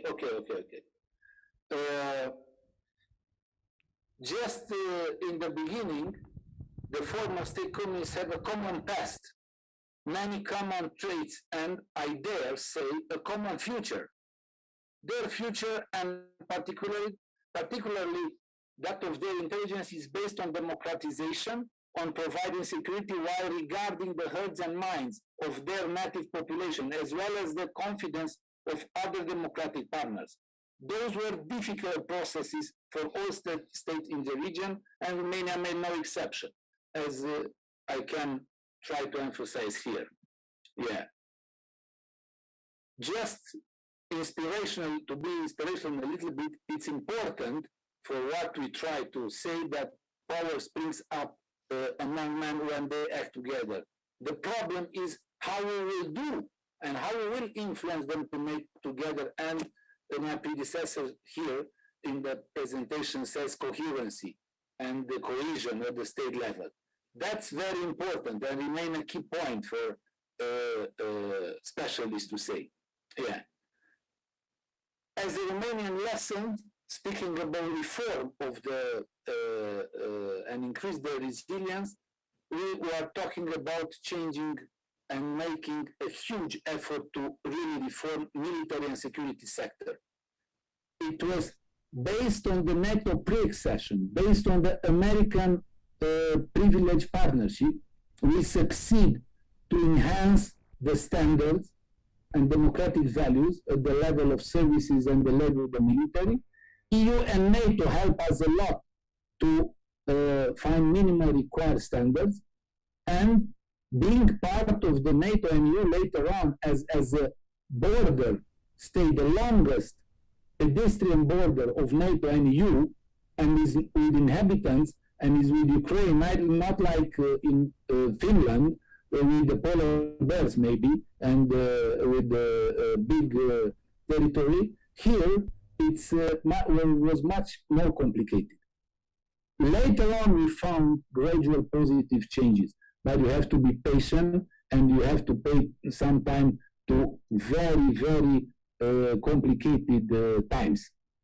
Yeah. I'm witness of positive change to all my different capacity of the building of smart, resilient state. But that was, as I told, very, very difficult. Yeah. What we saw, it's a very complicated in heritage for services, as all the region are confronted with, and we were confronted with significant mistrust from policymakers, civil society, and potential partners in the very beginning. That was not easy at all to pass through that time. Yeah. Well, how we succeed and what was the moment when really things changed, it was Romania's post 9/11 action. It when they really start to act coherent, strengthen defense capacity against this terrorist threat, solid legal framework projecting regional security, helping secure other states, and we were not confronted with strategic surprise. We are one of the very few countries passing through this terrible phenomenon, terrorism, very dangerous, without being affected. Even we deployed a major role in international cooperation, having troops abroad in Muslim countries, being high on the list of different terrorist organizations, but Romania did well in this respect, but it was not by chance, but by coherency of the measures, by good discussions and trustful discussions among services and policymakers and civilian society in order to succeed. Yeah. Speaking the problem which we were confronted, I was meeting many years ago with the director Efraim Halevi of Mossad, and I really was impressed by what he put in his memoirs. The first was the crisis of trust between the political class and the agency. I was about to run. The second was a crisis of trust between Mossad and the citizens. And the third was a crisis within the Mossad itself, a resultant of the damages to the trust and self-esteem of those serving the agency. That's what we were confronted with. These words I really witnessed this in our country in the beginning, and it was so difficult to make it pass through. What we were trying hard is to definitely find a way to enhance the trust of population in the democratic fundamental institution. Was painful and complicated reforms both for security agencies, decision makers, and civil society. Definitely, that was the biggest complication with the decision makers. They definitely need for enhance the resilient security culture for policymakers. Even if it's complicated, they don't have time, they have frequent changes, we were confronted with traumatic past. Definitely, we should do more and better to enhance the communication with them, to have a training session or roundtable discussion in which they to understand the equation of security. Yeah. They pay decision makers, especially strategic management or intelligence, play a crucial role in that. I put here. It's very important, this sensitive relation, even in consolidated democracy, between decision makers and services. Still very sensitive, it has to be managed. I put here a lot of aspects about that and how the dialogue might be better.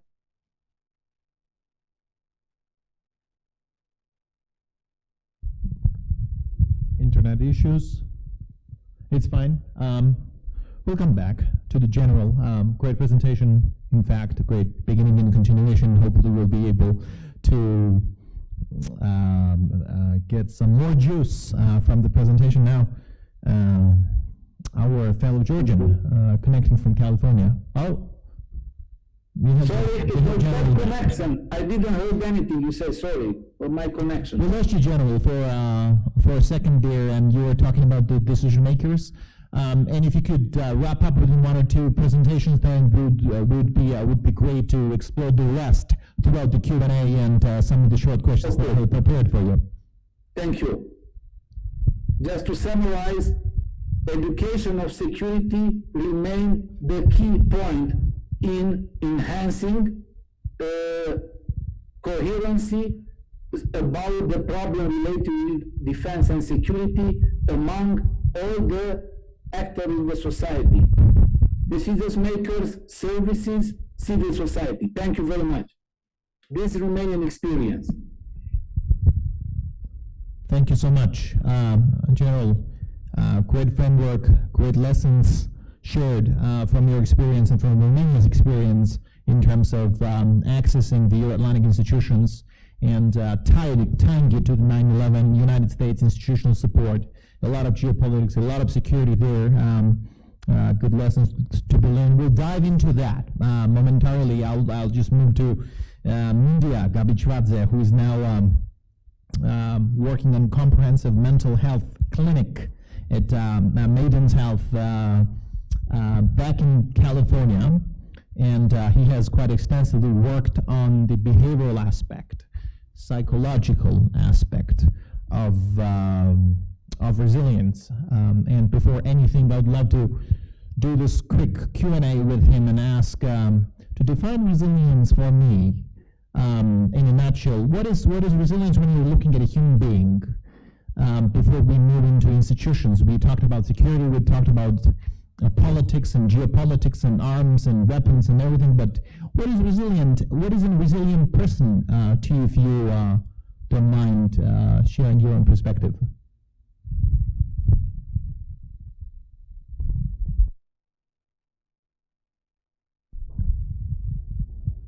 You may be muted. I cannot hear you.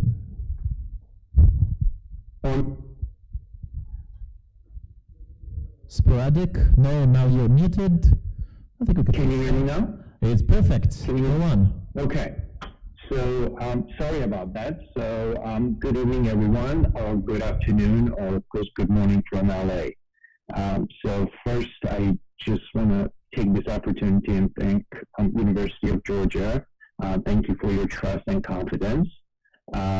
Speaking of resilience right now, because of time difference, trust me, I'm employing every behavior, every thought, and every action associated with resilience to stay with you because of time difference. So I'm incorporating all my resilience training right now to continue this. And so if I could take the brief moment, as everyone watched this conference, that as many distinguished panelists before me already described and expressed and shared their experience, there are many definitions, concepts, and theories of resilience. So I want to take a moment. I'm not a politician. I'm not a policymaker. I am just a clinical psychologist. So I want to spend a few moments to address how resilience has been defined in psychological research.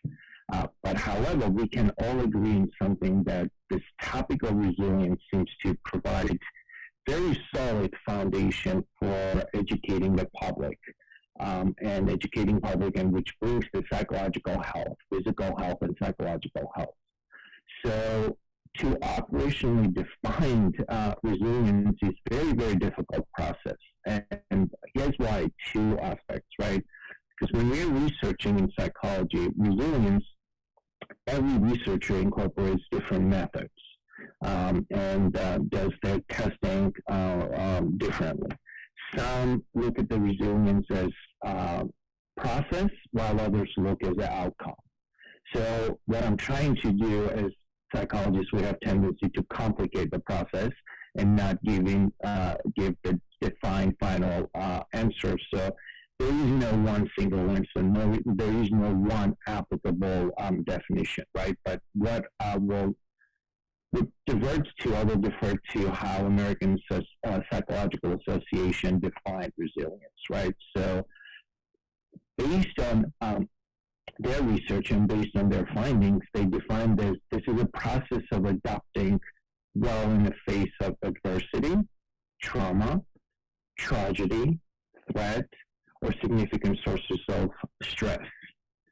So APA pretty much went further than that, and then they elaborated by stating that becoming more resilient not only helps you to get through difficult situations, difficult circumstances, but it also empowers you to grow and even improves your life along the whole way. Good news is that while we're looking and comparing all these different researches, we identified two main concepts: adversity and positive adaptation. So this seems to be a process when it comes to resilience. And how do we, the question becomes mostly, how do we define adversity and how do we define the positive adaptation? So positive adaptation is pretty much the psychological system of coping skills. And we as a people employ them to address and to meet the demands of traumatic event or any kind of adversity when it comes. Also, I don't want to forget one extremely important thing, because we also, the panelists before us, addressed trauma. Trauma was used on a continuously today, and I want to make sure that we address the distinction between resilience and post-traumatic growth. The resilience, even though quite often we use these two concepts interchangeably, it is important to address that resilience is the process of adapting in the face of tragedy, whereas post-traumatic growth refers more to positive changes experienced as a result of adversity in life. So it's a good concept to understand, and specifically nowadays, as we're listening to where the world is and how we're dealing politically, and we also are facing most kind of devastating pandemic that our generation or generation before has ever experienced. So as a psychologist, what is our role to aid society to become more resilient in face of challenges, and what we need to do, and what the research and what my experience has shown me, that we as psychologists should be uniquely well-equipped and qualified to help guide individuals as they travel along their own personal road of resilience. And what I want to address, that as we are facing these difficulties, pretty much all of us are in this very difficult place, that we're constantly in the sense that there is another shoe is about to drop. Specifically now, what Ukraine is going through and what the global politics, the state of global politics. So the Georgia and Georgian people have shown historically the confidence in their determination, right? So we kind of have a historical experience of resilience, and we always have bounced back if we're looking at our history. So I would love to follow up there super quickly, and that is sometimes people define, at least among 1,000 other definitions, resiliency as a condition where we recover, or a system, or a security, or a human being recovers from a shock and stays the same. Do you define resilience, since you're talking about some of the historical analogies, to define resilience as a system that recovers at best itself, stays the same, or recovers and improves as a result of an attack? Yeah, it's a combination of both, right? Through resilience, we recover and we learn from the process. It improves it allows us to grow. And it gives us the chance to be prepared and bounce back emotional and physical, the trauma or adversity we're experiencing. Thank you. Since we're limiting our reserve currency, which is time, I will come back to you with one or two more quick questions. And I see we're joined by Her Excellency Ambassador Andrew Peer.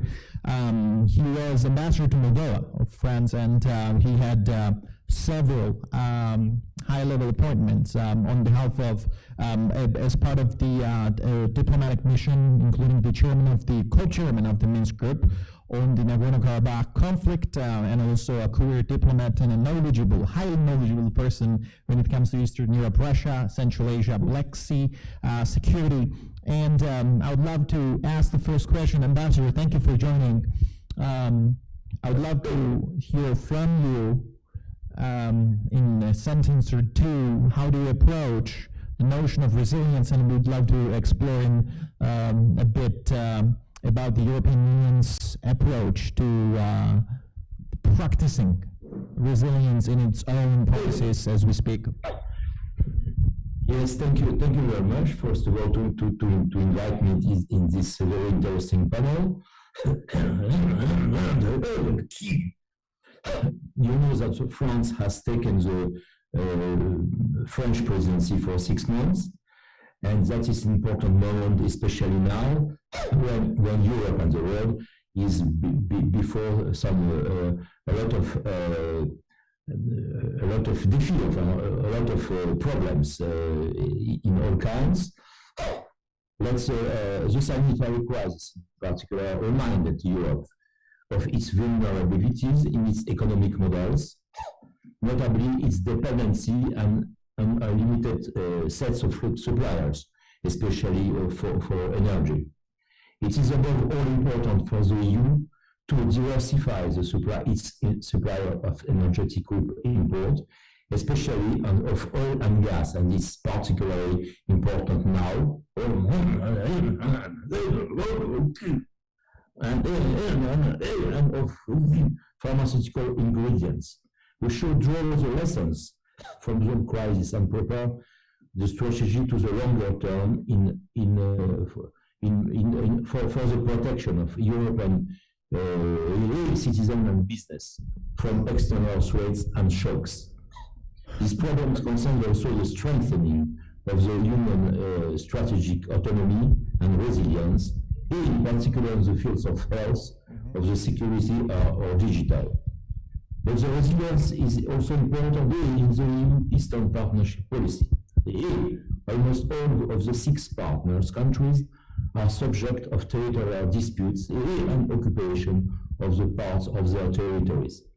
Resilience has become the base of the 5 goals in the partnership beyond 2020 document, which in particular says resilient, sustainable and inclusive economies, accountable institutions, rule of law and security, environmental and climate resilience, resilient digital transformation, resilient, just and inclusive societies. That is sort of introduction I would like to say. Thank you. Thank you so much.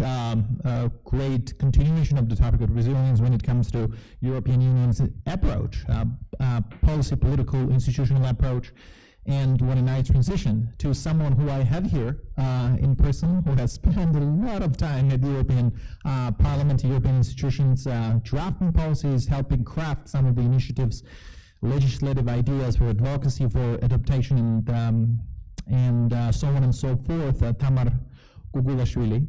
I had a chance to have a lunch with Tamar today, and she is interested in exploring some of the European Union's own approach to exercising of resilience throughout the COVID-19, but also malign interference, malign influence coming from the outside towards the European Union, towards the European institution. In a nutshell, Tamar, I'd love to ask, what's resilience to you, and how do you think resilience was effective or less effective when it comes to European Union's own defense towards malign influence? Yes, thank you.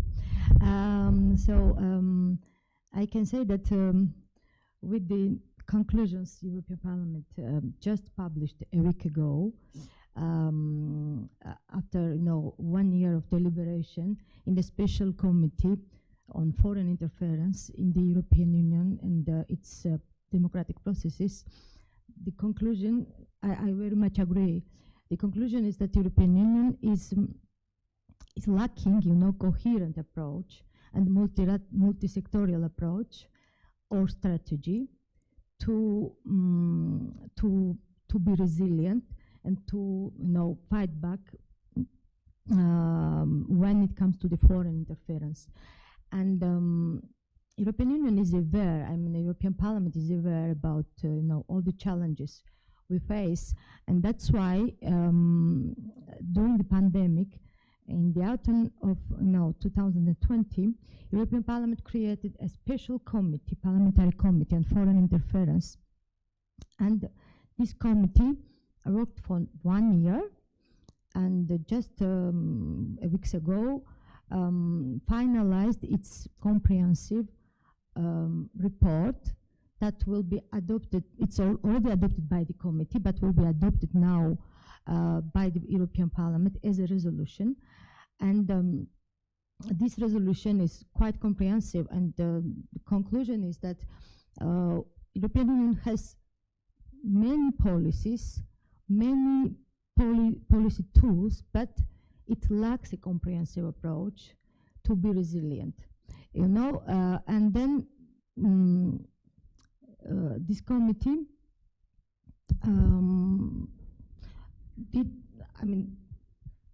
organized many hearings with the experts on different domain, and found that, for example, we have many problems and weaknesses. For example, for the online platforms, that you see that online platforms are the main tool that Russia or China or other foreign powers they use to influence societies in the European Union. We found that, for example, when it comes to English language content, then online platforms like Facebook, like YouTube and others, they know how to fight and how to delete or how to block. But when it comes on the same content in French, in German, in Romanian, or even in Bulgarian, then online platforms are not so effective, and it takes lots of time to realize that there is a disinformation action. When it comes to the political party financing, we have a huge problem. We know not only political parties present at the European Parliament, but also political parties on the national level. You have 27 member states, and then you have lots of political parties in all countries. Then you see how, for example, Russia finances extreme right parties, or even historically linked extreme left parties. And sometimes and very often it is legal. The ways Russia uses, for example, to finance the parties, these are legal ways. Then we also found that we have a huge problem on university financing, and also cultural or cultural centers that Russia opens, or even China opens in the European Union countries. We have many universities that are controlled now by Russia, or its enterprises. We have also European Union elite, former ministers or former prime ministers who now work for the Russian corporations, and the European Union has, regulation that regulates, for example, for the high-ranking officials, ethic behavior. For example, if you leave commissioner post, then you have 2 years to not to work for the private sector or for the other companies. But we lack a comprehensive approach. All the existing regulations are not adapted with today's challenges. So what I wanted to conclude also is that, for example, with the hearings we organized, we found that in the very last years, Russia and China spent $300 million to interfere in the electoral processes in the European Union. And this is what we could count. I mean, it is maybe very small part of the interference.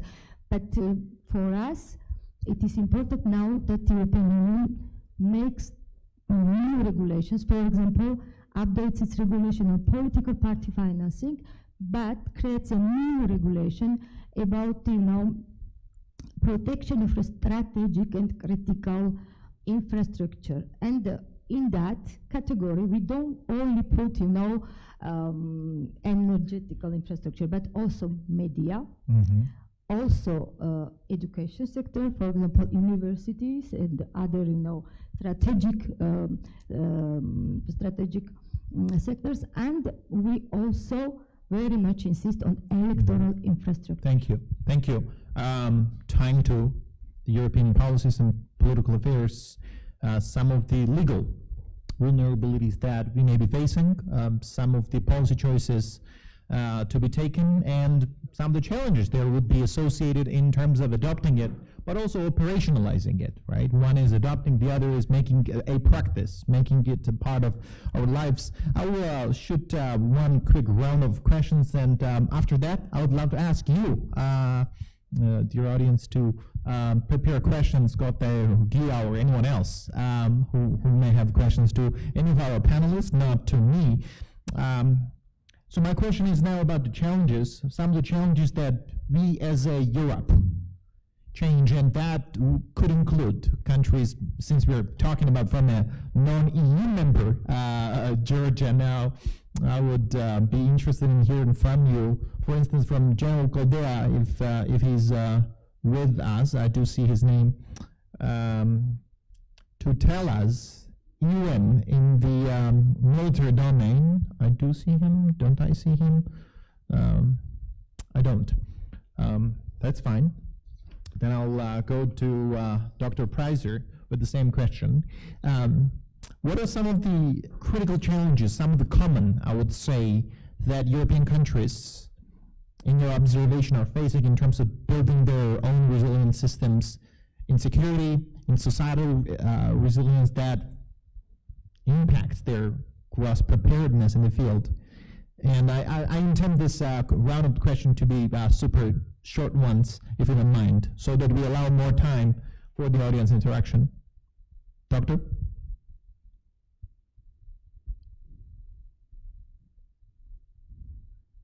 In Germany, there are problems with solidarity because of the strengths of the land people that take many efforts to take anti-corona emotions to divide the people, the citizens, in protest actions. Mm-hmm. And one problem of the occurrence of this problem is missing trust in the action of the government. In the first month of the corona epidemic, there were different and changing politics, and that was a failure, and that gave a failure to the trust of the government. Thank you. Thank you so much. With the same question, I would move to General Caldera, observing the evolution and adaptation of the concept of resilience in Romania, but also in the neighborhood across Europe. Are there any common patterns that you have seen in terms of challenges that various European countries have experienced or are experiencing that could be improved? I think you're muted, General.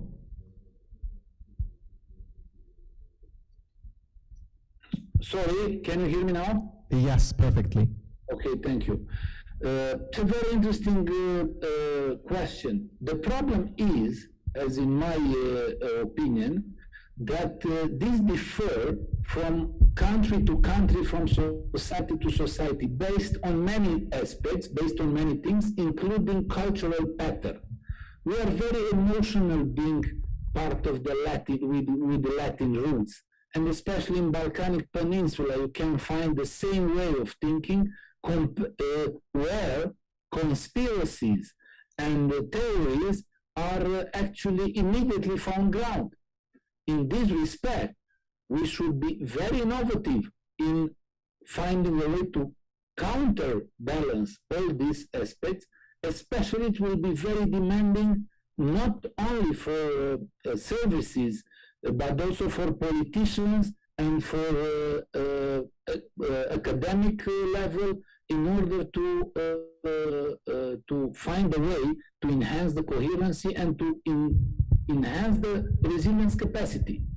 That's the idea. It's not one recipe solution for all. This is one aspect. Second, we must find a way and must put together people at the same table in practitioner, academic level, in order to find the best way to have best impact in order to enhance our capacities. Cannot be done by default, cannot be done just like this. It's a process, it's step by step, and people should understand this. It's not something which you wish and that's it. And one day it might happen. Thank you very much. Of course, Koldea mentioned a very important thing, which is cross-functional, cross-agency, cross-institutional collaboration and need for academia, public, private, multinational. When we're talking about Europe writ large, quite tough, aspirationally, it's quite a fancy term to build resilience, but when it comes to really actioning those recommendations which are written in great reports, it becomes tougher and tougher. I'll come back to media and ask him. You've been in the United States. You come from Georgia. You could, in my assessment, objectively assess differences between someone in Europe, someone in the United States. Do you consider an American and a European as a human being somehow differently vulnerable to the same threat? Is there any patterns, any findings that you would share? If there's none, that's still a finding. It's a plethora of research, right? When it comes to specifically how do we develop and to develop the resilience, and to piggyback on General's comments right now, this is one of the things is that resilience is a process, and there is no one way to understand, and there is no one size fits all. And specifically, the culture is one of the components, and it's extremely important to understand, because that from a psychological perspective, that in order to become resilient, right, you need to ask for help. You need to build that community around you.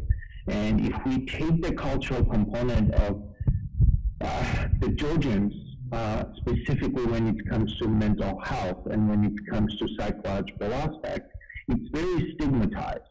We're stigmatized to ask for help and ask to talk about emotional aspect.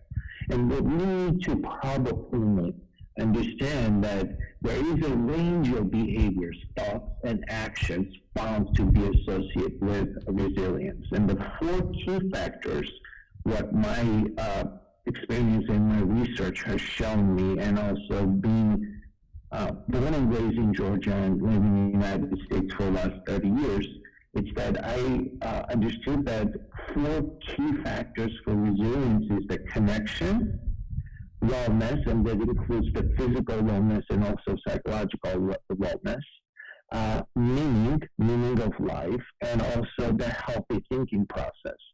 So it's just like, how do we build that? How do we make, and it's again, to quote former First Lady, it takes a village to raise a child, right? It takes a village to get the community to become resilient, and it has to start the combination of government. Government should provide community-based opportunities, and that 2 individuals should have environmental and personal resources to develop this resilience. And it's a long process, but it can be done. It can be done, and anyone can learn. Anybody engaged in the topic of resilience, if there's any student, you will be employed for a long time if you go on exploring the topic, because it's a multi-year, if lifelong, I would say, a task to deal with. And I guess as the stressors and external shocks and malign influencers grow in number and grow in intensity, I think the topic will only grow in relevance. And final question from me, and then please the audience line up your questions if you have any. I'm sure you do.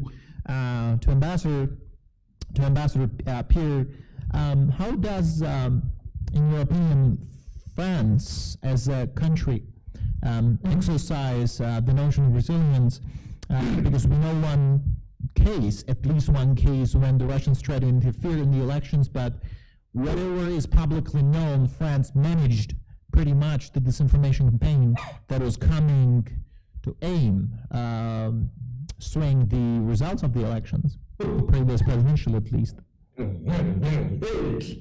Yes, it is exactly the point I would like to speak about, exactly the disinformation and we must in France and Europe to enhance our capacity and possibility to fight with the disinformation coming from outside, through cyber attacks and through, especially in the internet.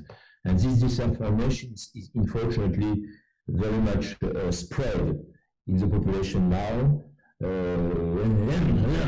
and especially through the conspiracy sites, etc. And it could touch a lot of topics.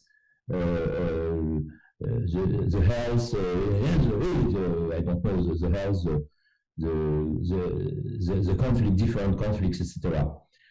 And of course, the French government and other EU governments try to make the best to fight against them, and that is also one of the most important point and priority of the EU, proclaimed especially and reaffirmed by the French presidency, to combat and fight against disinformation. Thank you. Thank you so much.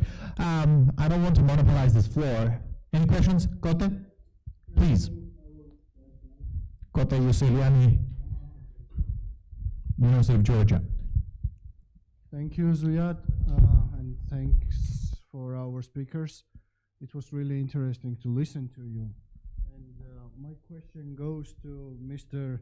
Mindiaga Bichwaya. As Zuyad, you mentioned how it is when people sort of recover. Do they go back to the same status as they used to feel or be while they discover that they have problems and they have to take care of their problems? And when they go back, how close they are to that point when they felt themselves normal? When it comes to resilience, what's also the flow of false information and what we discussed during the second panel? How does it correlate with the recovering process? And is it just a personal, or it applies to wider groups or to a whole nation at the same point? Mm-hmm. Thank you. Yeah, thank you. Thanks for a great question. So I'm going to break down to a couple components you asked. So one of the things that what I learned and what I want to emphasize is that resilience is understood to be fostered by both environmental and genetic factors as well. So that's why when the general mentioned about culture comes from the environmental component and also genetical factors, right? So, but what the thing we need to talk, and we need to probably from the clinical perspective, and I'm only going to talk from the clinical perspective, that doing that understanding the resilience is a process. So there are days when one might lose that battle of bouncing back, but on other days one could emerge glorious over adversity or any kind of trauma they are experiencing. So what the work process looks like is that pretty much from the clinical perspective is the final result what matters. It's almost that to extend there are a lot of military personnel here, so I'm gonna kind of try to use some of the military language, but it's not, it's resilience is also an outcome. It's losing the battle but winning the war. So that's the pretty much process going on from psychological perspective. And the steps to develop, yeah, we might bounce back at times, but we might fall as well. So it's this work process. Thank you, Medea. It also partially covered the question of our friend, Dr. Lashet Zebishashvili, who was asking pretty much something similar. Lashet Zebishashvili, professor and head of the IR, who could not be with us. He's one of the organizers of today's event, but for objective reasons, he could not join us. He's got questions to General Goldea, and the question follows like this. As you know, it's very difficult for postmodern, post-industrial countries to refer to patriotism as the major source of mass mobilization. So if the concept of patriotism or even nationalism is excluded from the available tools of toolbox, when we're talking about the resilience, what other concepts or mechanisms can successfully be applied to achieve higher level of emotional, psychological response to a particular threat? Hopefully I was able to formulate the question to you succinctly. General? Only a second, because bad connections. Only a second, because the role of patriotism in this counter these threats. Sorry.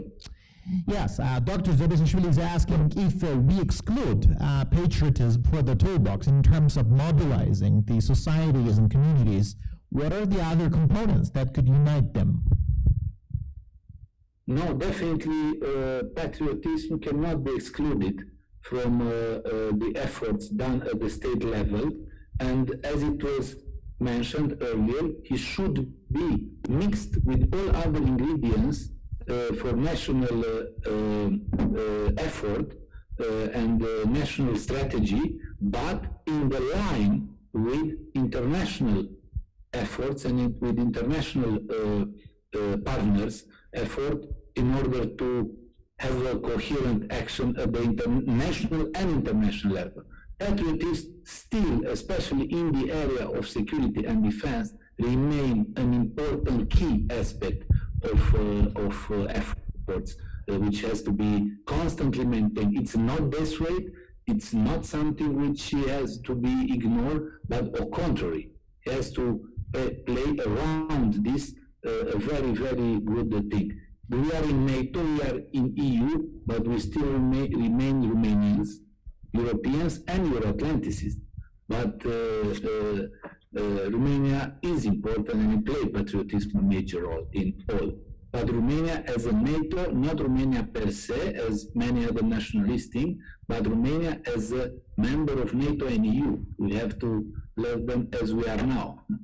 Talking about, thank you, individual national identities in terms of making, forming unity as a Europe, as a European Union, as NATO. It's an important data point out there. I'm coming back to my Georgian colleague here, asking what are some of the lessons that we could glean, Georgians here sitting in Tbilisi. We're talking about resilience. Dinner time is approaching. We got 7 more minutes to go.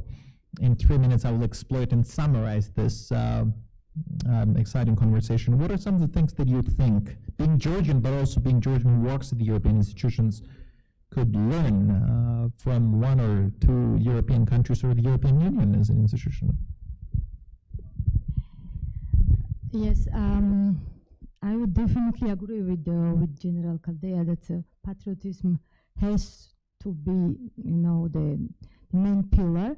But I think that Georgians, we can also learn another lesson that the European Union is learning itself today. It's that with the COVID pandemic. Or do you think Georgia could teach something back? Is there anything like that? Yes, I pretty much, I'm sure that we can, give some lessons. I saw many European friends or colleagues afraid when the pandemic started, and I said, I thought that I was much more resilient because I remember how the Soviet Union, collapsed and we survived. We were resilient. So I can assure you that You were resilient, or you found yourself resilient, perhaps? You didn't know? Did you know? More resilient, yeah, than my colleagues who are French mainly. And I can say that we can teach lots of things, but I think that we can also take lessons the European Union is driving now from the pandemic. It's all the disinformation campaign, etc., on the pandemic, anti-vax movement, etc. They found, solid ground on the fact that European institutions or European governments sometimes they are not so transparent. So if you ensure transparency, then confidence of your public is greater. So now the European Union is like driving lessons, and we will also produce lots of other committees and documents, resolutions, etc., policies. But the main thing that is really to be ensured is that with the crisis like this, you should ensure more transparency of your policies. Then people adhere, to your policy. If you are hiding something, if you are, have some scandals about, your text messages to the Pfizer CEO, then that's sure that it doesn't help because it gives ground to the, interference power to build on that, completist theories, and it is captivating, European or even Georgian public. So I would advise to put also our emphasis on the transparency. Lessons and observations, and we are wrapping up in a couple of minutes, but I'll come back to Dr. Preiser. A quick question, which is from research and practice, what are some of the lessons that Germany or any European country could export outside in terms of making them more resilient, if there is any? You may be muted, Doctor.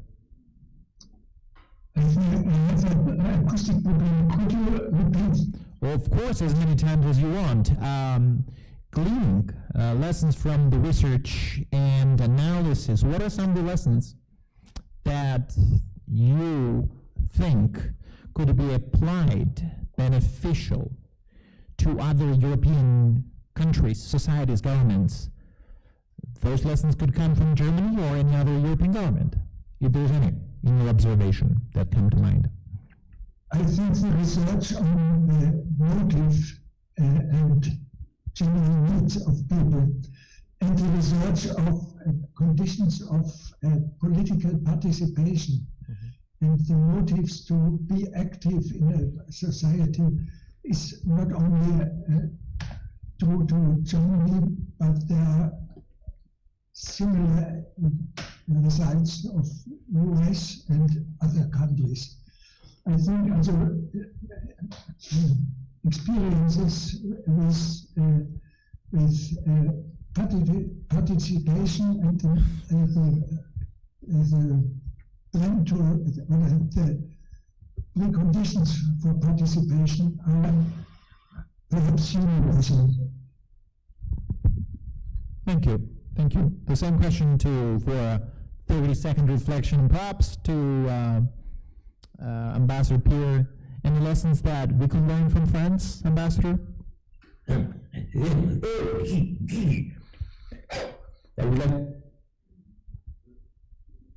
Yeah, we can hear you now.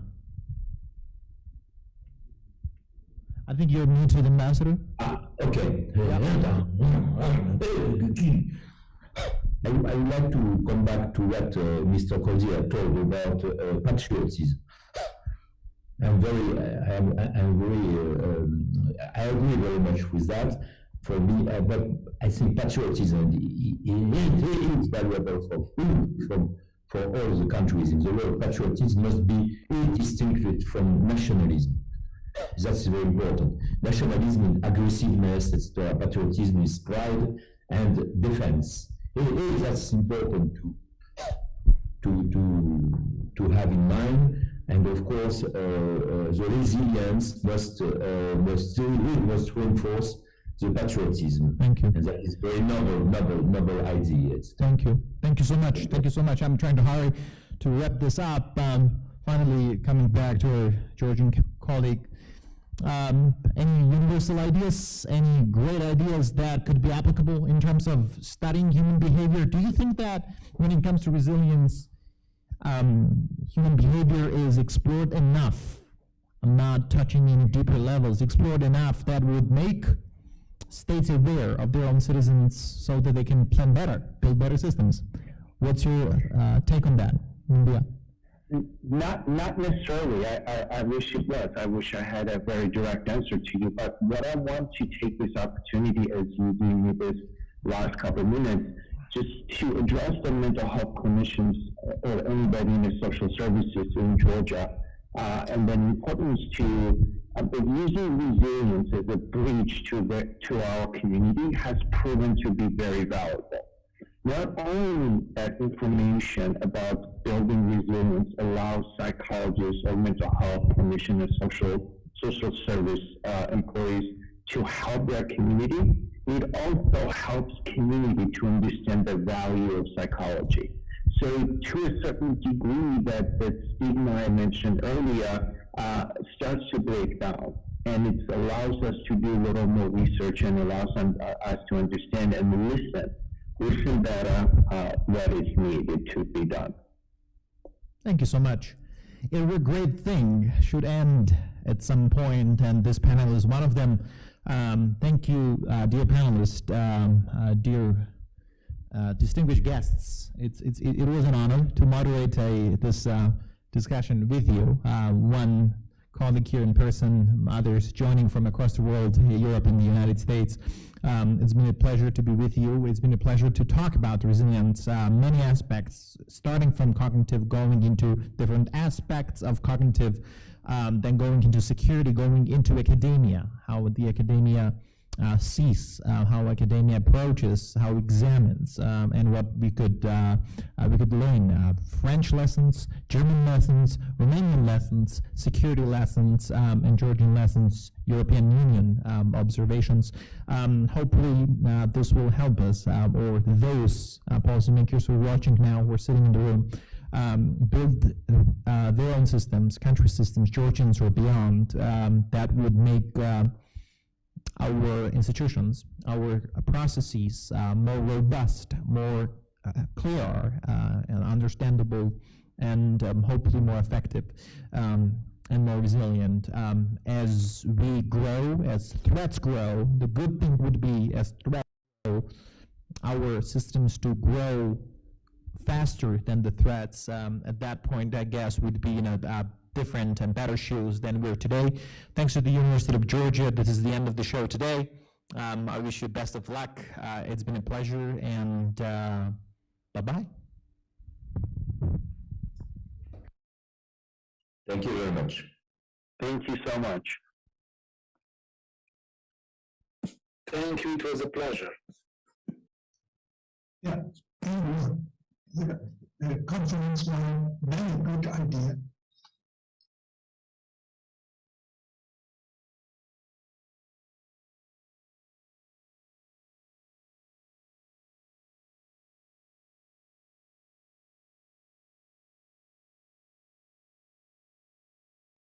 To say a few words before we say goodbye to each other, and as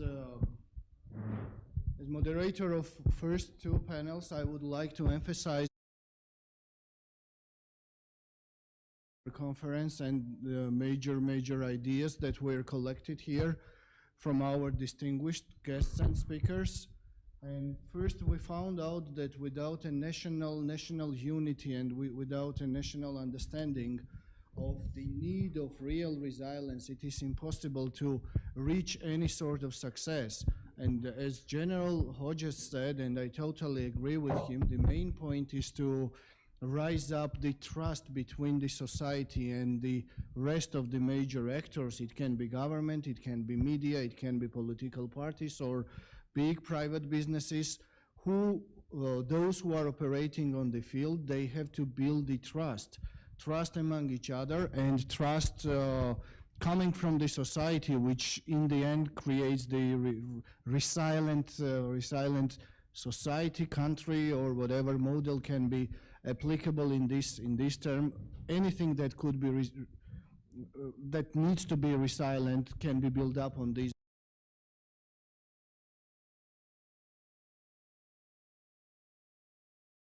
That not only turtles are confronted by the bad news and not reliable news and not reliable information, but total nations, whole nations are the targets which are suffering out of this.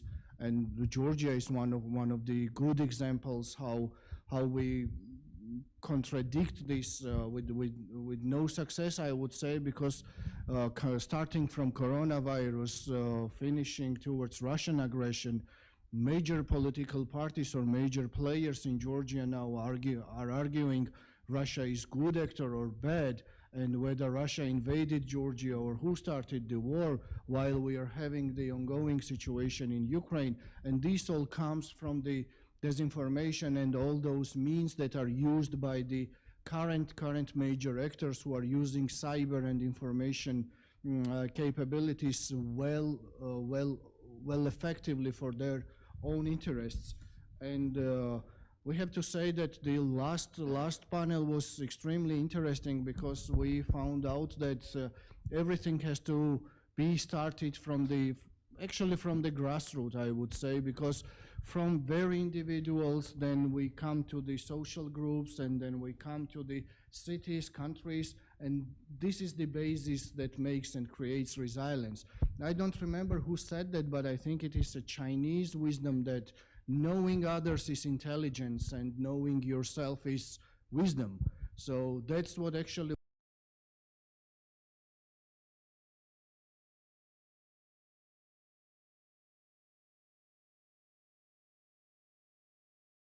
on today's conference, and Georgia is the least resilient country, unfortunately. And I have the right to say that because I'm Georgian and I know very well what is going on here.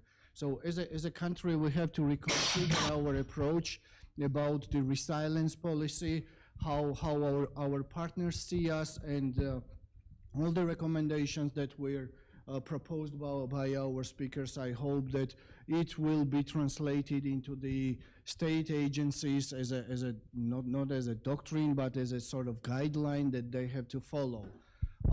And in the end, I would like to thank all of you who have been participating in our conference, all our guests and all our speakers at the same time. Of course, the leadership of university is the creator of this conference, which was really very interesting and very useful and very timely. And I want especially to thank Ninutsa, Salome, and Tinatin, who made this day work technically and not only technically but also practically very successful. Our technical staff, I would like to thank them, and thank all of you for making this event be so successful.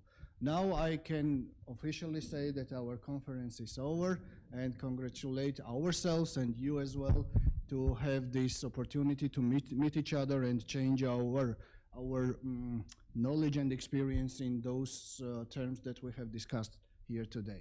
Thank you very much again.